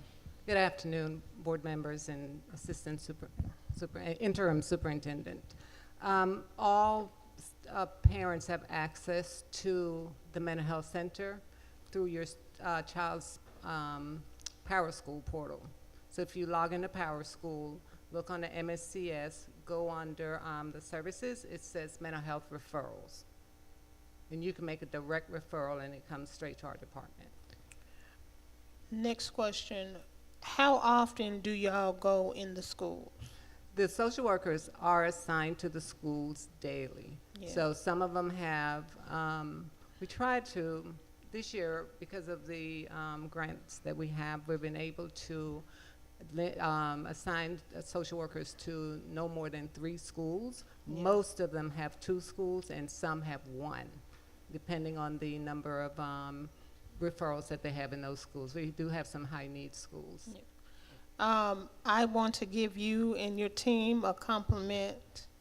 I have been to plenty of schools when the student dies and a teacher dies. I cry with the students. I want to thank you for your staff and you supporting the students and the teachers and sometimes the principal. Yes, absolutely. Thank you for that. Yeah. What I'd like to add, board members, as we talk about the multi-tier system of support, this would be considered a tier 3 intervention. So I want to take time to always kind of reinforce some of the things that came back from the Council of Great City Schools. So when we think about trauma and our students, this would be a tier 3 and intensive supports for our students and our families. And I also want to say, I know you said quickly, that it's free and it's accessible. You know, most of the research shows that students or anyone, families, people do not go to appointments when they have to go out. So therefore, it's in the school, it's free. We are part of the school system, so we have that relationship, so you have a whole holistic approach to treating these students. And our trauma services are instant, so you know you don't have to, especially our crisis. We get so many, and we may get 6 a day. Today we had a few as well. I'm just giving a little bit extra context, but Board Member Love, I know you've been at some of the schools that some of the staff members have come back and reported to some of those crises that happens. We appreciate the support. Thank you. Just one question. Do all the parents fill out permission slips just in case something happens, you already have permission to treat? So because we're clinical, we have to have informed consent. So we cannot do our tier 1 supports we can. Those are our suicidal trainings that we do and presentations for students in grades 5th, 7th, and 9th. but that has to be informed consent as well. So they cannot in advance fill something out. Now the portal, the referral that's in the portal is extremely accessible for parents. I get those notifications when they come in. It's weekends, it's night, it's whenever. So that's an awesome tool that we have for parents to use to make direct referrals. The other referrals comes through the school counselors, could be teachers, and if students are 16 and up, they can sign for consent as well. Thank you. You're welcome.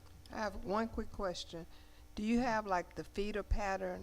Because if you have a child that's suffering at the high school, they may have a sibling in elementary or middle school. So do we have that pattern going with this? So it may not necessarily be a feeder pattern, but because we have a social worker in every school, we do collaborate, and if there are issues, we do talk and referrals are made. We also have students who refer their siblings. So if my sibling is coming in and I've seen my social worker, I then refer my siblings to them. So that does happen as well.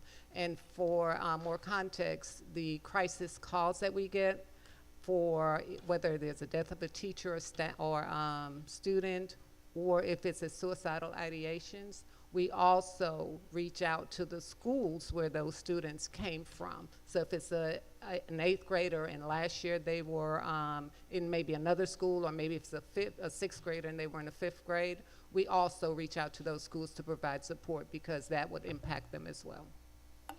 Thank you. You're welcome. Next item. Treadwell Middle School laptops, desktops, teacher tablets, computer carts. Okay. You can wake us up again, Dr. Stanford. Okay. It is recommended that Shelby County Board of Education approves the purchase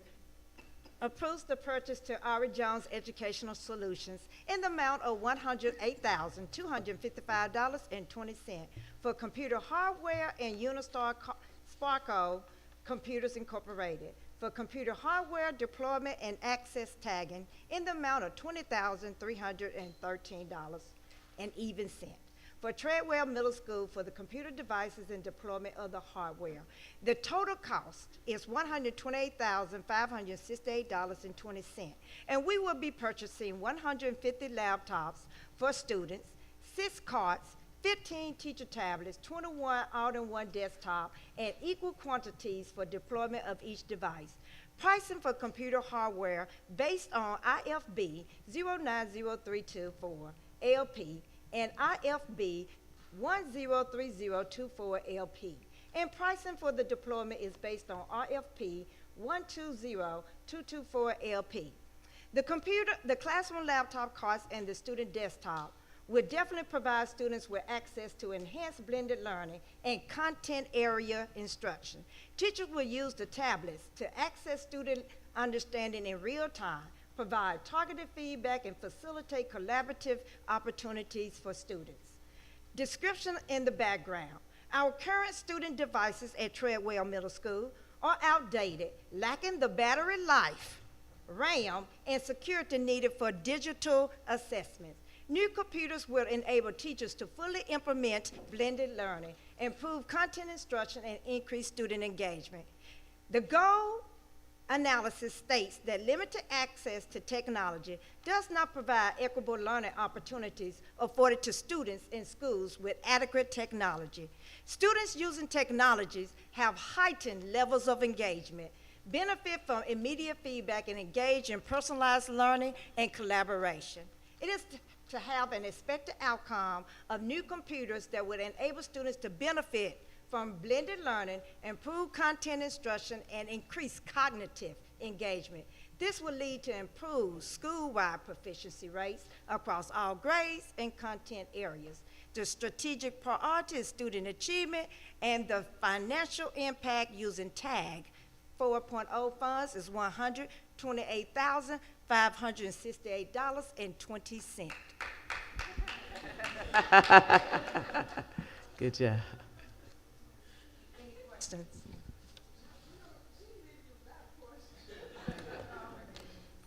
Next item. I'm going to start here, but then kick it over to Dr. Stanford because I don't want to interrupt the flow.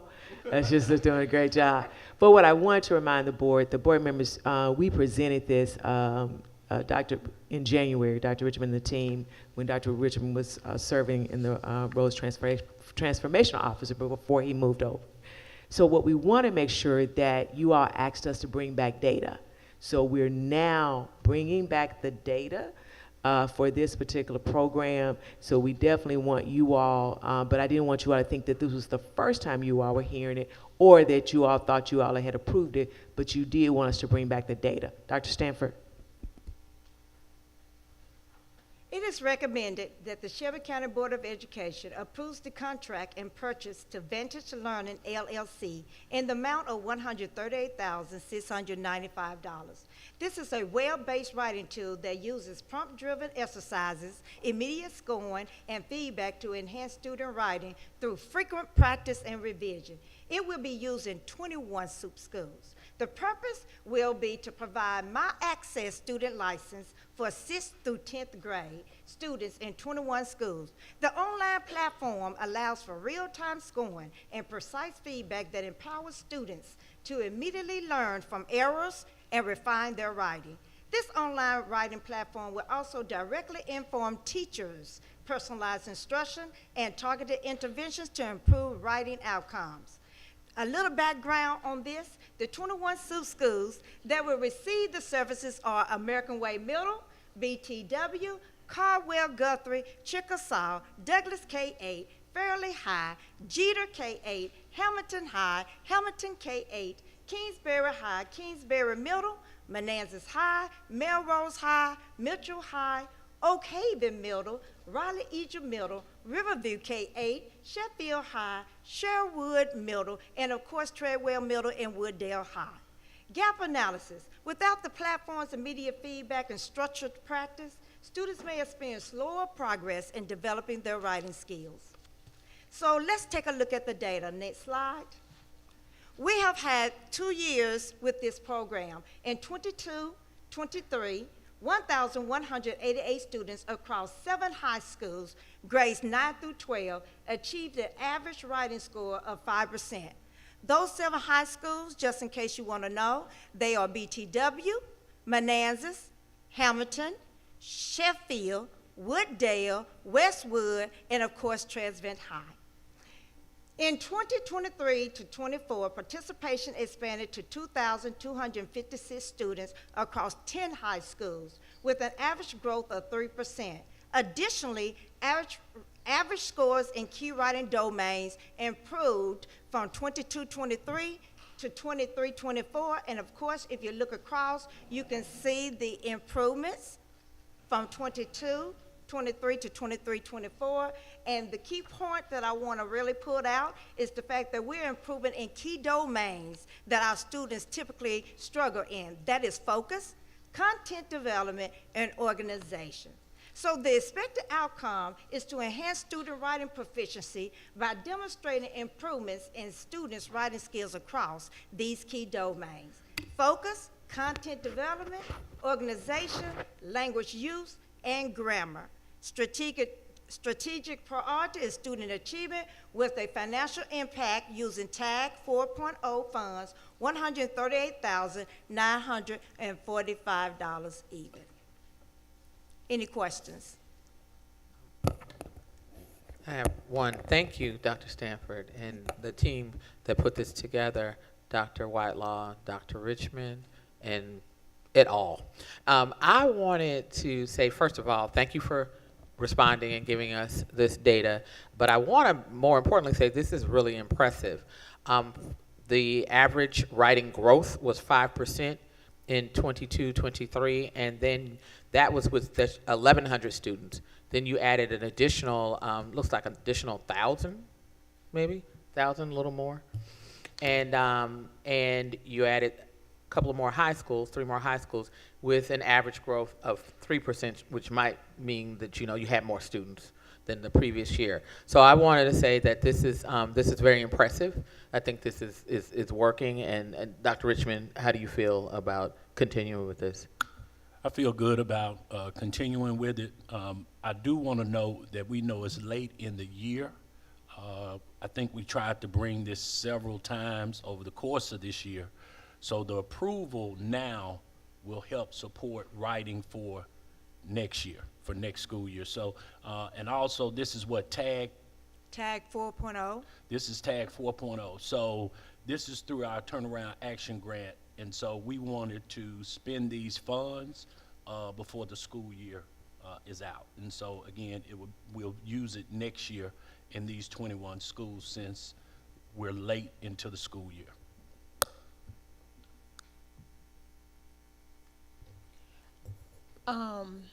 I would be interested to know next year, what is the difference of the data that we didn't use it this year, but we are using it next year? Absolutely. I'd also like to, since we're doing this 9th through 12th, I'd like for us to sort of monitor the students who get advantage of this to see if they continue the growth. And I appreciate that because it may be informative as we think about all of our schools. Now remember, we're using this in our high priority schools currently. And Dr. Stanford. And this contract has been extended. These 2 years were only 9th through 12th, but we extended it to 6th through 10th for this upcoming year. Wonderful. Thank you. So that'll give us more bandwidth to monitor how well this particular longitudinal data. Wonderful. Thank you. Thank you. You're welcome. I think she said it calculates them in real time, correct? Absolutely. Okay, thanks. You're welcome. Next item. Memorandum, oh, wait a minute, that's not on my list. Economics, local dual credit with Christian Brothers University. Yes, ma'am. I hope I'll be as energetic as Dr. Fox was here. The item that we're bringing before you today is going to be recommended that Shelby County Board of Education approves the Memorandum of Understanding between the district and Christian Brothers University, CBU, for the Economics Local Dual Credit Opportunity at a cost of $25 per student engaging in the challenge exam. The purpose is to continue the partnership between the Memphis-Shelby County Schools and CBU. Memphis-Shelby County School students can earn both a high school diploma and transferable college credits that can be applied to a bachelor's degree at CBU. Students can also attain the three early post-secondary opportunities, we call them EPSO points. Students enrolled in this economics course have the opportunity to earn 3 EPSO points and college course credit in Econ 214 at CBU. This purchase allows our students to earn college credit as a fulfillment of their graduation requirements. The gap analysis is if we're not able to secure this for our students, they will not be able to receive that credit, and also our students will not get the EPSO. Next slide, please.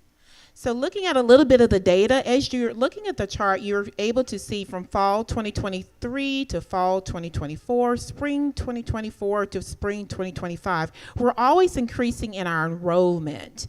So we're again having to bring this back to the board because we definitely have more students taking more than ever this econ course with 3,202 students this semester. Students scoring 70% or above on the Econ Challenge exam will also, again, receive that credit as they matriculate to CBU. Again, the financial impact will be $25 per challenge exam, and that is attempt per student, and that's roughly going to cost us about $80,050.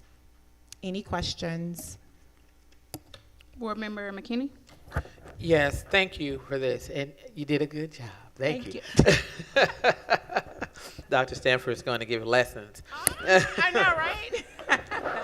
I have a question about what we think the decline in the number of students who attempted in the fall of 2024, why we might see that, just thinking about why that might be. And what are we doing to ensure that we have students, we get as many students as we can to attempt to do this in spring 2025?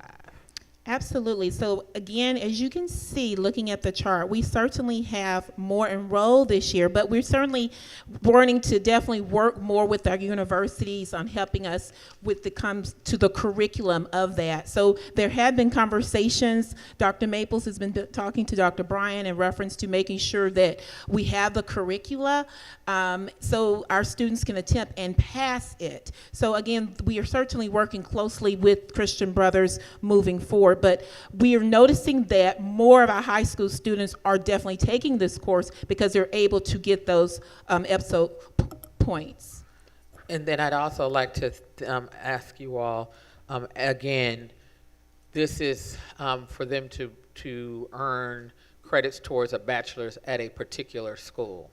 So what are we doing to make sure that if that is what they want to do, we're helping them make it on into CBU? Are we working with counselors? Just, I want to know what the plan is.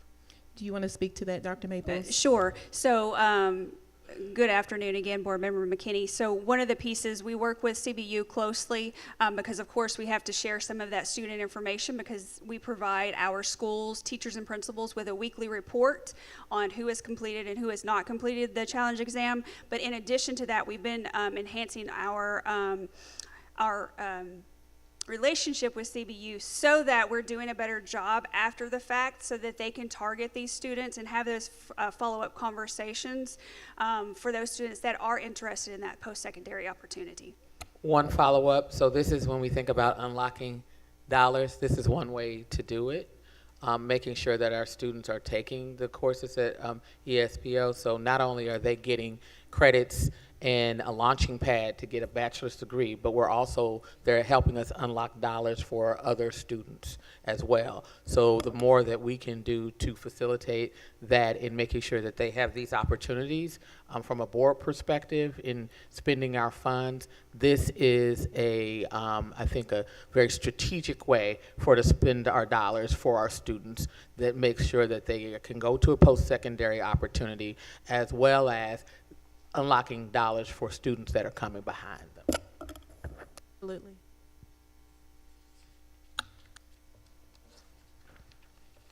Chair Coleman, any further questions?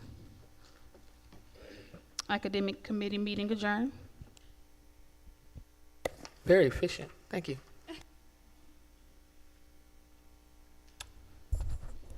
We move right on into our charter. I'm gonna do it. She's not here. Yeah. Okay. It's in your hands. All right, thank you. Good evening, everyone. I am Arlandra Parker, Director of Charter School Development in the Office of Charter Schools. To the interim superintendent, to our board and listening public. This evening, I will give you a higher level overview of our charter authorization initial round recommendations. As the information in your yellow folder, I know is very robust, and so with that, you will need an opportunity to review the information. So for that, and for the sake of time, we will provide a high-level overview. All right. So it is recommended that the Shelby County Board of Education adopt the denial of the following charter applications: Dreamcatchers Charter School, Hillcrest High School, KIPP Memphis Creative and Performing Arts Elementary, Kirby Middle School, and Still I Rise Academy.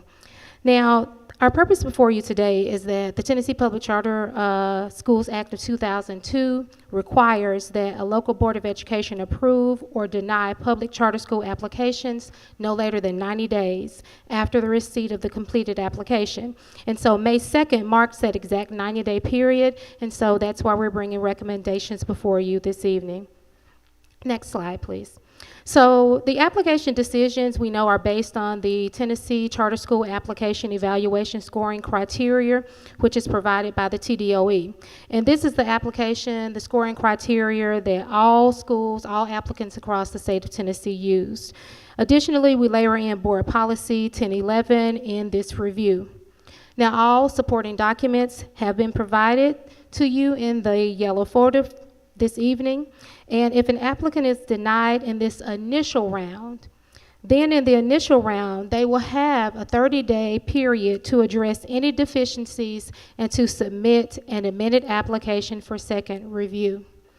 Now, in looking at the gap analysis, We know that charter agreements are for a 10-year period, and we as the LEA, we don't have the option for a contingent approval. And so with that, we know that charter applications are binding documents on the sponsor, on the school, and on us as the LEA. So we have to ensure that applications have the correct information and that it's the complete information, because without it, it could lead to accountability and compliance issues for the district and potentially revocation for the school over time. Next slide, please. Here you see some data, and so this data just simply states the applicants who were denied in the initial round, this first round, that we had the majority of our applicants to resubmit in the amended round. And so with that, it is overwhelmingly that applicants do find value and they do submit their amended application for that second round of review. So by denying the applications in this first initial round, it will provide us an opportunity to maintain a high standard for our authorizing. It will also provide quality school options for our students. And additionally, it will allow the applicants an opportunity to correct any deficiencies that they have in hopes of a more complete and robust application and review. Next slide. So these are our 5 applicants, and as you see here, these are the financial impacts to the district up to year 5. And so with that, I just want to note that each of these are up to year 5, and then you have a number at the end, which is the capacity number. So with charter schools, of course, we know they grow over time and they increase their enrollment and capacity over time. So the capacity number is what we will be approving in the application. Next slide, please. So for a recommendation for approval, an applicant must meet or exceed the standard in all applicable categories as based on the Tennessee Department of Education scoring rubric. Next slide. And so after the applicant meets or exceeds that standard, we also layer in our board policy, and these are the 5 considerations with board policy based on 1011. And some of these are already embedded in the application from the TDOE, but I just wanted to highlight that we layer in board policy in our decision making as well. Next slide, please. So here are our applicants. We see our school, we see the sponsor, for each applicant. We have our applicant type. We have 3 new start applicants this year, new ideas, new schools. Then we have 2 schools that are ASD transition schools. And so those 2 schools are in their 9th year of the ASD, and what they are seeking is they are seeking authorization from the home LEA. Okay? And so then we also see the grade structure and the model for each of those schools. We see the neighborhood or region. Typically, applicants identify one neighborhood in which they would like to locate. But as you see this year, we have some additional areas in which applicants have stated that they would like to locate, such as the entire city of Memphis, or they've selected maybe 2 regions. And then we have whether the applicant in this initial round has met the TDOE rubric or board policy. Next slide, please.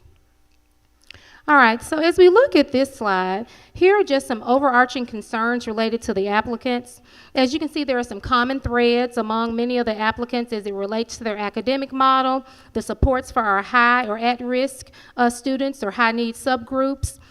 We have concerns across various applicants around their community need or demand for the school in that particular area. Their recruitment and enrollment. There are a couple of schools that we have governance concerns about with the information in which they've provided.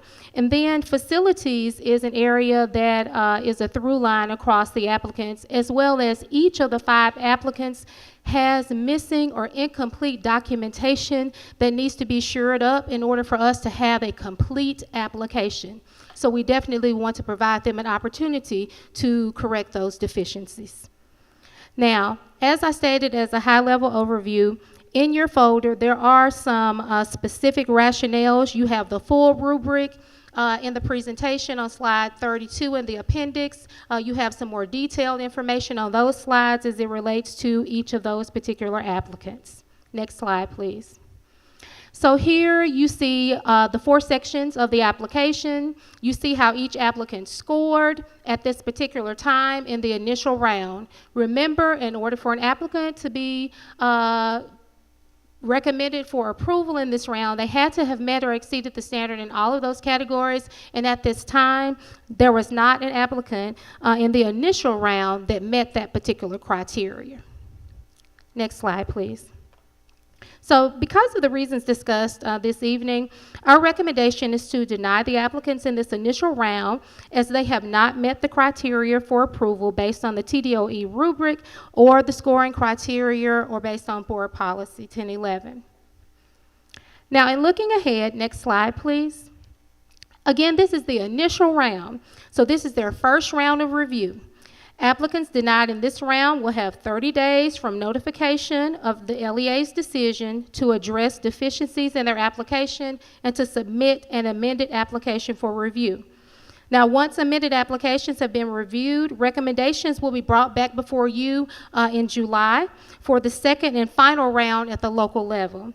If during that July meeting, if an applicant is denied at the local level, they do have an opportunity to appeal the denial to the Tennessee Public Charter School Commission. And so these appeals typically happen around September, October, but the appeal to the Tennessee Public Charter School Commission and that decision, that's the final decision for the applicant. So they have 2 rounds for the LEA, and then if the LEA denies, then they can appeal to the commission.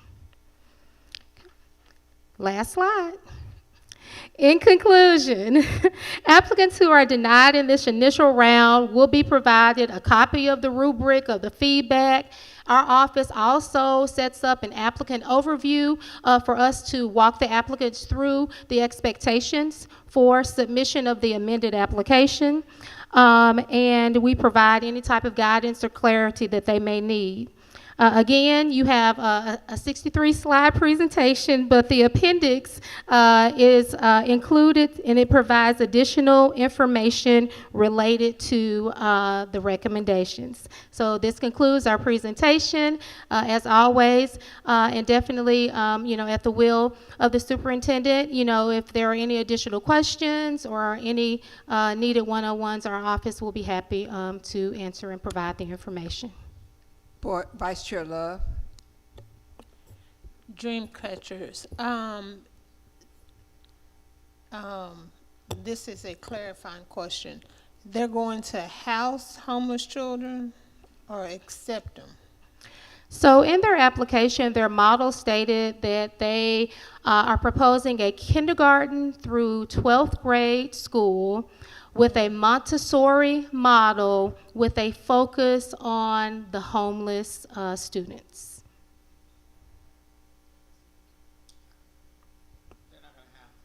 No, ma'am, not residential. No, ma'am. If the parent finds housing, they're still going to allow the kids to go to the school? So that's a great question, Commissioner Love. And just so you know, when you look at some of your feedback in the rubric, we had some specific questions as well for the applicant related to some of those concerns.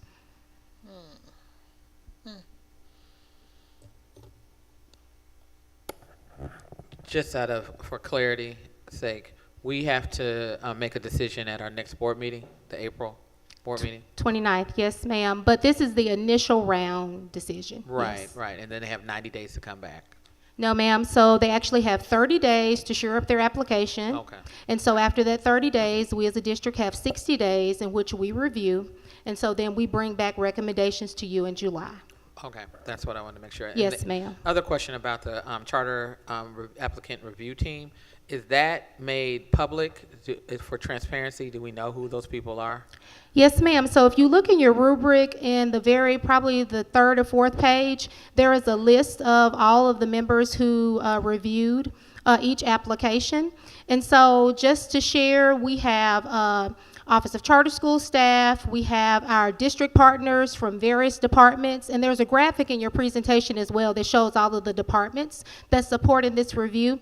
We have expert charter reviewers, external reviewers. We have charter leaders that are currently in our charter portfolio, because of course if these schools are approved, they will join the portfolio and be colleagues of the current charter leaders.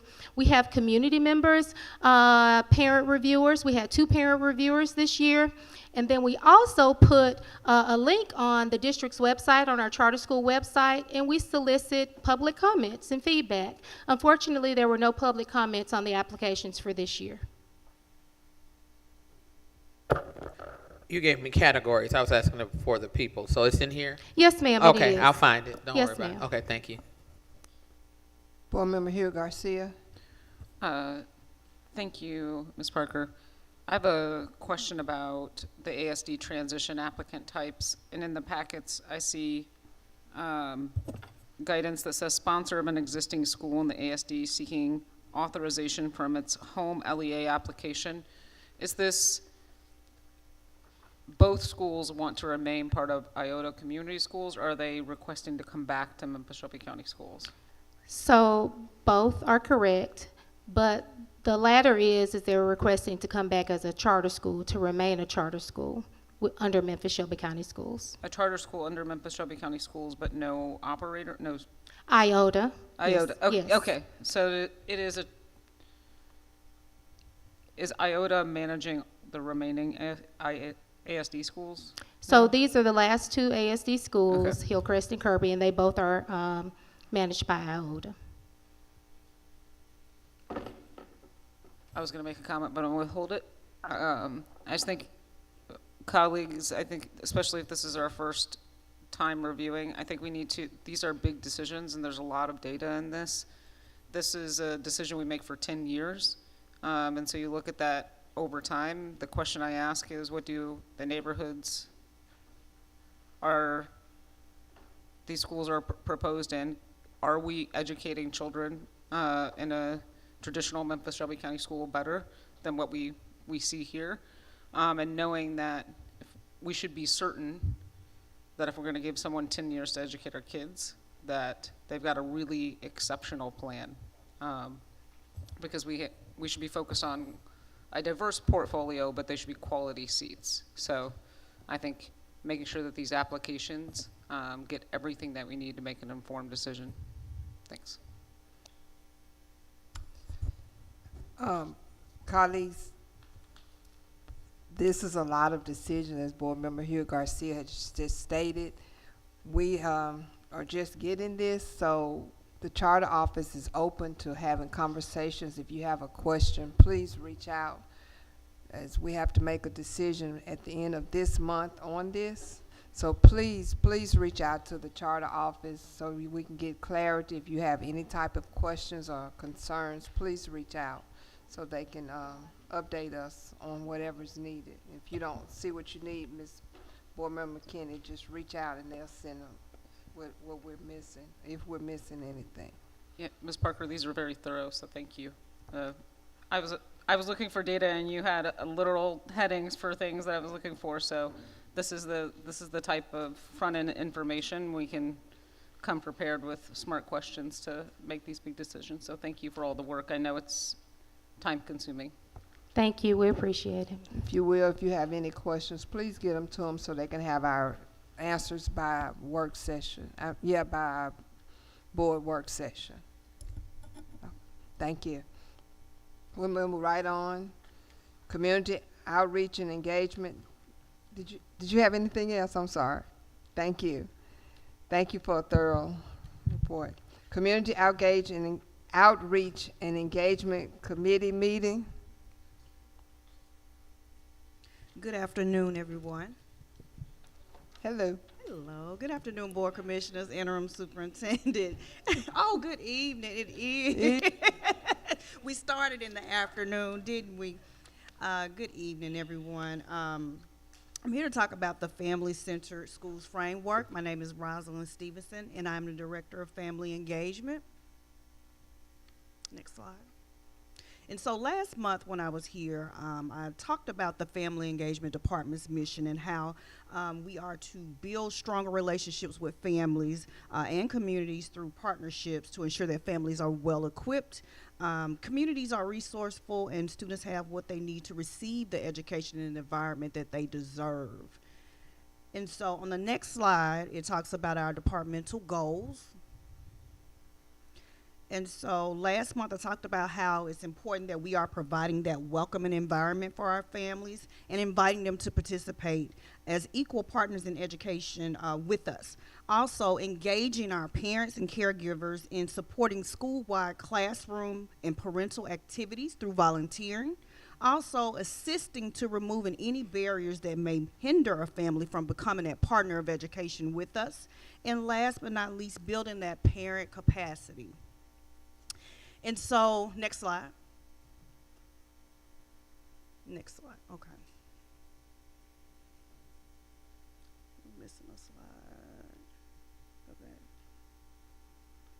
Okay. All right, well, so to understand and to know, to understand the goals of family engagement, you have to know where the history behind it, and that's where the family-centered schools framework come into play. And so back in 2017, a Memphis team of educators, community and professional leaders got together and stated that if we really wanted that real family engagement within our schools, we had to put the family in the forefront. We had to put the families in the center. And so if you look on the screen, you'll see some notable names that were a part of that family engagement team, and you see two of them, they are laughing. Board Member McKinney and Board Member Love that were a part of this team. Next slide. And so through initial surveys and input from grassroots leaders, as well as administrators and elected officials, they found that some key initial findings were many of our families felt that there was some parental alienation,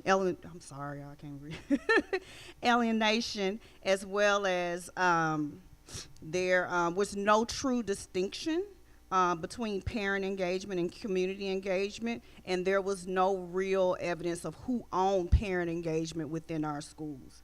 Then there was the instability of the merger and demerger back in 2017, as well as there was a little optimism when it came to parental engagement and its ability to boost student performance. So during those initial findings, that Memphis team found that Memphis required a collaborative, innovative, and restorative practice to build trusting relationships to create family-centered schools, because the trust was broken and it was impeding on our student academic success. And so with the vision of academic success for all students, next slide, they created the family-centered assessment framework, which was built on using Black epistemology and Swahili definitions of community. We can go to the next slide. And so through interviewing and gaining input again from our families and students, teachers and principals, they asked them, how will you experience these principles or standards in a school environment? And so they talked about open communication, meaning that our families wanted communication to be consistent, mutually respectful. They wanted our schools to listen to them, and they wanted to use diverse methods of communications. Then when you talk about welcoming and compassionate spaces, they wanted the schools to feel they wanted to have that positive attitude, schools to have positive attitudes with our families. They wanted that active listening again and customer service. And when you're talking about supporting families, families wanted to experience life skill development. They wanted to be, if parents needed to be put back in school, they wanted those resources to get back into school, as well as resources to working with parents with at-risk students as well. So when you're talking about building real relationships, They wanted the schools to create opportunities to cultivate the relationships with their families, as well as have flexibility in meeting schedules with working families. And then when you're talking about honor that family voice, allowing parents to tell them what they needed, not us telling them what we wanted them to have. Next slide. So, how does the Family Engagement Department actually mirror this framework? And so, some of the strategies that we employ are ensuring that we are providing wellness checks for our families, conducting or having that two-way communication, promoting in-person and virtual meetings, as well as translating materials in inclusive language. Next slide. So, for the strategy of welcoming environment, that includes having that welcoming environment where we may have resource rooms or parent rooms available for our parents. Also, making sure that we are greeting our parents. We always tell the family engagement specialists to make sure you're greeting your parents during dismissal as well as early arrival. That's the best way to get to know our families as well. Also making sure we are translating our materials and making sure that language is inclusive for our families. Also hosting family-friendly events to celebrate diversity within our schools, as well as providing our specialists with professional development, focusing on customer service. Next slide.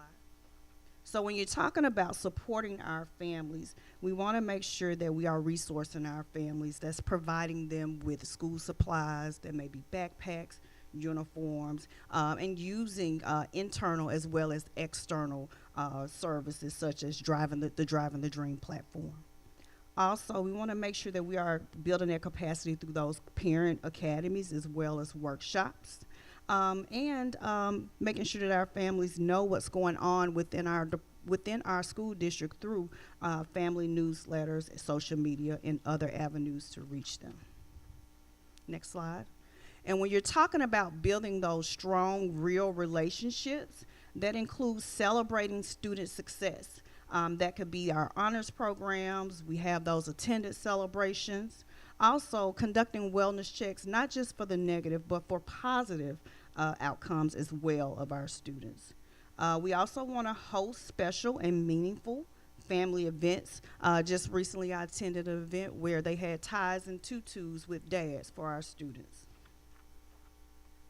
The next slide is honoring family voice. And so that includes using surveys to gather feedback on program and needs of our families, as well as using that two-way communication again, having suggestion boxes for our families to receive that ongoing feedback from them, as well as utilizing parent and caregiver leaders and ambassadors to capture that diverse voices of our families. Next slide. So help me and let me help you. So while I feel that the family engagement team, they're doing a great job, and they wear many hats, there's always room for continuous growth. And so where I see growth is continuing to support and provide professional development for those engagement specialists. Also, ensuring that district-based and school-based staff understand the roles and responsibilities for engagement specialists. We also want to make sure that we're continuing to collaborate with external agencies to support and resource our families, promote and push involvement within schools, ensuring that our environments are continuing to be welcoming to our families, maintaining a clear and consistent communication with our families, and last but not least, making sure that we have that visibility within the communities. And that's it for the Family-Centered Schools Framework. Any questions? Yes. Thank you for the presentation. I think there's two dates in here, the initial findings page and another data collection for family and community voice slides. We're looking at 2017 and 2018 data. I'm curious how this is coming up now and how this is Why now? What do we, like, where did this come from, I guess? Like, have you been implementing this, or are you proposing that we implement this? I don't have the context of what we're executing. We asked, this has been implemented. This was implemented. Since 2018? Yeah, this was implemented, yeah, it was, do you know when? It was before the Prior to COVID, so probably. Yeah, before COVID.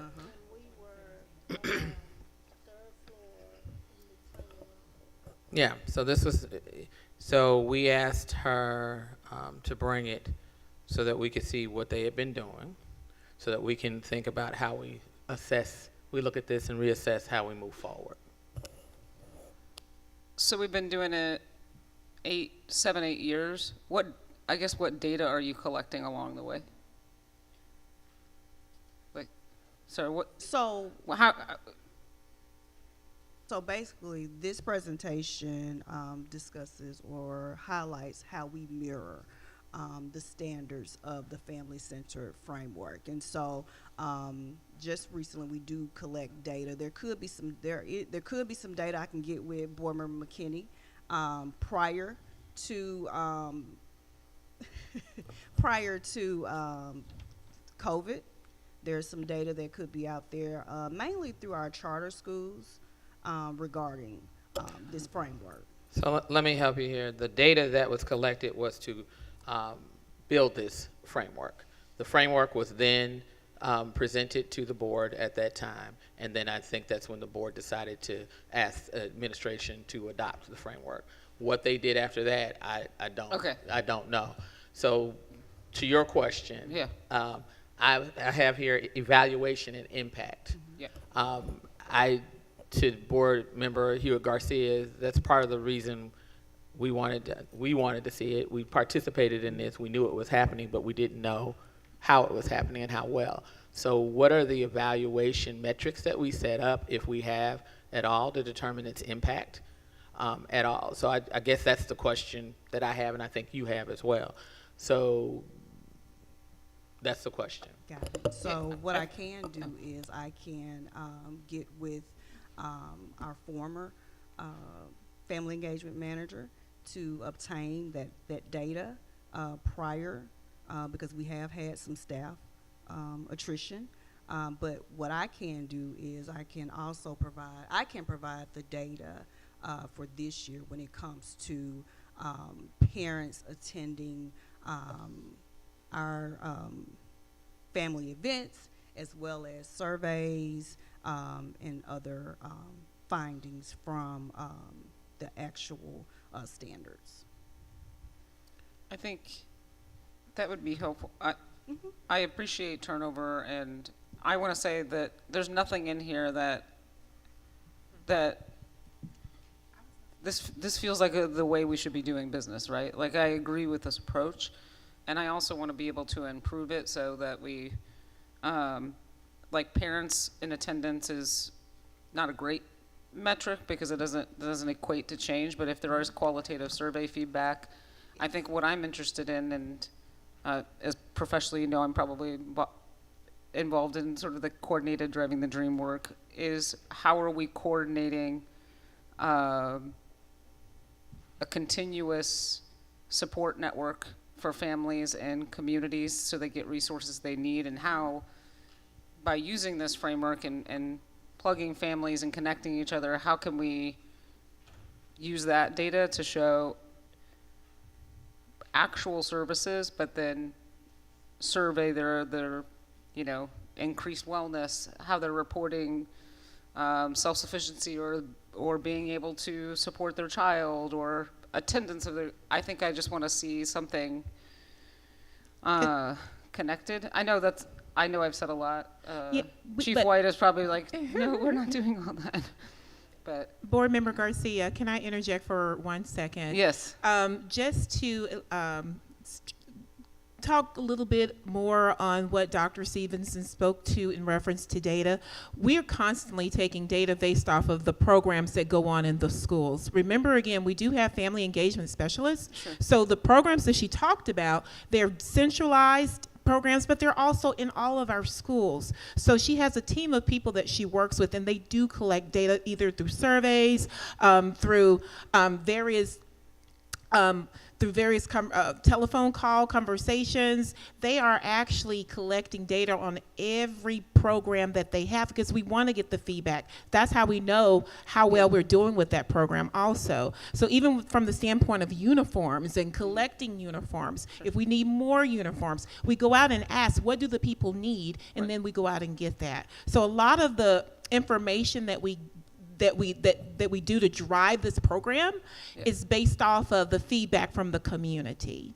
I hear that on the need. I think the piece I would want to make sure we're doing is the continuous improvement on the way people feel about the program too. So how we're building that community. How do we know that? I believe we're collecting data, but implementing those learnings so that that it also feels supportive. And we can definitely do that with more of our SMART goals. So we're making sure with our FACE program that we are implementing SMART goals that we are always trying our best to attain. So thank you. That's something we'll certainly make sure that we are keeping in mind. Thank you. I think to piggyback on what Board Member Hewitt Garcia said, can you go to the slide where you had the strategies and outcomes? And I think this will be helpful. And thank you for bringing this, because we were informed, I was informed that this is what was happening, and I was happy to hear that. Just to give a little context, this was a 2-year endeavor that included, when you saw the names on the list, that included Dr. Beverly Cross, who's a regular partner of the district with University of Memphis. It included community members. It included a charter school leader. It included school board member. It included an administrative employee in the FACE office, and then some other, I guess, higher education support. To build this out. It was a 2-year endeavor, just to give a little context. Once that was done, we brought it, as I said, to the board, and the board said, yeah, we want to try to do this. The thing that I want to make sure of, if it is happening, that it is, I think I hear Board Member Garcia saying, is that it's implemented with fidelity. And the only way we figure out whether it's implemented with fidelity is if we have set up the metrics, align them so we have the standard, we have the outcomes we want to see, which are driven by those what is it, 5 pillars or whatever that is. The 5 standards. So, and then what are the strategies to meeting those, and how do we build out the metrics for those, and the activities and tactics that we're going to use, and building our data from there. But also and that helps us with continuous improvement, because as we see it, where we're doing well, where we're not doing well, how do we pivot, right? So what is our process to make sure that we are meeting this standard with fidelity, if this is even the right standard now? So that's part of also going back and saying, hey, this was done pre-COVID, things might have changed, and this is really not the standard anymore. Maybe it is the standard, but we've got to think about different strategies of getting there. So I think, again, I appreciate you bringing this, and you were excited about saying we're doing it, and I just want to see how the board, one, we needed to know what was going on, and then how the board can help facilitate ensuring that we are actually meeting the goals of the framework. So with that said, if we could, and if you could think about how you build out the metrics for this, and so that we can evaluate it for impact. And I will say this, Dr. Cross was so excited about this that she had her graduate students do some more work on this. So I would she couldn't make it, she had another. Okay. But I would suggest this is a way for us to continue our wonderful partnership with the University of Memphis, Dr. Richmond, and others. They did some work on metrics and figuring out how to measure whether we're doing this. So I would suggest that you all reach out to her if this is something that the district wants to continue. Thank you. And I want to say something. I surveyed 50 kids from Grandview Heights Elementary and 50 kids from Westside Middle School, and 50 kids from MLK Prep. The charter operator, Bobby White, was doing it with fidelity. He has some data on it. I surveyed parents from those 3 schools, and what I learned, this was years ago, what I learned, we were doing a horrible job at communicating with our parents. The school office staff was not somewhat friendly, other times not. But we can do it. You remember when we had friendly, I don't remember the name. Family walkthroughs. Friendly, an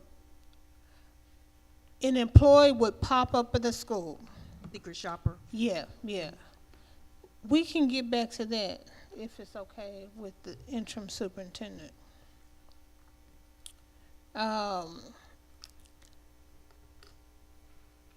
Huge shout out goes to Miss Durham, from the former principal of Craigmont High School, because she stood outside every day and greeted the parents and the students.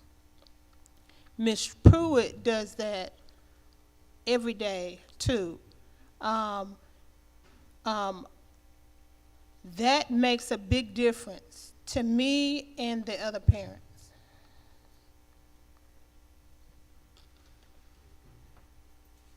Any more questions?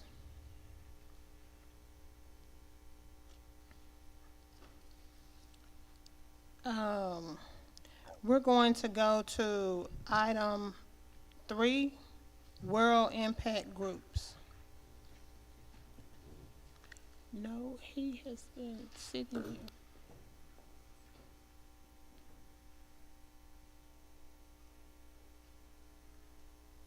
Good evening. My name is Kendall Anderson. I'm the CEO and founder of World Impact Group, and I'm here today to, for one, inform the district, and 2, propose an opportunity for a partnership to be able to bring our services to the school district. And that simply is facilitating our holistic student-athlete development program titled The Game Changers. Next slide, please.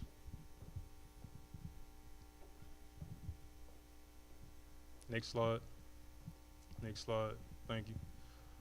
Who we are. So, in a nutshell, we are a holistic leadership and mentoring development driven organization focused on the holistic development of student athletes and helping them find their identity outside of just being athletes. Our purpose is to equip student athletes with the skills, the mindset, and confidence in order to succeed in life beyond sports. This will bridge the gap between athletic performance, personal, professional development, and life after sports. And in the end result, we will create lasting impact by molding transformational leaders and helping them in every way that they need to succeed beyond sports. Why does it matter? It matters because it's a lot of focus put on athletics pertaining to their athletic development and what they can do to their respective sports, but it's a major lack on development pertaining to who they are as people and what we can provide to them to help them during their transition for life after sports. Next slide. I want to just tell a little bit about myself. I'm a native Memphian, graduate of Fairleigh High School 2013, where I was a student athlete there. After graduating high school, I had the opportunity to play at the NCAA Division I level as a student athlete baseball player at D. Jackson State University. However, a part of my journey was I didn't fundamentally hone in the concept of a student athlete going into my freshman year. I was more focused on the athletic part of it. I didn't take academics serious, and as a result, I ended up losing that opportunity to play at the NCAA Division I level. But a year later, I was afforded another opportunity to come back home, attend Southwest Tennessee Community College as a student athlete baseball player, and I was blessed where I found my mentor and life coach, and it was a real life-changing relationship. He was a professional baseball player. He played for the Detroit Tigers. He played at the NCAA Division I level, but he was a doctor. Black man, it was the first doctor that I had ever had a strong encounter with and was able to have a personal relationship with, and he started sowing those seeds into my life and told me something that was a staple for me at the time, and that was simply your education will always outlive what you do as an athlete. Once I started to hone in on that concept, I applied those things, and he not only took me under his wing to provide mentorship, but he also positioned me. So during my time in college, I would come back home, and I had the opportunities to get internships working at the juvenile court, Memphis-Shelby County Juvenile Court, as well as the Memphis Redbirds, where I gained valuable skills that I still use today and ultimately position me so that during the transition when I finished college and I earned my bachelor's from Blue Mountain University in business administration, that transition was seamless for me. I had the professional experience, I had the professional skills, I had the character, I had the mindset that prepared me for that opportunity, and that's something that I strongly could contribute to having a mentor and life coach.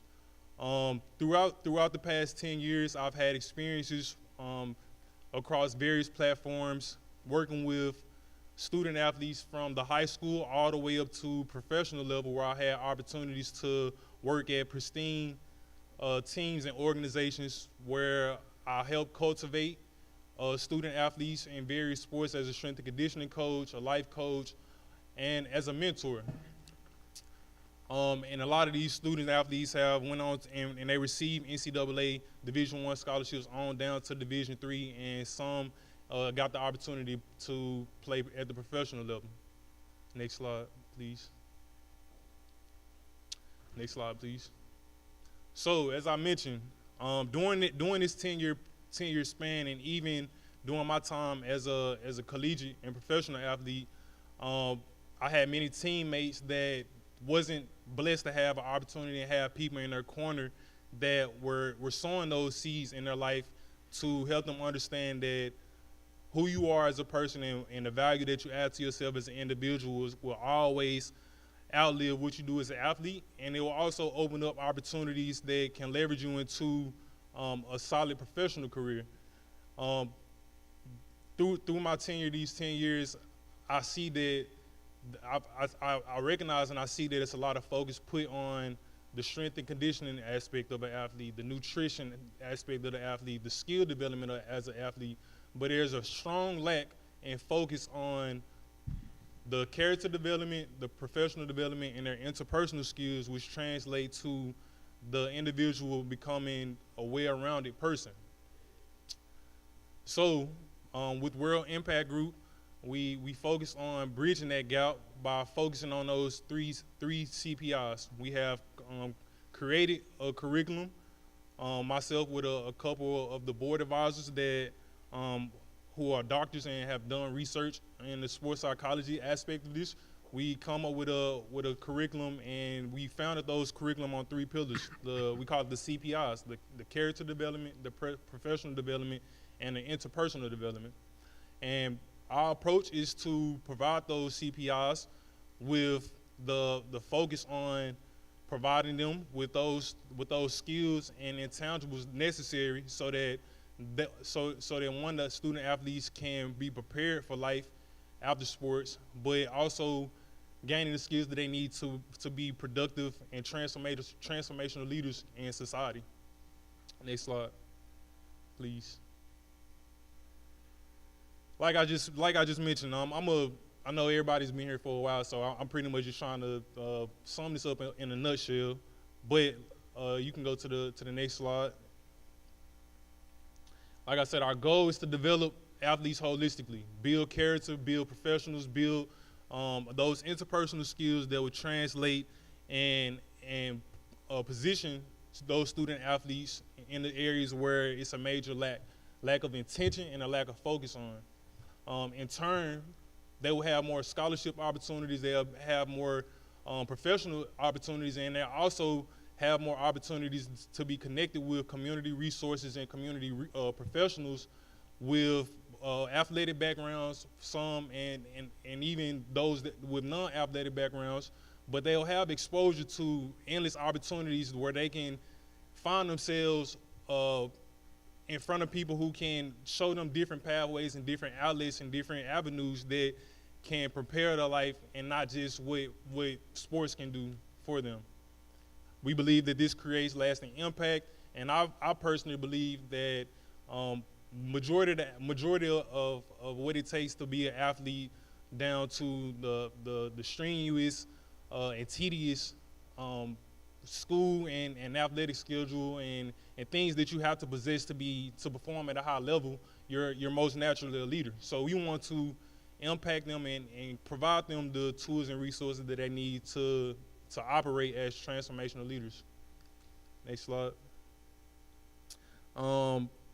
Because of everyone's time, I had a video that I don't know if you all want to see it or not, but it's a 5-minute video, and it's basically a qualitative testimony video with athletes that I work with from various continents, not just the United States, but student athletes that I work with from across the world, varying in different sports, all the way from golf to basketball to any sport that you can name, and they're currently playing at various Division I levels and at the college level. Next slide. Our board office will get this to us so we can get a chance to see it. Perfect. Next slide. So we've been doing this work since 2015. And I've dedicated my life, and I believe it's my purpose, to empower student athletes, especially the ones that come from situations similar to mine, growing up in a single parent home and impoverished and being what's considered at-risk youth. Sports saved my life. Sports was an outlet for me. Sports created opportunities for me, and quite frankly, it redirected a lot of the trouble that I was getting into, and it gave me an area of focus, and ultimately gave me a way out. And I've dedicated my life to pouring into those same student athletes that come from environments such as me, and giving them the tools that they need so that they can go further quicker than I did. And up to this point in 2025, I just relocated back in Memphis, and I'm back here to provide this impact that we have been providing in several states: Florida, New York, Georgia, and even in Puerto Rico. So what we do is very impactful. It's proven. It's something that's needed, and I believe that it's my life mission to operate in what I consider is a niche, because like I will constantly restate over and over again, it's not enough emphasis put on the individual. We are majorly concerned about wins and losses and what we can do as far as their field of play, but it's not enough emphasis on that individual and helping them maximize who they can be as a person. Next slide, please. Next slide, please. Right now I have a couple of questions. Yes. What's your capacity? What's my capacity? Yeah. So I work with student athletes of all age ranges, but I'm here today to propose that I work with juniors and seniors in high school, because we want to equip them. That's a target audience where they're about to transition into the real world. We want to provide them with the tools, the knowledge, and the skills needed so that when they transition into college and they do get their scholarship and they do get the opportunity to play at the next level, they're not just going, but they'll excel and they'll be able to sustain and maximize the opportunity that is before them. Well, we have a process in Shelby County Schools.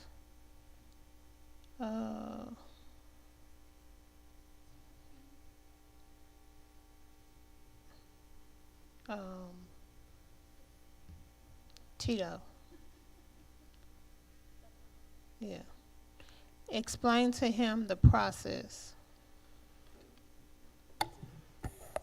Garrett, your question as he was coming in, explain the vendor process, Yeah. Tito. May I suggest for consideration that you do this Offline. offline? You said Anybody has any questions? a vendor process. Yeah. I've already went in, submitted my vendor process, and I've been accepted. I have the vendor ID. I received that a couple of months ago. Anybody have any questions? No, I just want to say thank you for sharing your story and using your experience to help youth. Typically,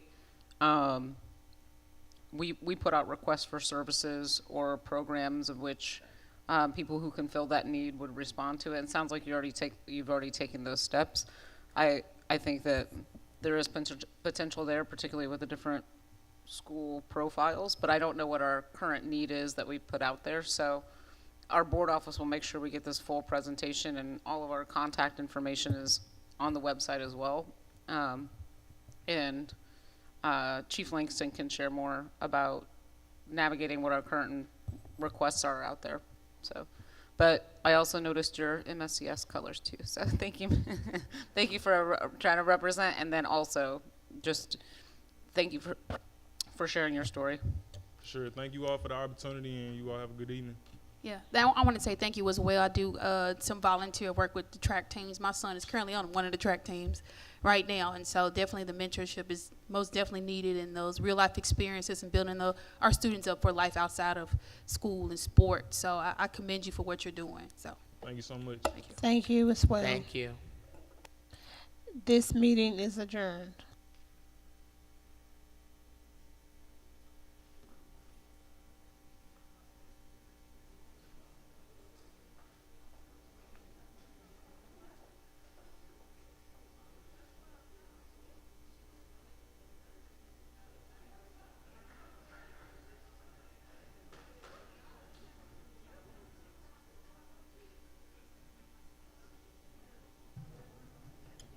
Okay, we're gonna move right quite swiftly for procurement committee meeting. Academic team, if you all want to leave, you can.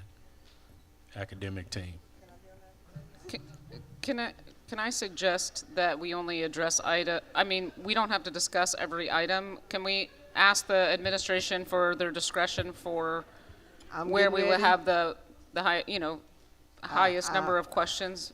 I was getting ready to say that. Okay. I do have some questions on a particular item, so. We move right on into our procurement. Teammates, I ask that we be cognizant of the time. If it's something that can be asked and sent, that we all can be involved, and they give us an answer back. Sable started laughing, so. It's All right. getting close. Let's go. I'll jump right in. So, board members, this is a purchase to replace our current workstations in our school nutrition cafeterias. Right now, those point of sale computers are outdated. This is 87 computers to replace those, so that when our students are going through the cafeteria line, we can get their information fairly quickly.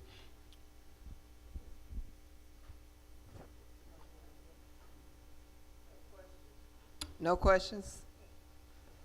Next. So, board members, the next item is sticking with CNC. This is a fire watch. As I alluded to in the budget presentations, we have some fire life safety issues. So what we're asking the board is to approve and continuation of this contract for this group to do a fire watch through June 2024 to finish the school year out. What I can tell you is that this sprinkler system that's causing the fire watch, it'll be repaired in the next 30 days, so the fire watch will go away after June.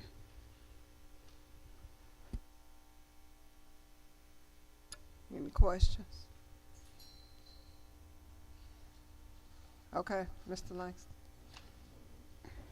The next item is around Wi-Fi infrastructure needs, particularly around routers, access points. and switches. A lot of these items you'll see us bringing the school nutrition department kind of into the 21st century, if you will. With our freezer, we have over $3 million worth of inventory there. These wireless access points and routers would help us to better enact the inventory system to keep up with all of the items that we have in the freezer.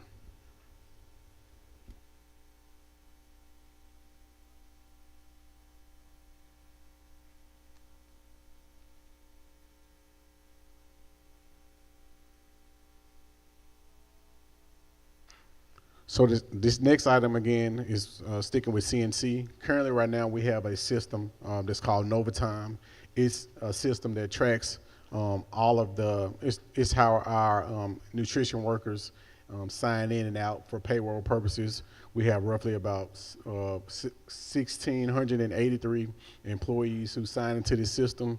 This is a biometric system that we're using, so it can provide a more accurate accounting of how employees sign in and out for payroll purposes.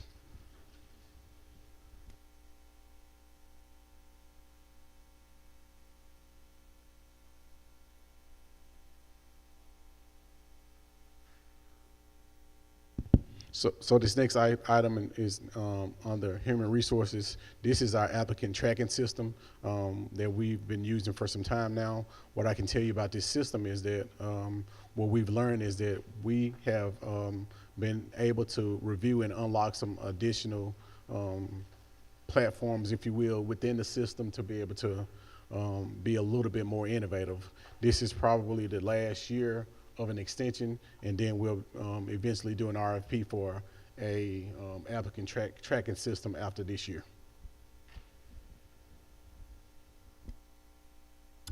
Any questions?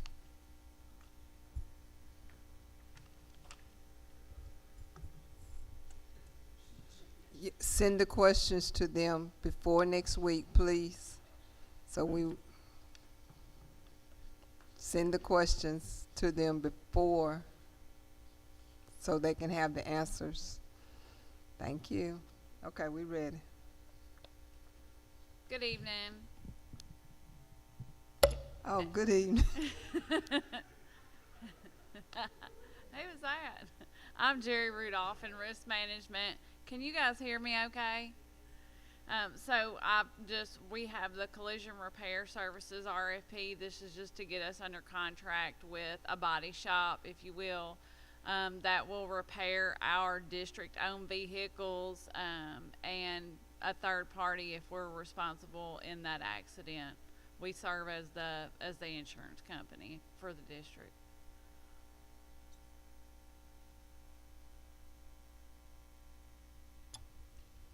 Thank you, Ms. Rudolph. All right, I'm back. The next item is around devices or computers as well. So this is to replace every computer that's in our each one of our schools. Right now, the Raptor system, as you may be familiar with, is how we enter data in for our visitors to determine if they're on things like a sex offender list. Those computers are extremely outdated that's in the school, so we're replacing all of those computers to be able to use the Raptor system. And a caveat to that is I think schools also asked us to update them where they wouldn't have to use their own resources to do it. So in addition to that, good point, Dr. Richmond, and we're using a public safety grant to be able to do so.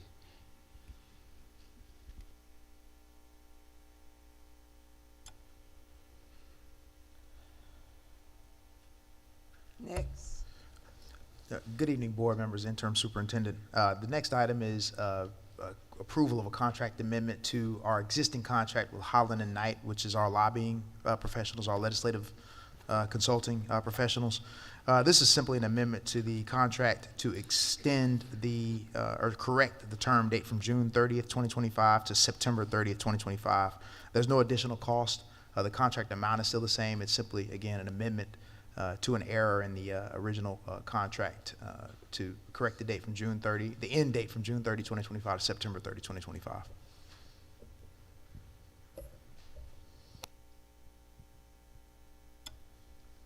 Any questions?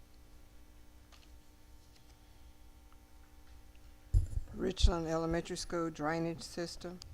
So this item is for the design of a new drainage system for the site of Richland Elementary School. I'm sure you're aware that it's been flooding for a while now, and so we have this in addition to a contract that we've already executed that deals with the building envelope. So we have the building design going right now, then we'll have the site design with this contract to prevent flooding. Once both of those designs are in, we'll bid the construction project. Board Member McKinney. Thank you for this. I know that Board Member Garcia has been very clear that this has been an ongoing problem for Richland, so I'm glad we're doing something about that. Do we have any more schools that have the same problem? We do not. And just to add, I want to brag on our teams real quick. Because we have a temporary solution that we're also going to put at Richland. We did not have time to do it yet because it's rained every weekend and it's heavy equipment. So we had sandbags and we had water dams and we had silt fences and we had very little water intrusion into this school because of how hard my teams worked. So I just want to brag on them. Oh, well, thank you, definitely. And by caveat, I will brag on them as well. Thank you. Thank you. But no, ma'am, we don't have any other schools that have this type of situation. It was designed with a drain between the two buildings that's about as big as a can of vegetables. So it's about 12 inches, a tiny little thing, and water comes from 3 hills down into this one tiny drain, which is what causes the water to go into the building. And I understand the parents' frustration because it has been going for some years, but it predates Dr. Richmond, and it predates Michelle Stewart, but we're fixing it. Thank you for that. It actually predates me. So before I got in the seat, former board member Orgel was like, well, you know you're going to be the commissioner. Why don't you go out and talk to the principal? So I literally went out before I was seated. They were having these issues. My question is, can you start the design process? Do you have to wait for our April business meeting to start the design process for our vote, or would an earlier vote on this enable your team to get started faster on the permanent solution? So we can have them start designing, but I'm not really supposed to start work until I have a PO in my hand. Thank you. So 2 weeks. We're not getting in any trouble right now. So I'm not going to do that. So the only way I could move faster is if we had an earlier vote. But since it's design work, we can, we're going to hold this firm. We're going to push and push and push to get this design done as quickly as we possibly can. Same with the Pickering contract. Okay. If we do have an opportunity to get this done faster, Richland's at capacity. We have nowhere to. There are 7 first grade classrooms that are flooding regularly. Teachers have lost items twice now, and then it started affecting kindergarten classrooms as well.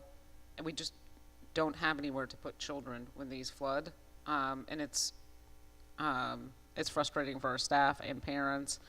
And and I think just the long-term damage that we're seeing from you pull up some tiles. I'm worried about the ongoing erosion of Yeah, Board Member Garcia, thank you for your support. I think Ms. Stewart and we like to invite you along with Mr. Langston. I think we're scheduled to go out and to speak before the PTO at some point. And I also think as a short-term fix for probably the next couple of months, if it doesn't rain this weekend, Ms. Stewart, do you want to share what we wanted to do to just kind of possibly fix the issue temporarily?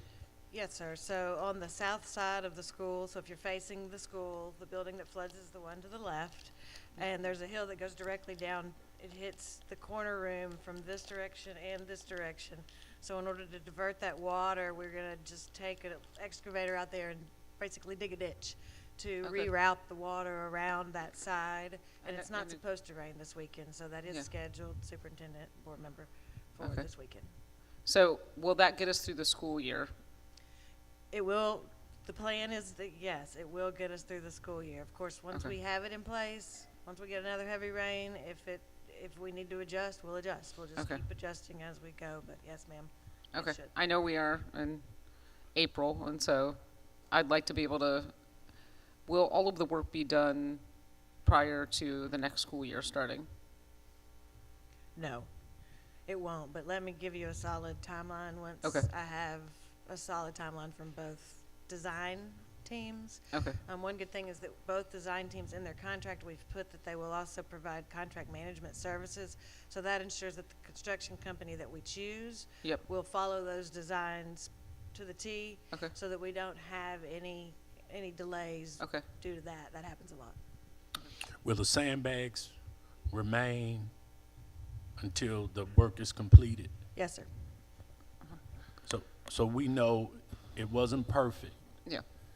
but I think the sandbags, even going through the rough weather we've had over the last 4 days, again, I'll go on record as saying it wasn't perfect, but I think it mitigated It certainly did, I think, tremendously. It up mitigated. until early in the morning, and then when it just kept going. But I did hear from the PTO that they acknowledged all the team members who have been out, including you, Dr. Richmond, looking at what's going on. I mean, I've shared this with Chief Langston. I am having an issue. I have allocated dollars, and I know we're talking Monday.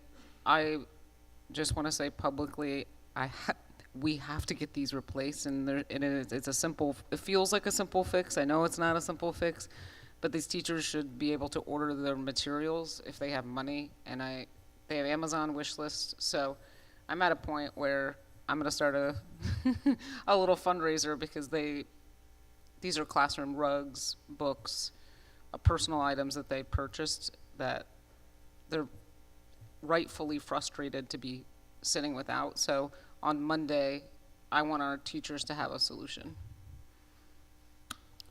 Yes, ma'am. Ms. Stewart, what about the flooding at Ridgeway High School? So that school didn't have sandbags, and we had a river running through it, right? You saw those videos. And our teams, again, snapped right to it. We didn't have to close that school Friday or Monday. They got it cleaned up with our custodial vendors, so I'm proud of them there as well. We have assessed the damage. It went to the cafeteria, the gyms, and the auditorium, and the first floor classrooms. So we've assessed the damage. We're getting quotes for what it's going to cost to fix it, to repair any damage, and I can share those with you once we have them. Yeah, and I think Board Member McKinney, your initial question was, did we have any other schools in similar situations like Richland? And I know Ms. Stewart responded by saying no, because that's a unique situation where we're having to do a special design. But we did have some other schools within the district that, because of the heavy rains, did have some water. I don't want to call it flooding, because I don't know if they reached the level of us saying they were flooded, but we did have some issues with some schools where water did get into the building floors in ways that it traditionally wouldn't have. Yeah, I asked that question because I think that all of our students deserve to not be in flooded conditions, including Richland and Ridgeway and any other ones. And so if that did happen, we need to take an assessment of where that happened and why that happened, and then govern ourselves accordingly. I empathize with Richland, because I would be very frustrated if this was happening over and over and over again. So in that respect, I want to make sure that doesn't happen to anybody else. And so whatever we need to do. We've told the parents at Richland that on Mrs. Stewart's and my watch, we will fix the problem. But supposedly this issue goes back at least 3 to 4 administrations. So I want to go on record as saying this goes back 3 or 4 administrations. Thank you, and thank you for going on record, both over many emails that we received and tonight, that we won't let this be delayed. any further, so thank you. So, thank you. And can we get the list of the other schools so that we can start prioritizing for those so that we don't have a repeat? Yeah, I know off the top of my head, Ridgeway High, Idlewild had some real, it was minor. I think while an employee was there, it was able to even be mopped up. It wasn't to the extent that maybe people may have thought it was, but it was able to be cleaned up. Is there any other school that I'm missing?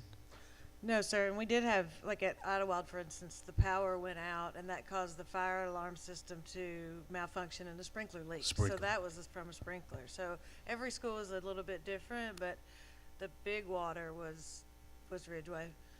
And then we had, water that could be cleaned up in a classroom here or there, from a window or from under a door or from a bad roof, honestly, that we already knew was bad, that those were able to be cleaned up fairly quickly. I just wanted to add, Germantown had some issues as well, middle school. They did. They had a roof, that was a roof issue. So water came in from the roof at both Germantown High School and middle school were roof issues. Okay. And then the high school had a little bit going under one of the doors in, I think, B or C building. I'm not sure which one.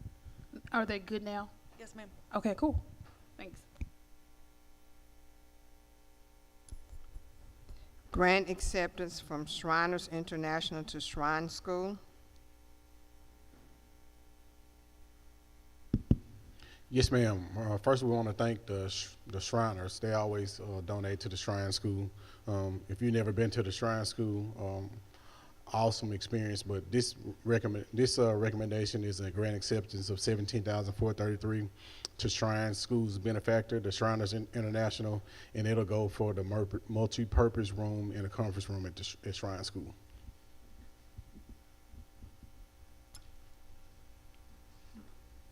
Shrine School's graduations. If you've never been to an awesome graduation, Shrine School is one that you should go to. Avon Lennox and Shrine School.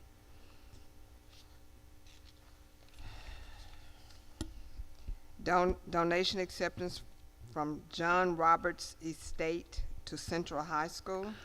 Yes, ma'am. This is one kind of near and dear to my heart. John Roberts was a coach of mine at D Central High School. This is for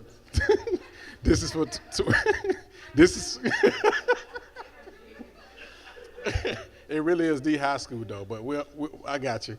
This is for $26,595 and $82. These funds will be for scholarships particularly for track students at D Central High School. It'll provide opportunities for students to attend college. Thanks to Mr. John Roberts Estate for that wonderful donation to Central High School. I just ain't gonna say the.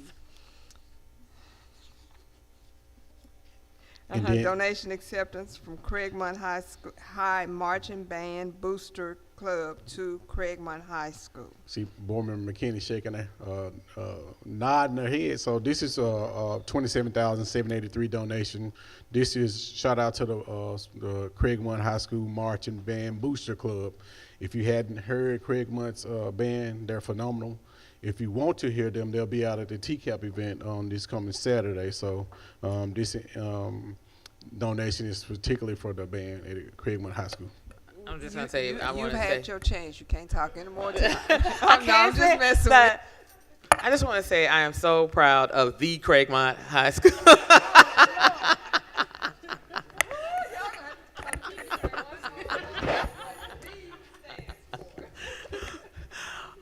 Thank you. From the Craigmont.